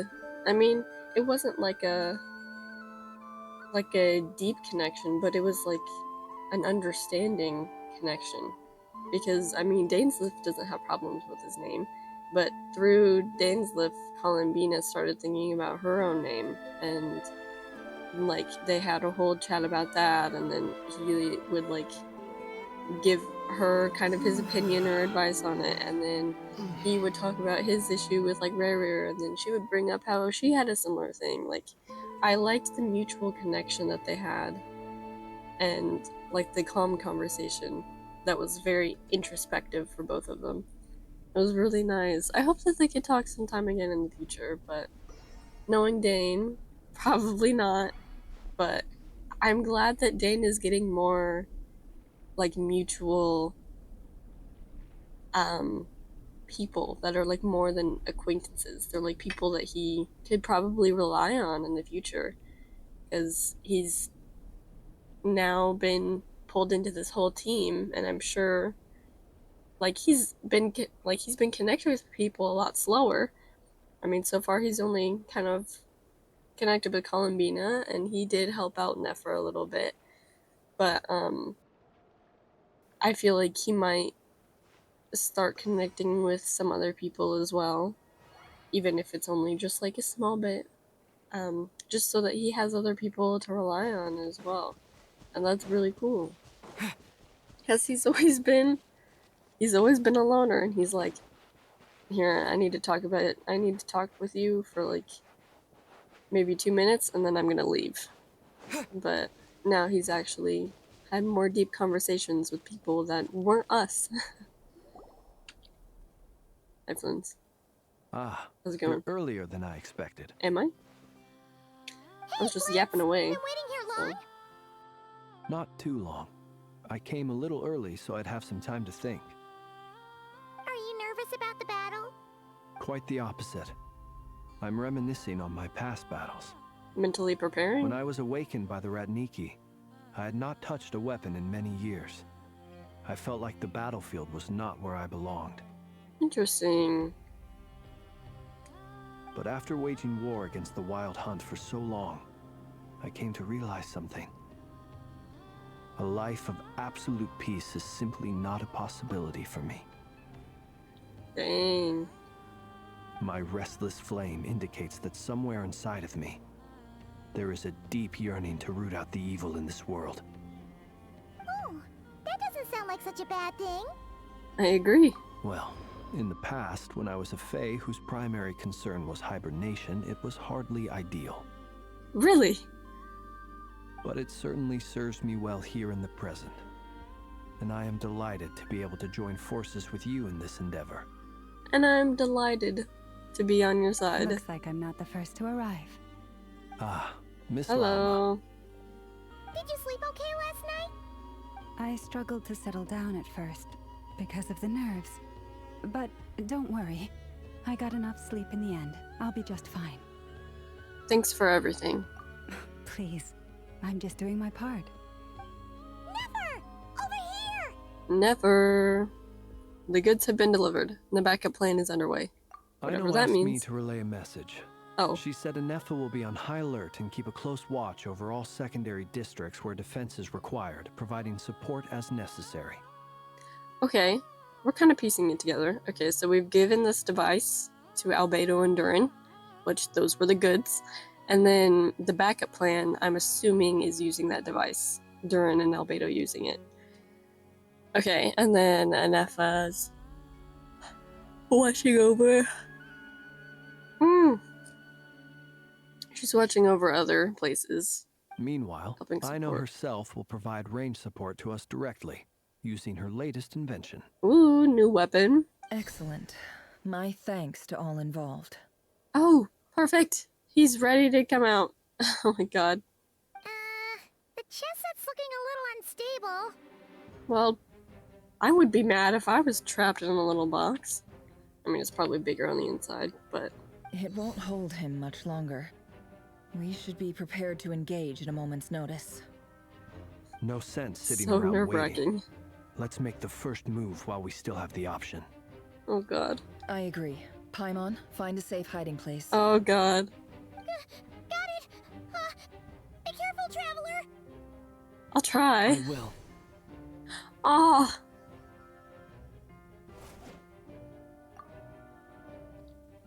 That was so sweet, please. Everyone, take your positions as soon as the battle starts. I'm so glad that they voiced that. Every ounce of strength we have in our bones, let us bring to this fight. Oh my god, it's picking up. I'm scared. Ready? Sure. Let's go. Oh god. Oh, it's really the sound design is. I've seen all your futile ploys before. You have become the authors of your own demise. Oh, well. I wouldn't be so sure about that. Yeah. Oh my god, this is crazy. You are merely a moment of sport before I tear down the moon. Tear down the moon? Oh my god, what is this loading screen? What do you mean this is a loading screen? Stay on your toes. Oh god, oh god, oh You god. too. Why am I Hydro? I want my Pyro Traveler back. Why is Aino here? Help you guys. Oh, there we go.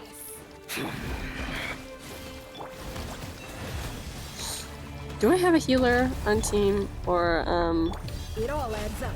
No more lies. Nefer, I don't know how to play you. I don't know what's happening with your character. Hunt them down. Moonlight betrays Hold on. Okay. Whoa. I'm doing really bad. Hold on, give me just a second. Be silent. Night falls. Oh wow, I love how far down this book goes.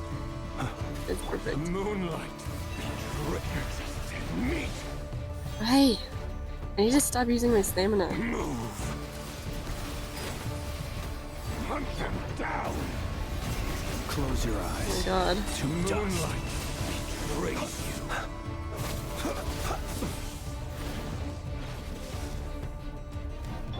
I don't know what Nefer does. I don't know how to use her character.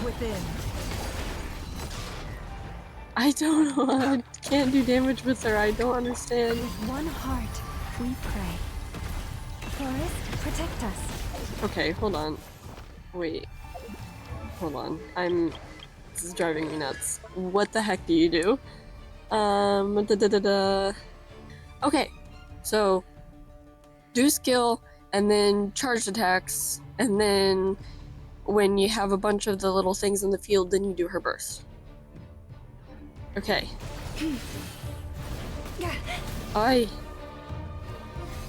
Okay. Sure. I like how I have... Okay, I need you.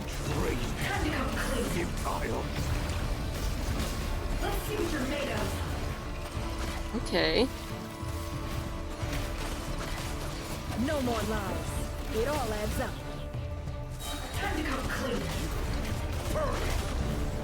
Oh. Began with the moon, and so shall it end. Ow. The moon will protect you. Oh my god. Hi, punk. Oh my god. No more lies. Oh, use the light keepers. Do you see now? Oh my god. Here. When will it be as you foretold? Oh my god, this is so... Hey, I need my lantern. Steady now. Oh god. Foul spirit is not welcome here.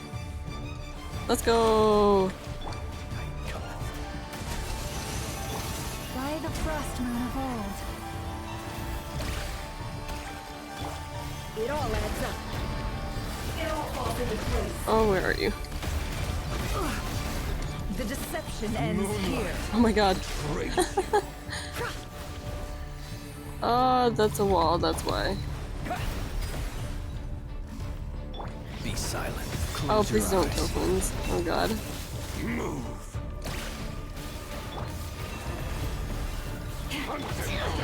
Ow, bad time to switch. No more lies. It all falls into place. Futile, hunt them down. For the everlasting forest. Leave this place. Ow! Oh my god, I don't have stamina! I need to stop using stamina. Yeah, Can't hide the truth.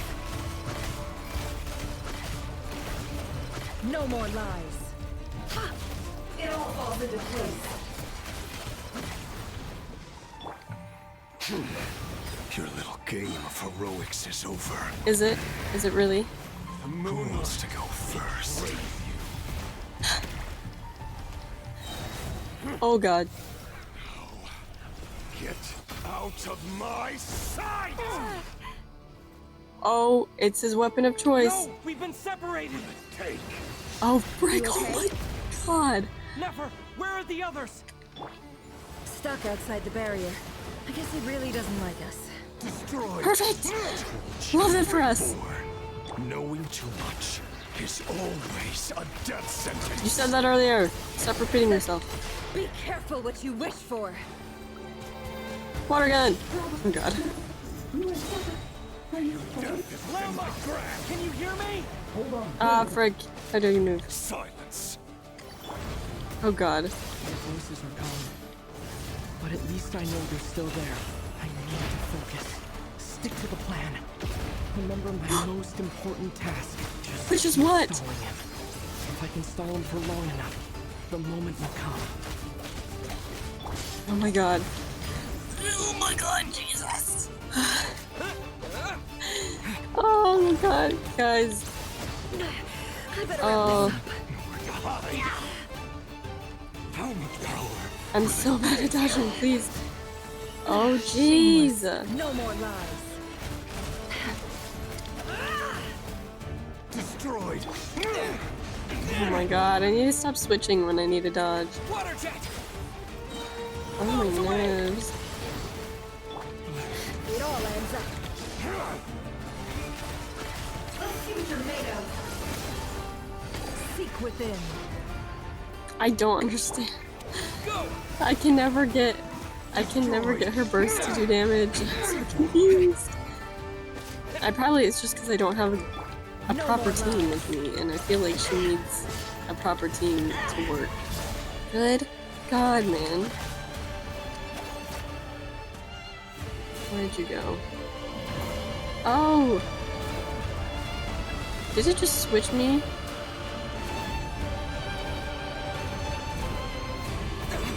Ow. I got this.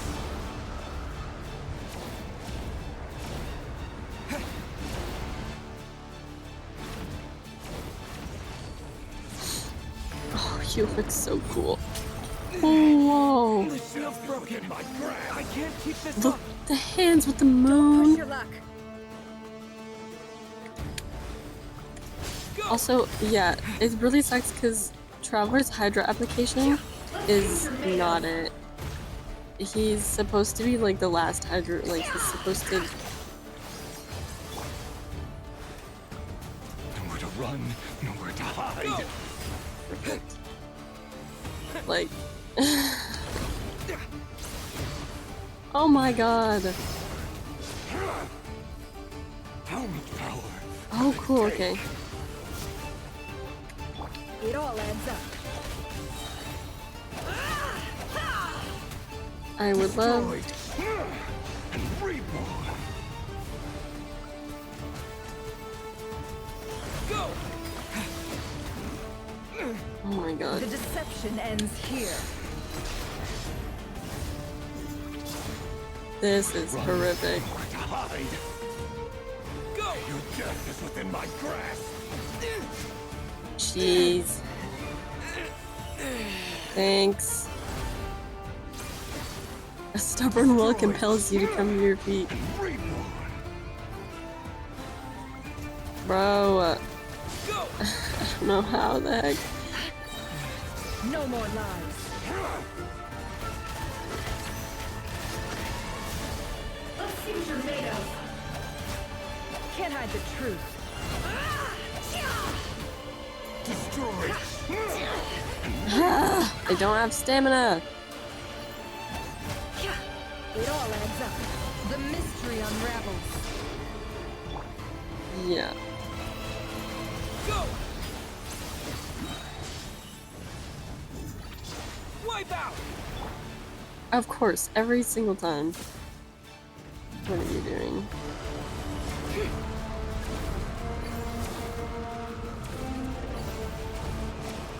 Curses. There's no other way. What? What? Whoa. Dang. This battle is crazy. The only way to defeat Rerir is to borrow his own power.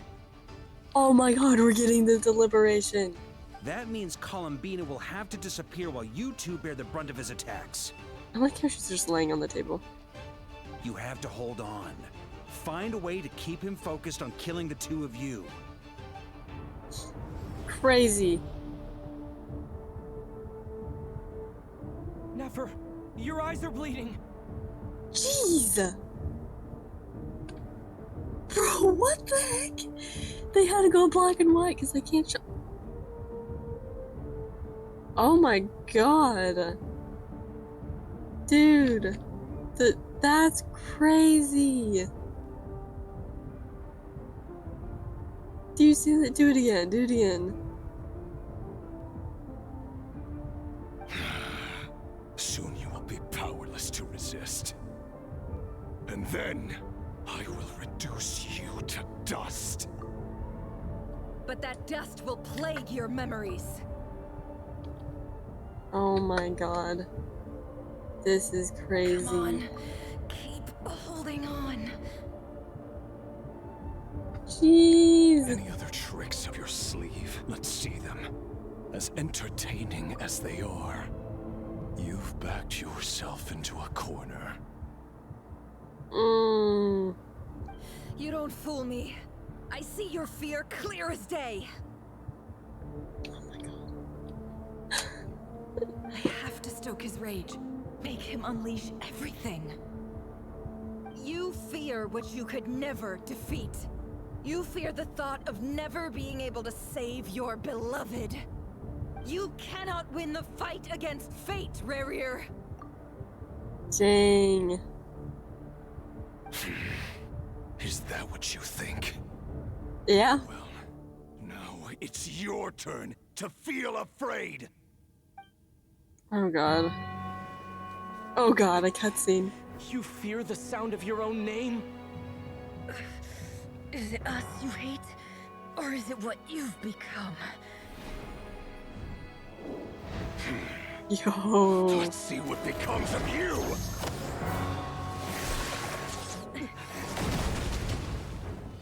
Dang. Oh my god. Albedo. Yes.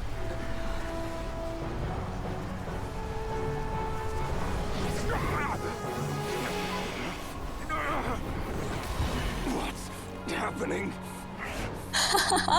Power. It's ours now. I've seen it before. It's gold. Oh my god, you're right.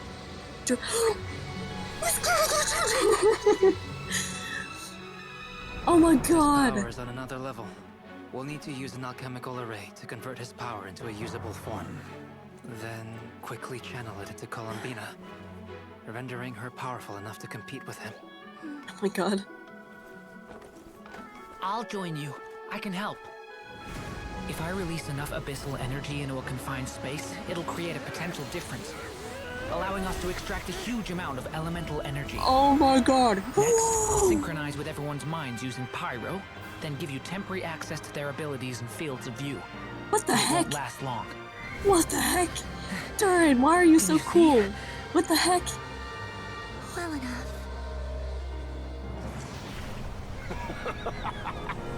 So, we have a student of Gold Rhine-Daughter in our midst. Heck yeah. How about that?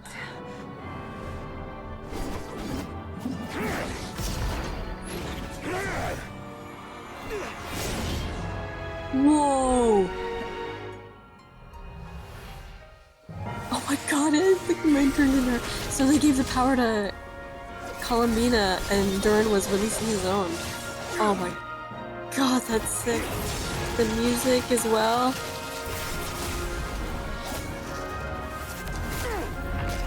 Oh my god!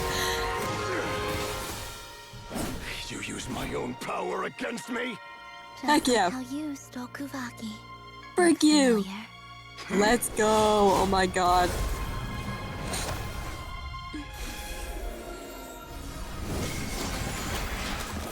Oh my god! Oh my god, get snatched!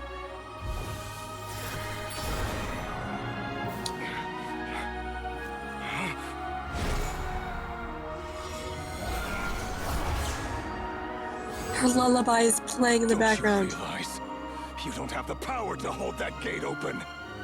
I don't, but someone else does.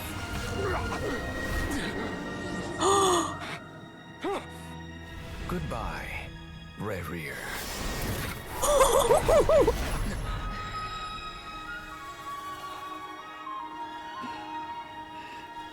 We won. Oh my god, Durin.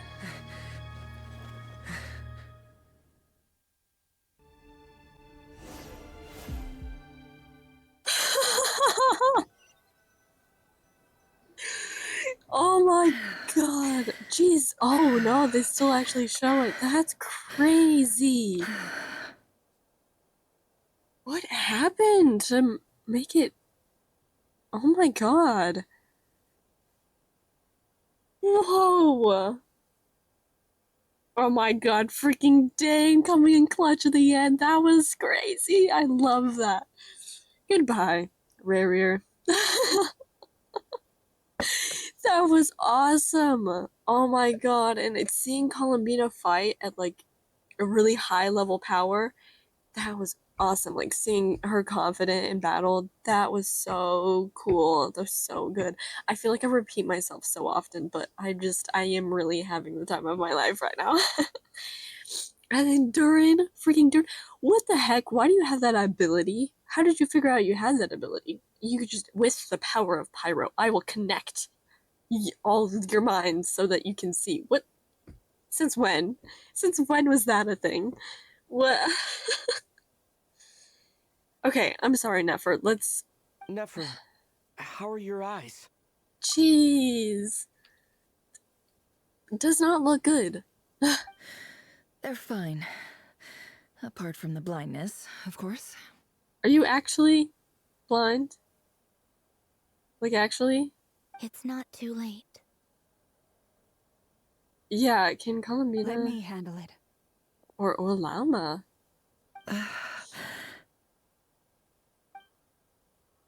Lauma.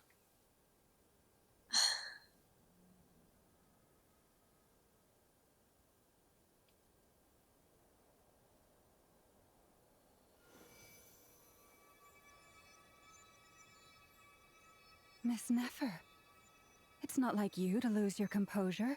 That was the most reckless thing I've ever seen you do. Reckless how? The situation was critical. Our lives were at stake. We had to do something. Even so. Okay. I guess you're right. Under the circumstances, it was a wise decision. You traded your eyes for an incredible victory. Oh my god. I'm still... Oh, that was a lot. In business terms, I suppose that's a huge return on investment. I'd be hard-pressed to argue otherwise. Still, I don't like this outcome, and I don't want you to lose your sight for good. People suffer when they make sacrifices they shouldn't have to make, whether that means faith, strength, or in this case, your ability to even see. I had hoped you could win without sacrificing so much as a single hair on your head. Jeez, oh my god. Thank you. Really. All done. Don't try and open your eyes just yet. We'll see how you're doing in a couple of days. Until then, please follow your recovery plan to the letter. Goodness. I'll send full details through Yehoda. For now, just get yourself home, relax, and rest. Okay, well, I think we need to help her get there. My dear friends, we have fought bravely and achieved a spectacular victory. A dark cloud has been lifted from the skies of Krai. All in this land will be grateful for what you have done. This is so... Oh my god. Like, fantastic conclusion. However, it feels slightly weird that we're getting a conclusion. Like, I feel like we're not done with Krai. So maybe we get a conclusion now and then something will start up again, or we're gonna get a little tease near the end of the quest. And I'm uncertain of which one it'll be. The moon will remember this day. Thank you both. Of course. Ah. Oh my god. Oh, Yehoda's just suddenly here again. Yehoda shows up and helps Nefer get home. And you, of course, have Paimon to escort you back. That's so cute. The sight of Nefer navigating the road with her eyes closed is a new one for you. She proceeds cautiously, but as her silhouette disappears into the distance, you notice she seems almost smug. There's something I want to let you know. Oh? What is it? What is it? Oh. It wasn't Paimon! When Durin connected everyone's minds so I could access their powers, I also felt everything they felt. Like, what the frick? He just connected everyone's minds with the power of Pyro. Brother, what? I want my Pyro to be able to do that. What do you mean? Okay. And since Nefer's eyes were injured, my eyes are hurting now too. Oh, yikes. Hold on. Let me try. I only feel the pain. There's no actual damage. I just thought I should tell you. You're right. There's no damage. That's a relief. How do you know? Did you open her eye and look? But I must say, I'm surprised to hear the Kutar share something like this with me. In the past, you never used to open up about yourself. Things are a little different now from how they were. I'm learning to share how I truly feel with my friends. That's great! Friends. You have no idea how glad I am to hear that. Yes, you can't help but break into a smile at the word friends, as a warm and fuzzy feeling fills your chest. One by one, your fellow teammates report in to inform you that everything is under control. At Lauma's insistence, you lie down. You fought on the front line against Rerir, and now you need rest. Insanity! Huh. What was with the little ellipsis at the end? Was it just insinuating that we conked out?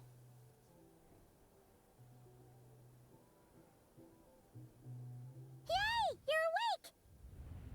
Hey, Paimon. Nice to see you. As always. How are you feeling? Any aches and pains? Did you sleep well? I'm doing alright, Paimon. No need to worry about me. Yes! Voice lines! Phew! Well, that's good. Paimon's been sitting on the edge of the bed worrying about you for ages. You slept a whole day and night. Poor Paimon had to eat all by her lonesome. Glad to hear you didn't starve. How was the food? Well, it wasn't the same without you there to share it. Stop, you're killing me. Honestly, Paimon just can't relax when you're not your usual self. Oh she my couldn't enjoy god. the food and settle down to sleep. Stop. Well, I'm back to normal now. You're so good at bouncing back, Traveler. How the heck? Oh yeah, and Albedo swung by earlier. He said to tell you to head to the tavern when you woke up. Varka and the others are organizing a victory feast and they want to celebrate with you. Alrighty. He also dropped off some medical supplies, but you seem fit as a fiddle, so guess you won't be needing those. I feel like Traveler has some kind of self-healing properties because there's no way. He recovers so quickly, like super quickly. Like this has happened multiple times where we have like a big battle and he's like, "Oh yeah, I'm fine, perfectly fine." Even though, like, even after times where he's gotten like genuinely beat up, he's like, "Oh no, I'm fine. I just need a quick day of rest," and then he's fine. Or he'll get injured, like in an Nefer story quest when he literally got shot by a beam of light, and then he's like struggling, fighting for his life to hold these barriers open because he just got injured. And then we get out of the whole place, and he's like, "Oh no, I'm completely fine." What do you mean? Did it heal on your way out? Like, what the heck? Like, he's gotta have some kind of alien self-healing regeneration, something. I don't freaking know. If you're feeling up to it, let's head over now. Wouldn't want to keep them waiting. Sure. Before the moons fell. Ooh. Echoes of Fate. I'm wondering if this is our conclusion? Then? Oh my god, Dain. We're here! Oh, Hello. Paimon! Hey! Perfect timing! We were literally just saying how there's no way we're holding this victory feast without you any longer, and we would have postponed it till tomorrow. That's sweet. How are you feeling today? Perfectly fine, apparently. Much better. Thanks. Don't worry about me.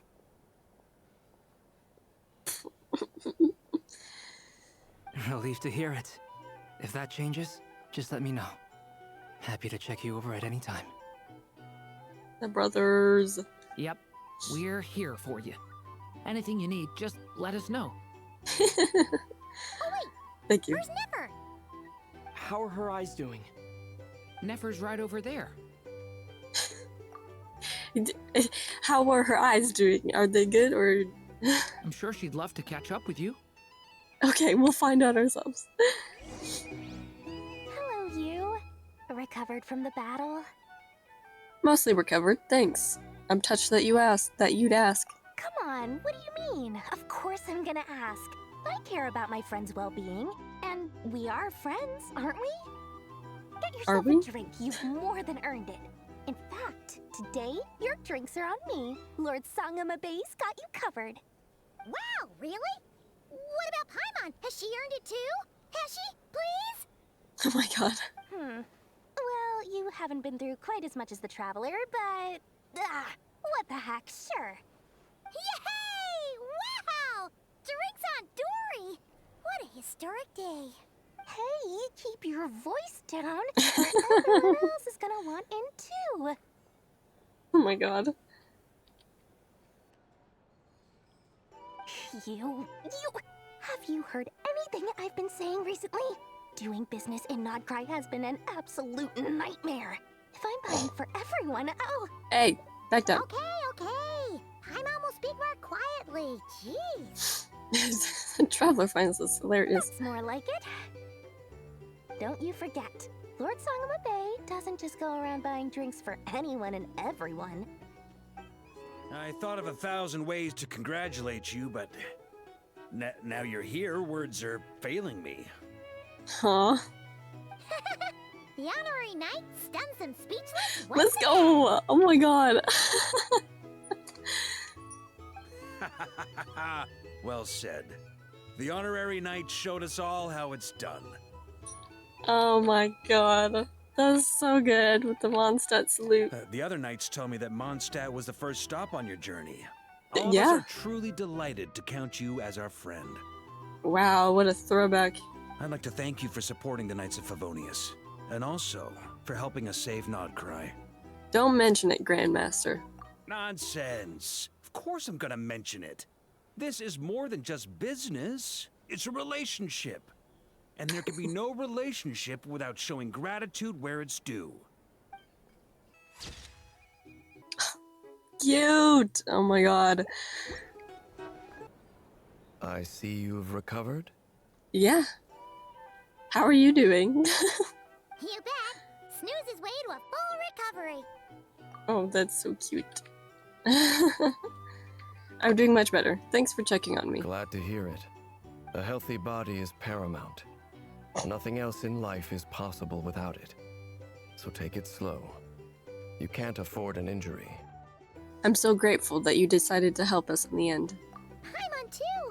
You really saved the day when you swooped in to open that gateway. Awesome! It was so awesome. I came to accept that although Rerir was my friend in the past, here and now, he was an enemy that must be defeated. Mm-hmm. Though I will never fully understand what happened between us, I could not let this crisis deepen any further. Good on you, man. I'm so sorry you had to deal with all of that. We fought a very necessary battle, and you played your part admirably. Thank you. I know it was hard, but you'll get through this. Yeah! And if you ever need to talk, just remember, we're always here. Absolutely. Varka's spying on us over there. You see that? I'll do that. Dain. This is so cool that you showed up during a quest. I need a pic with you, man. Hello, Nefer. I can see that your eyes are open, so... Traveler, Paimon, are you recovering well? Much better. Thanks to a good rest, because that's all it takes. You're looking well, too. Turns out that moon chanter has some real talent after all. My eyes were mostly recovered after just a couple days rest. I can actually open them again now. Fantastic. Yeah, but you gotta be careful. Lauma says not to strain your eyes while they're still healing. Yes, thank you. I'm well aware. Yehoda, could I borrow you for a moment? I could do with an extra pair of hands. Oh, sure. Coming. Dain in the background. Did you hear that? I gotta go help Lauma for a second. You guys chat among yourselves. I'll grab us some drinks on the way back. Paimon, you still like them sweet? Always. You bet. Make it extra sweet, because Paimon's earned it. Sure thing.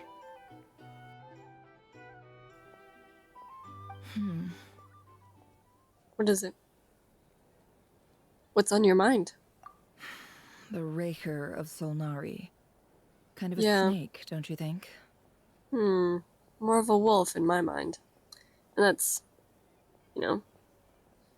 not because he's that was what his chest piece looked like. No, it's... No, definitely a snake. A poisonous one who spewed his venomous hatred everywhere. I feel like that suits Vediflunir. Anyone who seeks revenge out of hatred for other people has become a snake. That's something my dad used to say. I guess you didn't like seeing people go down the path of vengeance. Perhaps. I'm sure it sounds like a very wise and open-hearted perspective to your ears. But me? I think hatred is a perfectly justifiable emotion. What else is left when everything you depended on in life gets stripped away? Something's gotta fuel that drive to keep on living. When I look at your life, I see a lot of things that you can depend on. If you're worried about me, you can nip that in the bud. I'm not someone who gets stuck in the past. Okay. It's just... I suddenly feel like I was wrong to call my father a liar. He was just a fool. That's why the Akademiya turned their back on him. And why the other tribes ganged up on him. Oh, Father. How much better things could have been if you were a skilled liar. Look at the Ibis King. Thoth is a fiendishly cunning liar. And yet, strangely, he feels more like a father to me than my real dad ever was. Oh, wow. He's never brought it up, but I'd bet he feels the same way. Why else would he give me the power to perceive the truth, while at the same time training me in the art of deception? Sadly, I've never heard the Ibis King's voice. What's he actually like? Well, King Deshret banished him to Aru, which is essentially a prison, and posed 3 questions to him. He promised that he'd have his freedom if he could find the answers. Interesting. His response was to take on a physical form and approach me, hoping that I could become his envoy and search for one of the answers on his behalf. Did he really think I'd fall for that? He's stuck there. He can't make me return what he gave to me. Sounds like he was nice enough to you. Definitely sounds like... So that's enough for you to decide he's nice, is it? Maybe. He's a prisoner, and he was scared. So he decided to perform some good deeds to win people's approval. He lives in fear because he's a deceiver. How is Rerir any different? You can't work as a spy your whole life and expect a happy ending. That is a very valid point. Yeah, It's I understand. preposterous. Yet I can't say I don't understand it. Liars live in the darkness of their own making. But it's still human nature to want to go on living. They say that a liar's soul is the most worthless thing in the world. What do you think? Oh god. A liar's soul is the most worthless thing in the world? I'd say there was more worthless things. I have to disagree. Oh, really? Well, it takes a very kind person to find compassion even for liars. If you ask me, the soul of a liar really is worth nothing. Because all they care about is themselves.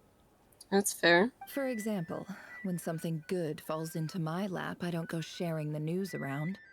Stops other people trying to steal it from me.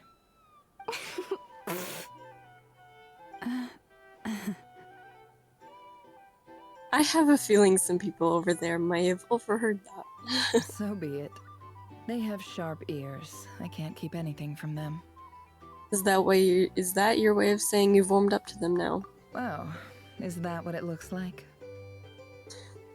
Varka just standing in the background is killing me. What it looks like is you're starting to see us as your friends. Well, you all know my past now. And I can't simply eliminate everyone who knows too much. So I guess I just have to put up with you. For the foreseeable future, at least. Right. When you find yourself in a situation you can't control, the safest play is to keep calm and start monitoring everyone involved like a hawk. In the intelligence world, you need to have a sense of perspective and play your hand accordingly. If you understand what's at stake, please ensure my secret is safe with you. I trust you'll respect my wishes as a friend. But don't forget, I will also be watching you like a hawk. Sure. Very good. Oh wait! Now that the panic's over and we've all calmed down, Paimon suddenly remembered something. What is it? After all that build-up, our mystery ally Oh my never showed up god! even once! You're right! It's probably like a little Kohenki or something. No, I'm just kidding. What?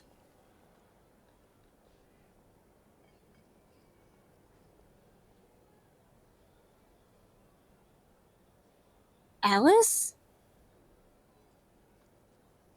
Nicole? Wait, would it be Nicole? Nicole looked like she had gold abilities. Like in the trailer at least. Oh my god, that's how you end it? Oh. Huh? Am I imagining things? No, I heard it.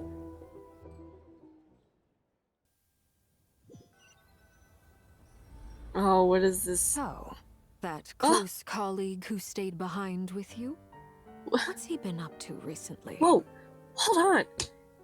Hold the frick on. What was the deal with the noises in the flagship? You're not gonna expand on that? We're just gonna get thrown into a tea party? Talking about Dottore? Because it's definitely Dottore, right? Who stayed behind with you? Or I don't know. It could be someone else. Don't know, don't care. I get more normal human interaction from hanging out with Bosco too than him. Although, now you mention it, he hasn't bothered me in a while. I wonder if... If he's disappeared without a trace, it's the biggest gift he ever gave to the world. But I somehow doubt that's what's going on.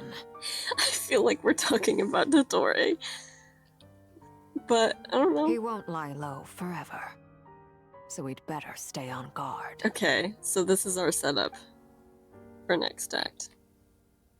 Oh, that's awesome. Dude, is that just a giant hole in the side of the goodness? And they're just gonna leave me out here. Oh! There's still more. Perhaps a room for the night? Ah, Lord Sangamabe. How lovely to see you. I must thank you for the device you provided. It was an enormous help. Would I be right in thinking that it was developed by the Akademiya? Why come and ask me when you clearly know already? I mostly came to thank you. That's more like it. A little gratitude goes a long way with Lord Sangama Bay. Play your cards right, and you might even stand a chance of becoming my long-term supplier. The chance to work with such a kind and charitable investor as yourself would be a great honor for the Curatorium. Huh? Charitable? Who said anything about charity? First time hearing about it. Let's see. The first plot of land you purchased in Krai, your desert interests, and... Stop! What do you think you're doing? Exposing my investment history! It's nothing to hide from. They're all perfectly legitimate investments. And some of the land you purchased was with the intent of building a sanctuary? Yes, I heard about that too. How did you... She hears about everything. You're a curious case, Lord Sangama Bay. You don't like people finding out about your good deeds, do you? Ooh. So she's just doing good stuff on... Bro, why are you doing the good stuff on the down low and the bad stuff on the... Like, what? Okay. But I'm afraid no matter how hard you try to keep things under wraps, where there's a will, there's a way. Indeed. You did it for Sumeru, didn't you? It was empty land that was gonna go to waste otherwise. I figured if I built something there, it might at least get some use in an emergency. Disasters are capricious things. They strike without any warning. Yeah. I've lost family to a disaster before, and I don't want to lose any friends or business partners if I can help it. Yeah, that makes sense, yeah. My elder sister used to dream of finding a sanctuary. Somewhere with plenty of food, water, and medicine. Where everyone could live happy lives. It was something I looked into, but after discussing things with the Dendro Archon, I decided on a more effective strategy. The tech people handled the tech, and Moneybags provided the Mora. It just made the most sense. It's a pity that so few people know the truth about you. Yeah. Everyone says that you view everything in terms of Mora, and all you care about is growing your own wealth. So, what's the problem with that? Everyone wants to be rich. It's human nature. So yes, I love Mora, and it's nothing to be ashamed of. But surely you have dreams of your own beyond just making Mora. Ooh. Oh, wow. You don't get it, do you? My dream is to invest in other people's dreams. And, you know, make a nice little slice for myself along the way. Just thinking about it makes me happy. That sweet, sweet sound of Mora. Thank you. Ooh. For the device? And the pendant. Oh, that. I was just returning a favor. Don't worry about it. Seems like we've both been away from home for a very long time. Yeah. So long that I barely remember what my family even looked like. Jeez. That would be your mother, father, and sister? Yeah, though it's been years since my sister passed away. It's not like I want to forget them, obviously, but memory can be even more ruthless than the most calculating business person. Beyond a certain point, if something isn't helping you, it just gets rid of it. Ouch. Yeah. My sister can't help me now. Slowly but surely, her face is fading from my mind's eye. It's become a vague impression. Not everything will fade. When loved ones pass away, the beautiful memories are the ones that last the longest. Yeah, that's true. If you ask me, that's the one silver lining in all of it. Well, that, plus, I'm sure that life is much better now than it was back then.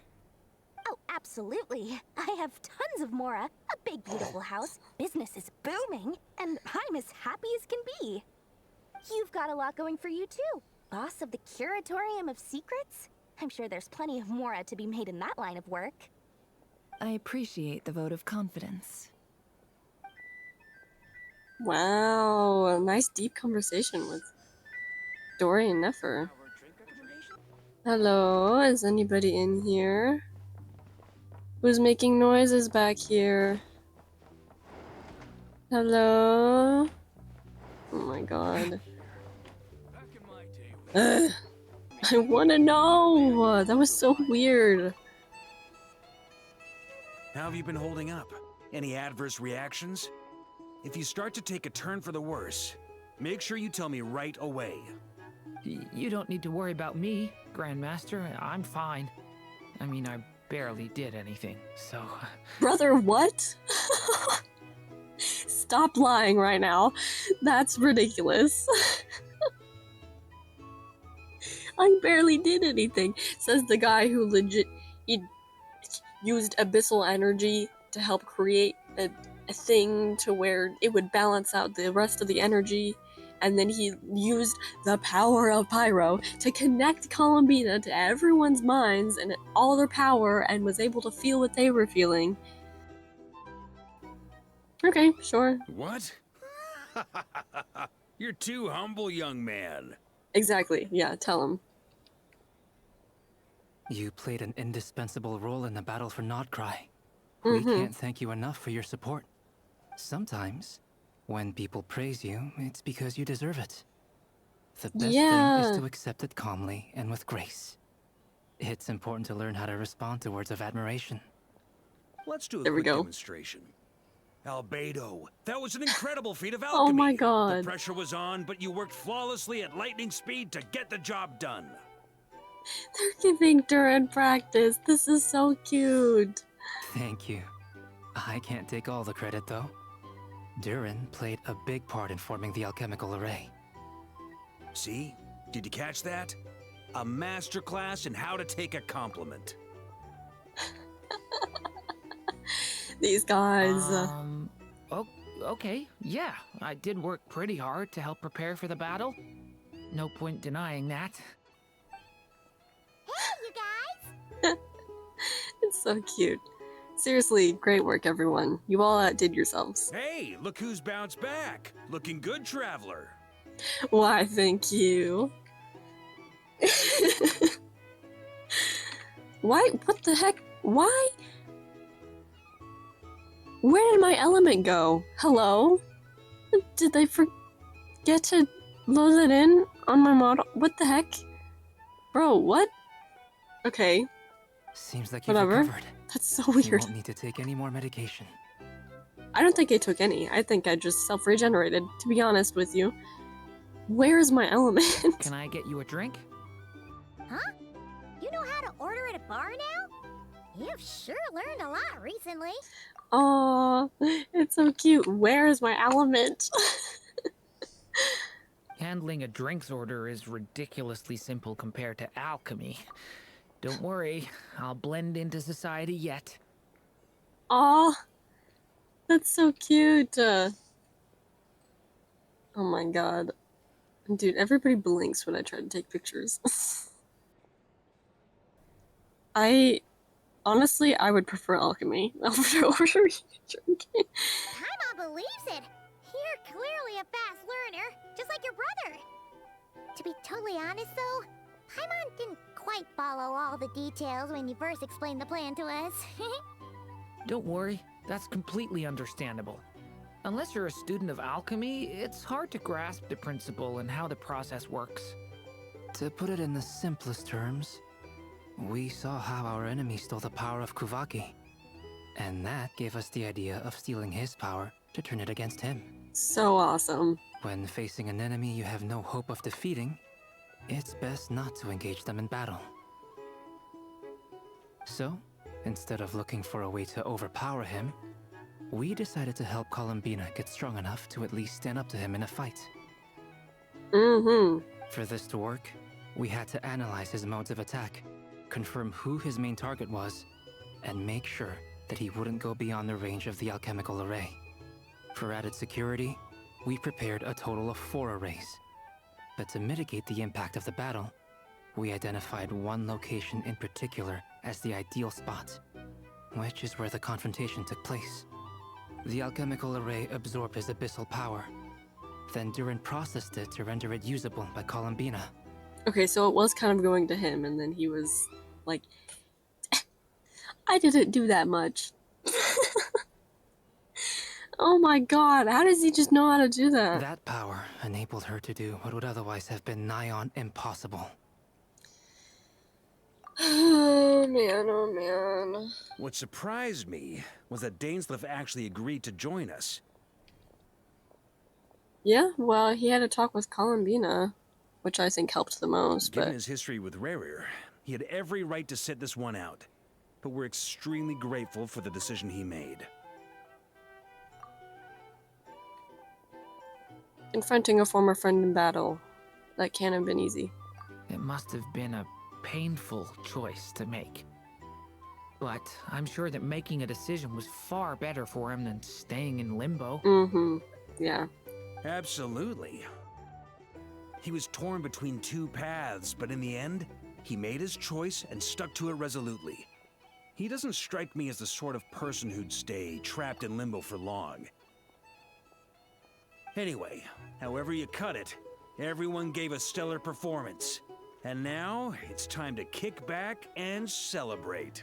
Woo!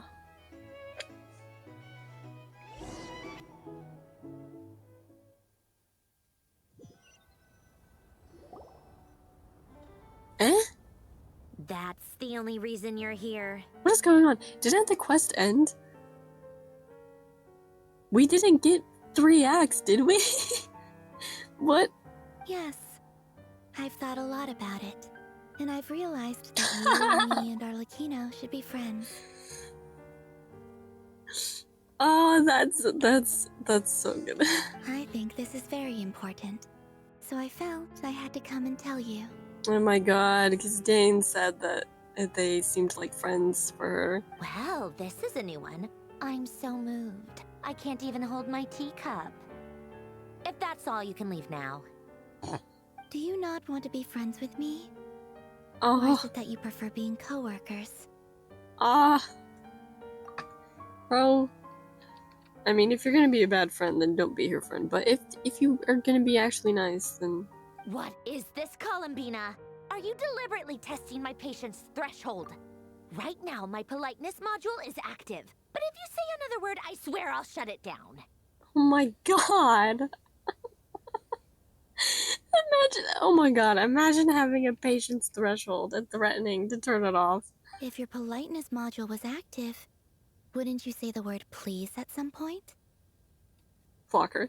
Polonia, please see Lady Columbina to the door. Will you still invite me to your next tea party? What? Yes, I think you will. Bye-bye, dear Sandrone. Oh my god. That was so good. Oh, what the heck? Why are we here? What the... catching up with a friend? Hope I'm not interrupting. Last time, the Wild Hunt escorted you out. Would you rather I handled it myself this time? We just wanted to, see how you were doing now that it's all over. Why? Out of concern for my safety? I hope you didn't seriously think that the Rerir of Solnari would be able to lay so much as a finger upon me, given how prepared I was. No, it was just because you weren't one of his targets. So you were pretty much just a nuisance in his way. Mostly because you kind of helped us out, so we just wanted to check you were okay. Looks like all your robots are fixed, huh? I spy books and teacups on the table. Afternoon tea. So we are interrupting after all. Oh, don't you worry about that. Tea time is already a write-off. The visitor before you managed to kill my appetite. Did she now? If you're in the mood for tea, go ahead and help yourself. Otherwise, it's going to waste. My coasters are still missing in action, though. Use this notebook instead. Whoa! Pretty hefty notebook. Look at all those calculations. You can ignore those. They're just dumb scribblings. Okay. I doodle and write in my free time. Sometimes I remember the distant, dreamlike past. Sometimes I imagine the far-flung future. Okay then. That's new. Sure. And other times, I grit my teeth and note down all the crazy nonsense going on in the present. Some people do the crosswords in the newspaper. This is my equivalent of that. Okay, sure. I mean... Trying to predict the future is like daydreaming. And writing about the present just makes me furious. The past is my favorite. If nothing else, it's already set in stone, so I don't have to rack my brains trying to figure it all out. I mean, the future is also set in stone, but you can't perceive it anyways. Huh. Although, having said that, the only vaguely interesting memory in my past is probably that guy they call Lord Artificer.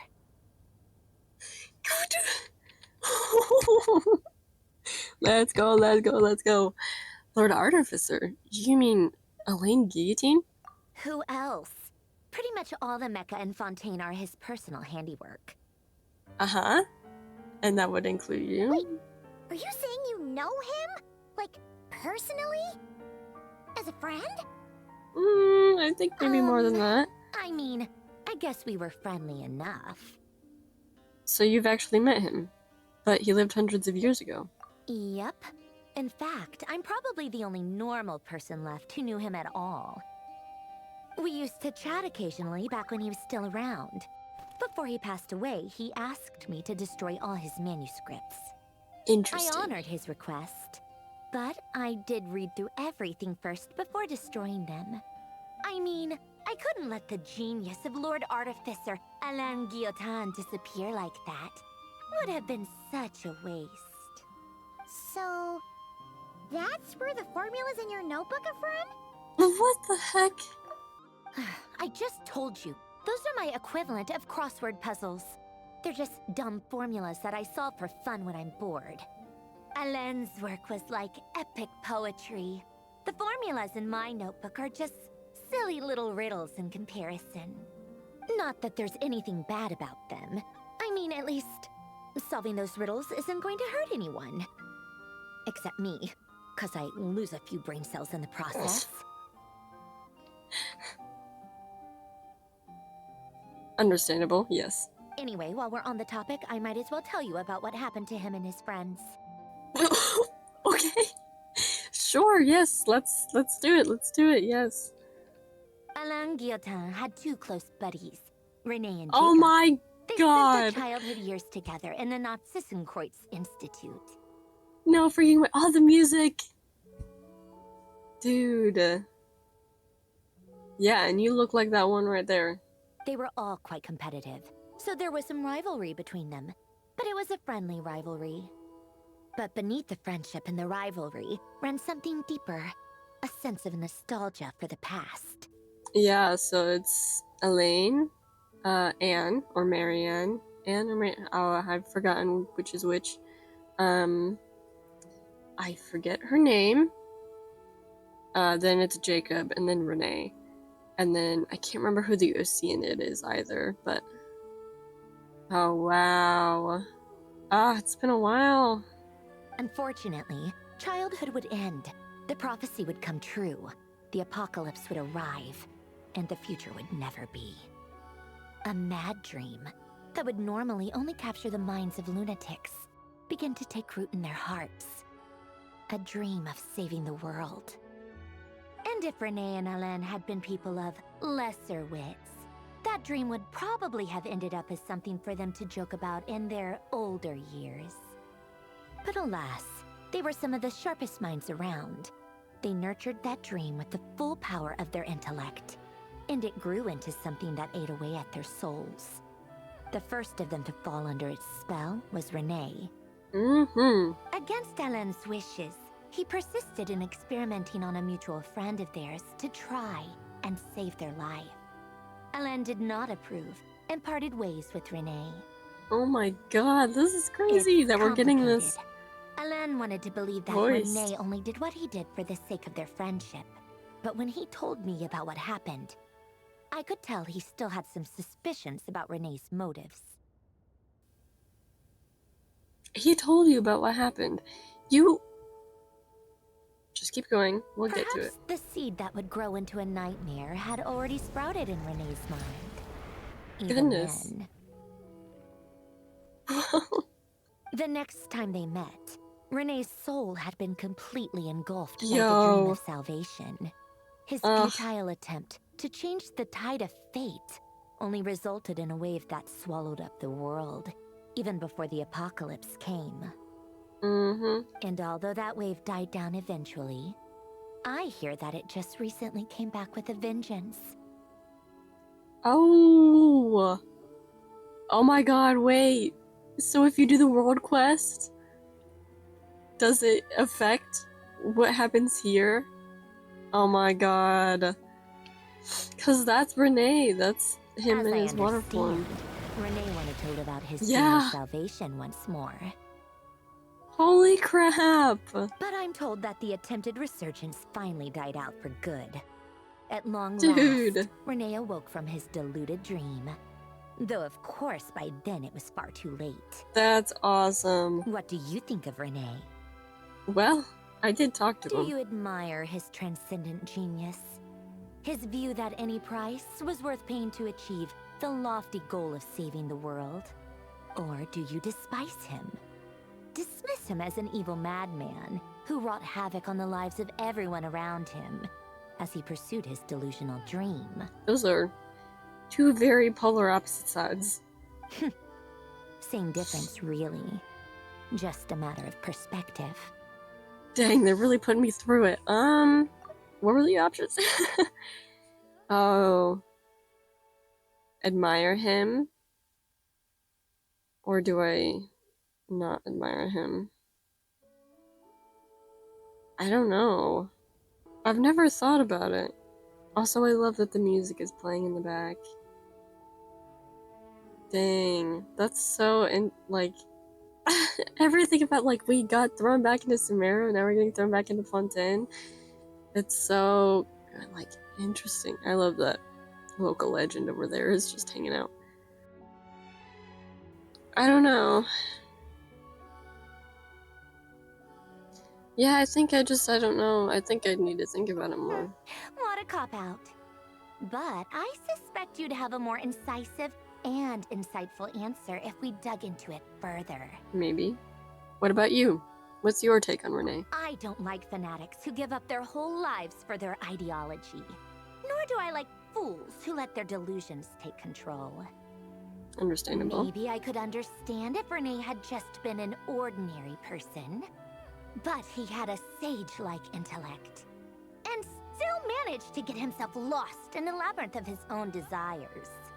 Anyway, that's enough about Renee. Now, moving on to Alain Guillotin, the Lord Artificer. Because this is just a normal conversation to be having. I did not expect this when we walked over here. He managed to put a stop to the first storm whipped up by Renee. But after that, Alain lost his friends and family. I don't know. I think it's been a while since I've done the Renee quest, so I don't feel like I can have a very strong opinion on it because I really don't remember how I felt in the moment when I was kind of learning about him and such. And I like don't remember all the nuances and stuff that we got during the quest. Because a lot of the details have been kind of lost to time. Because it's been a while, so I don't know, I'm just not sure. To his credit, I suppose, the loss of his family and friends was purely a tragic accident. It's not like Alain sacrificed them for his cause or anything. After that, the only thing supporting his work was the same dream that had dragged his closest friend down to the Abyss. But although the desire to save Fontaine drove him to found the Fontaine Research Institute, Alain continued to reject any form of transcendental knowledge or power. He was suspicious and fearful of it, having seen the way it had affected his closest friend. I think that formulas and machines derived solely from human intellect were the only thing that gave him a sense of spiritual comfort. Yet Alen's intellect was simply too great. It barely left him space to breathe in his lifetime.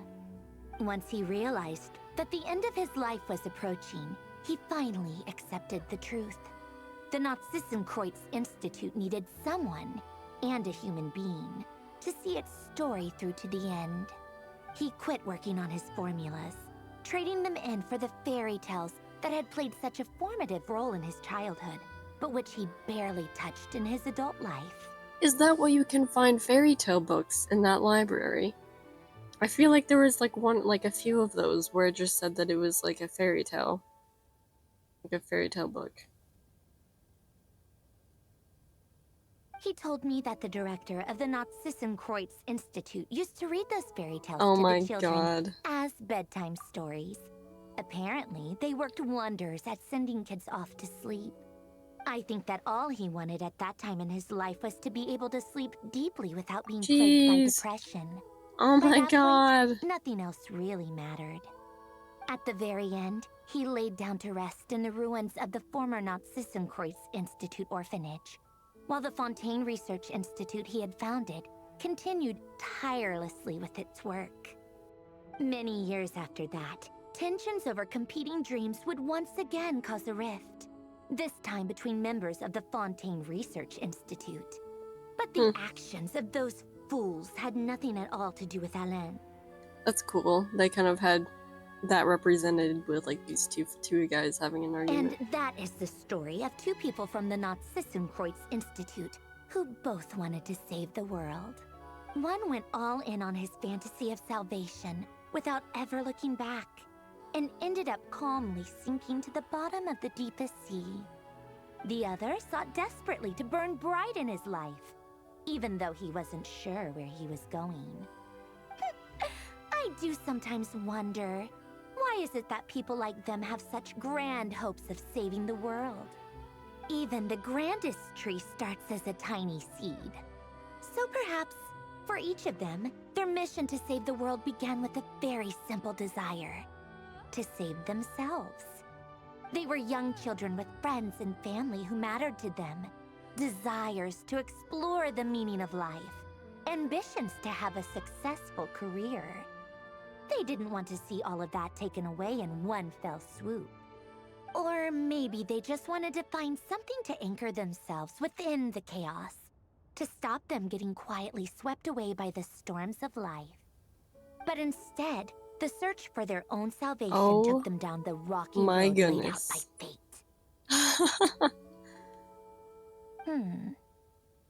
Do you think the desire to save oneself is enough of a justification to try and save the world?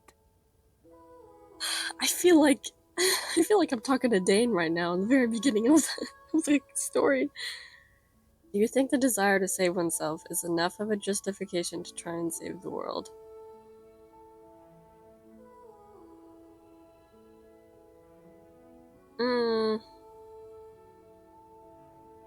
I don't know, because I feel like if you're trying to save the world to save yourself, then you're not gonna care about the other people along the way. You're only saving the world for yourself. Like, you wouldn't mind if it was just you alone in the world, so. No, I don't think so. I feel like it'd be very... It's not just that, like, obviously it's a selfish thing, but I don't think that's the problem. I think the problem is that if it stems from you trying to save yourself, I feel like you can lose yourself a lot easier in trying to accomplish something and end up hurting other people along the way, so. Sensible answer. Glad to know you've got your head screwed on straight. Thank you. Alen would disagree, though. I asked him the same question back when he was in his prime, putting all of his energy into his work. Yes, it's enough. Dang. No elaboration, just a quick, short answer before getting right back to his work. He was always that way. Wow. All right, tea time's over. What? Can you... Hey, get back. Hold on. No, you need to tell us why You talk, like, how do you know him I owe for so long? Arlecchino a favor for telling me these stories. I'll have to bring a whole sack of gifts the next time I visit the House of the Hearth. What? I'm gonna go tinker with Polonia now. You guys can do whatever you want, as long as it doesn't involve interrupting me. Okay. Polonia, That was so exit strange. hibernation mode. Begin diagnostics. That was so strange. What now? Why are you just leaving me out here? What the heck? What? What in the world? That was just like a whole epilogue section. What the actual heck just happened? What am I supposed to do? Alright, and that was Act 4. Holy crap. Oh my god, we got so much. Crazy that we got... Okay, hold on. let's go over this. We got, Conriad lore. 5 Sinners lore. Cataclysm lore. Of how it went down, we kind of got a sneak peek into, like, Dain, the whole part of the Cataclysm where Dain charged in and tried to save his brother. We got Sumer lore. We got some tribal lore. We got King Ibis lore, with a little bit of King Deshret lore sprinkled on, because, why not? We got, and then all of a sudden we get Elaine, we got some Dori lore as well. I mean, we kind of already knew a little bit of that, but we got a bit more. And then we got freaking Elaine guillotine lore. Because why not? Just sprinkle that on top, why don't you? What the heck was this quest? They really are tying up loose ends and stuff, like they were saying, because, like, there's just so many pieces in here that they're, like, continuously adding.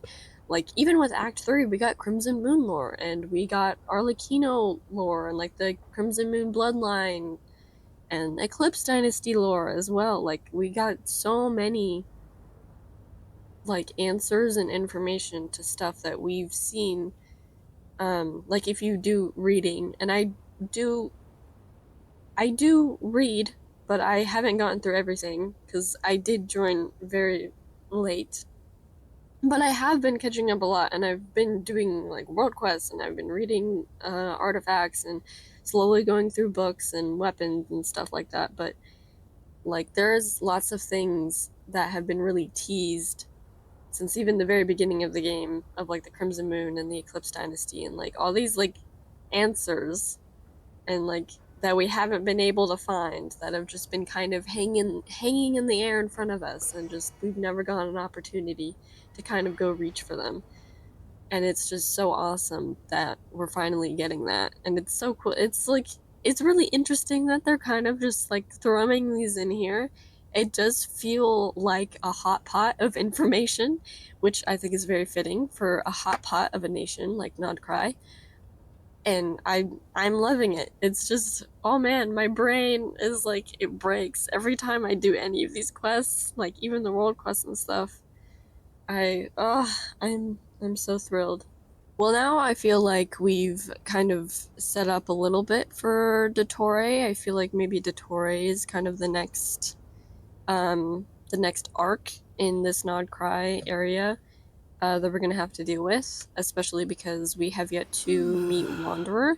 Also, our mysterious ally that I completely forgot about.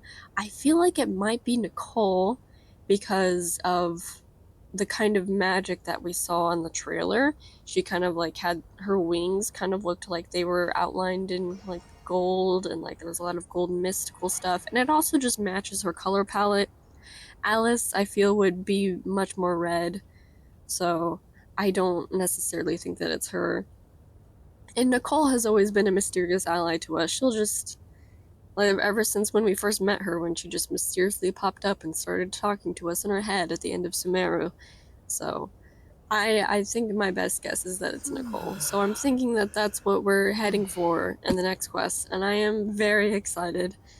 Also, we have Lantern, right? No idea how that's gonna go. No idea what we're gonna do for there, but, you know. Either way, I'm so very excited. If you have gotten through this entire video and you've watched through all of my ramblings, then I am so happy that you joined me on this journey, and I will see you in the next one.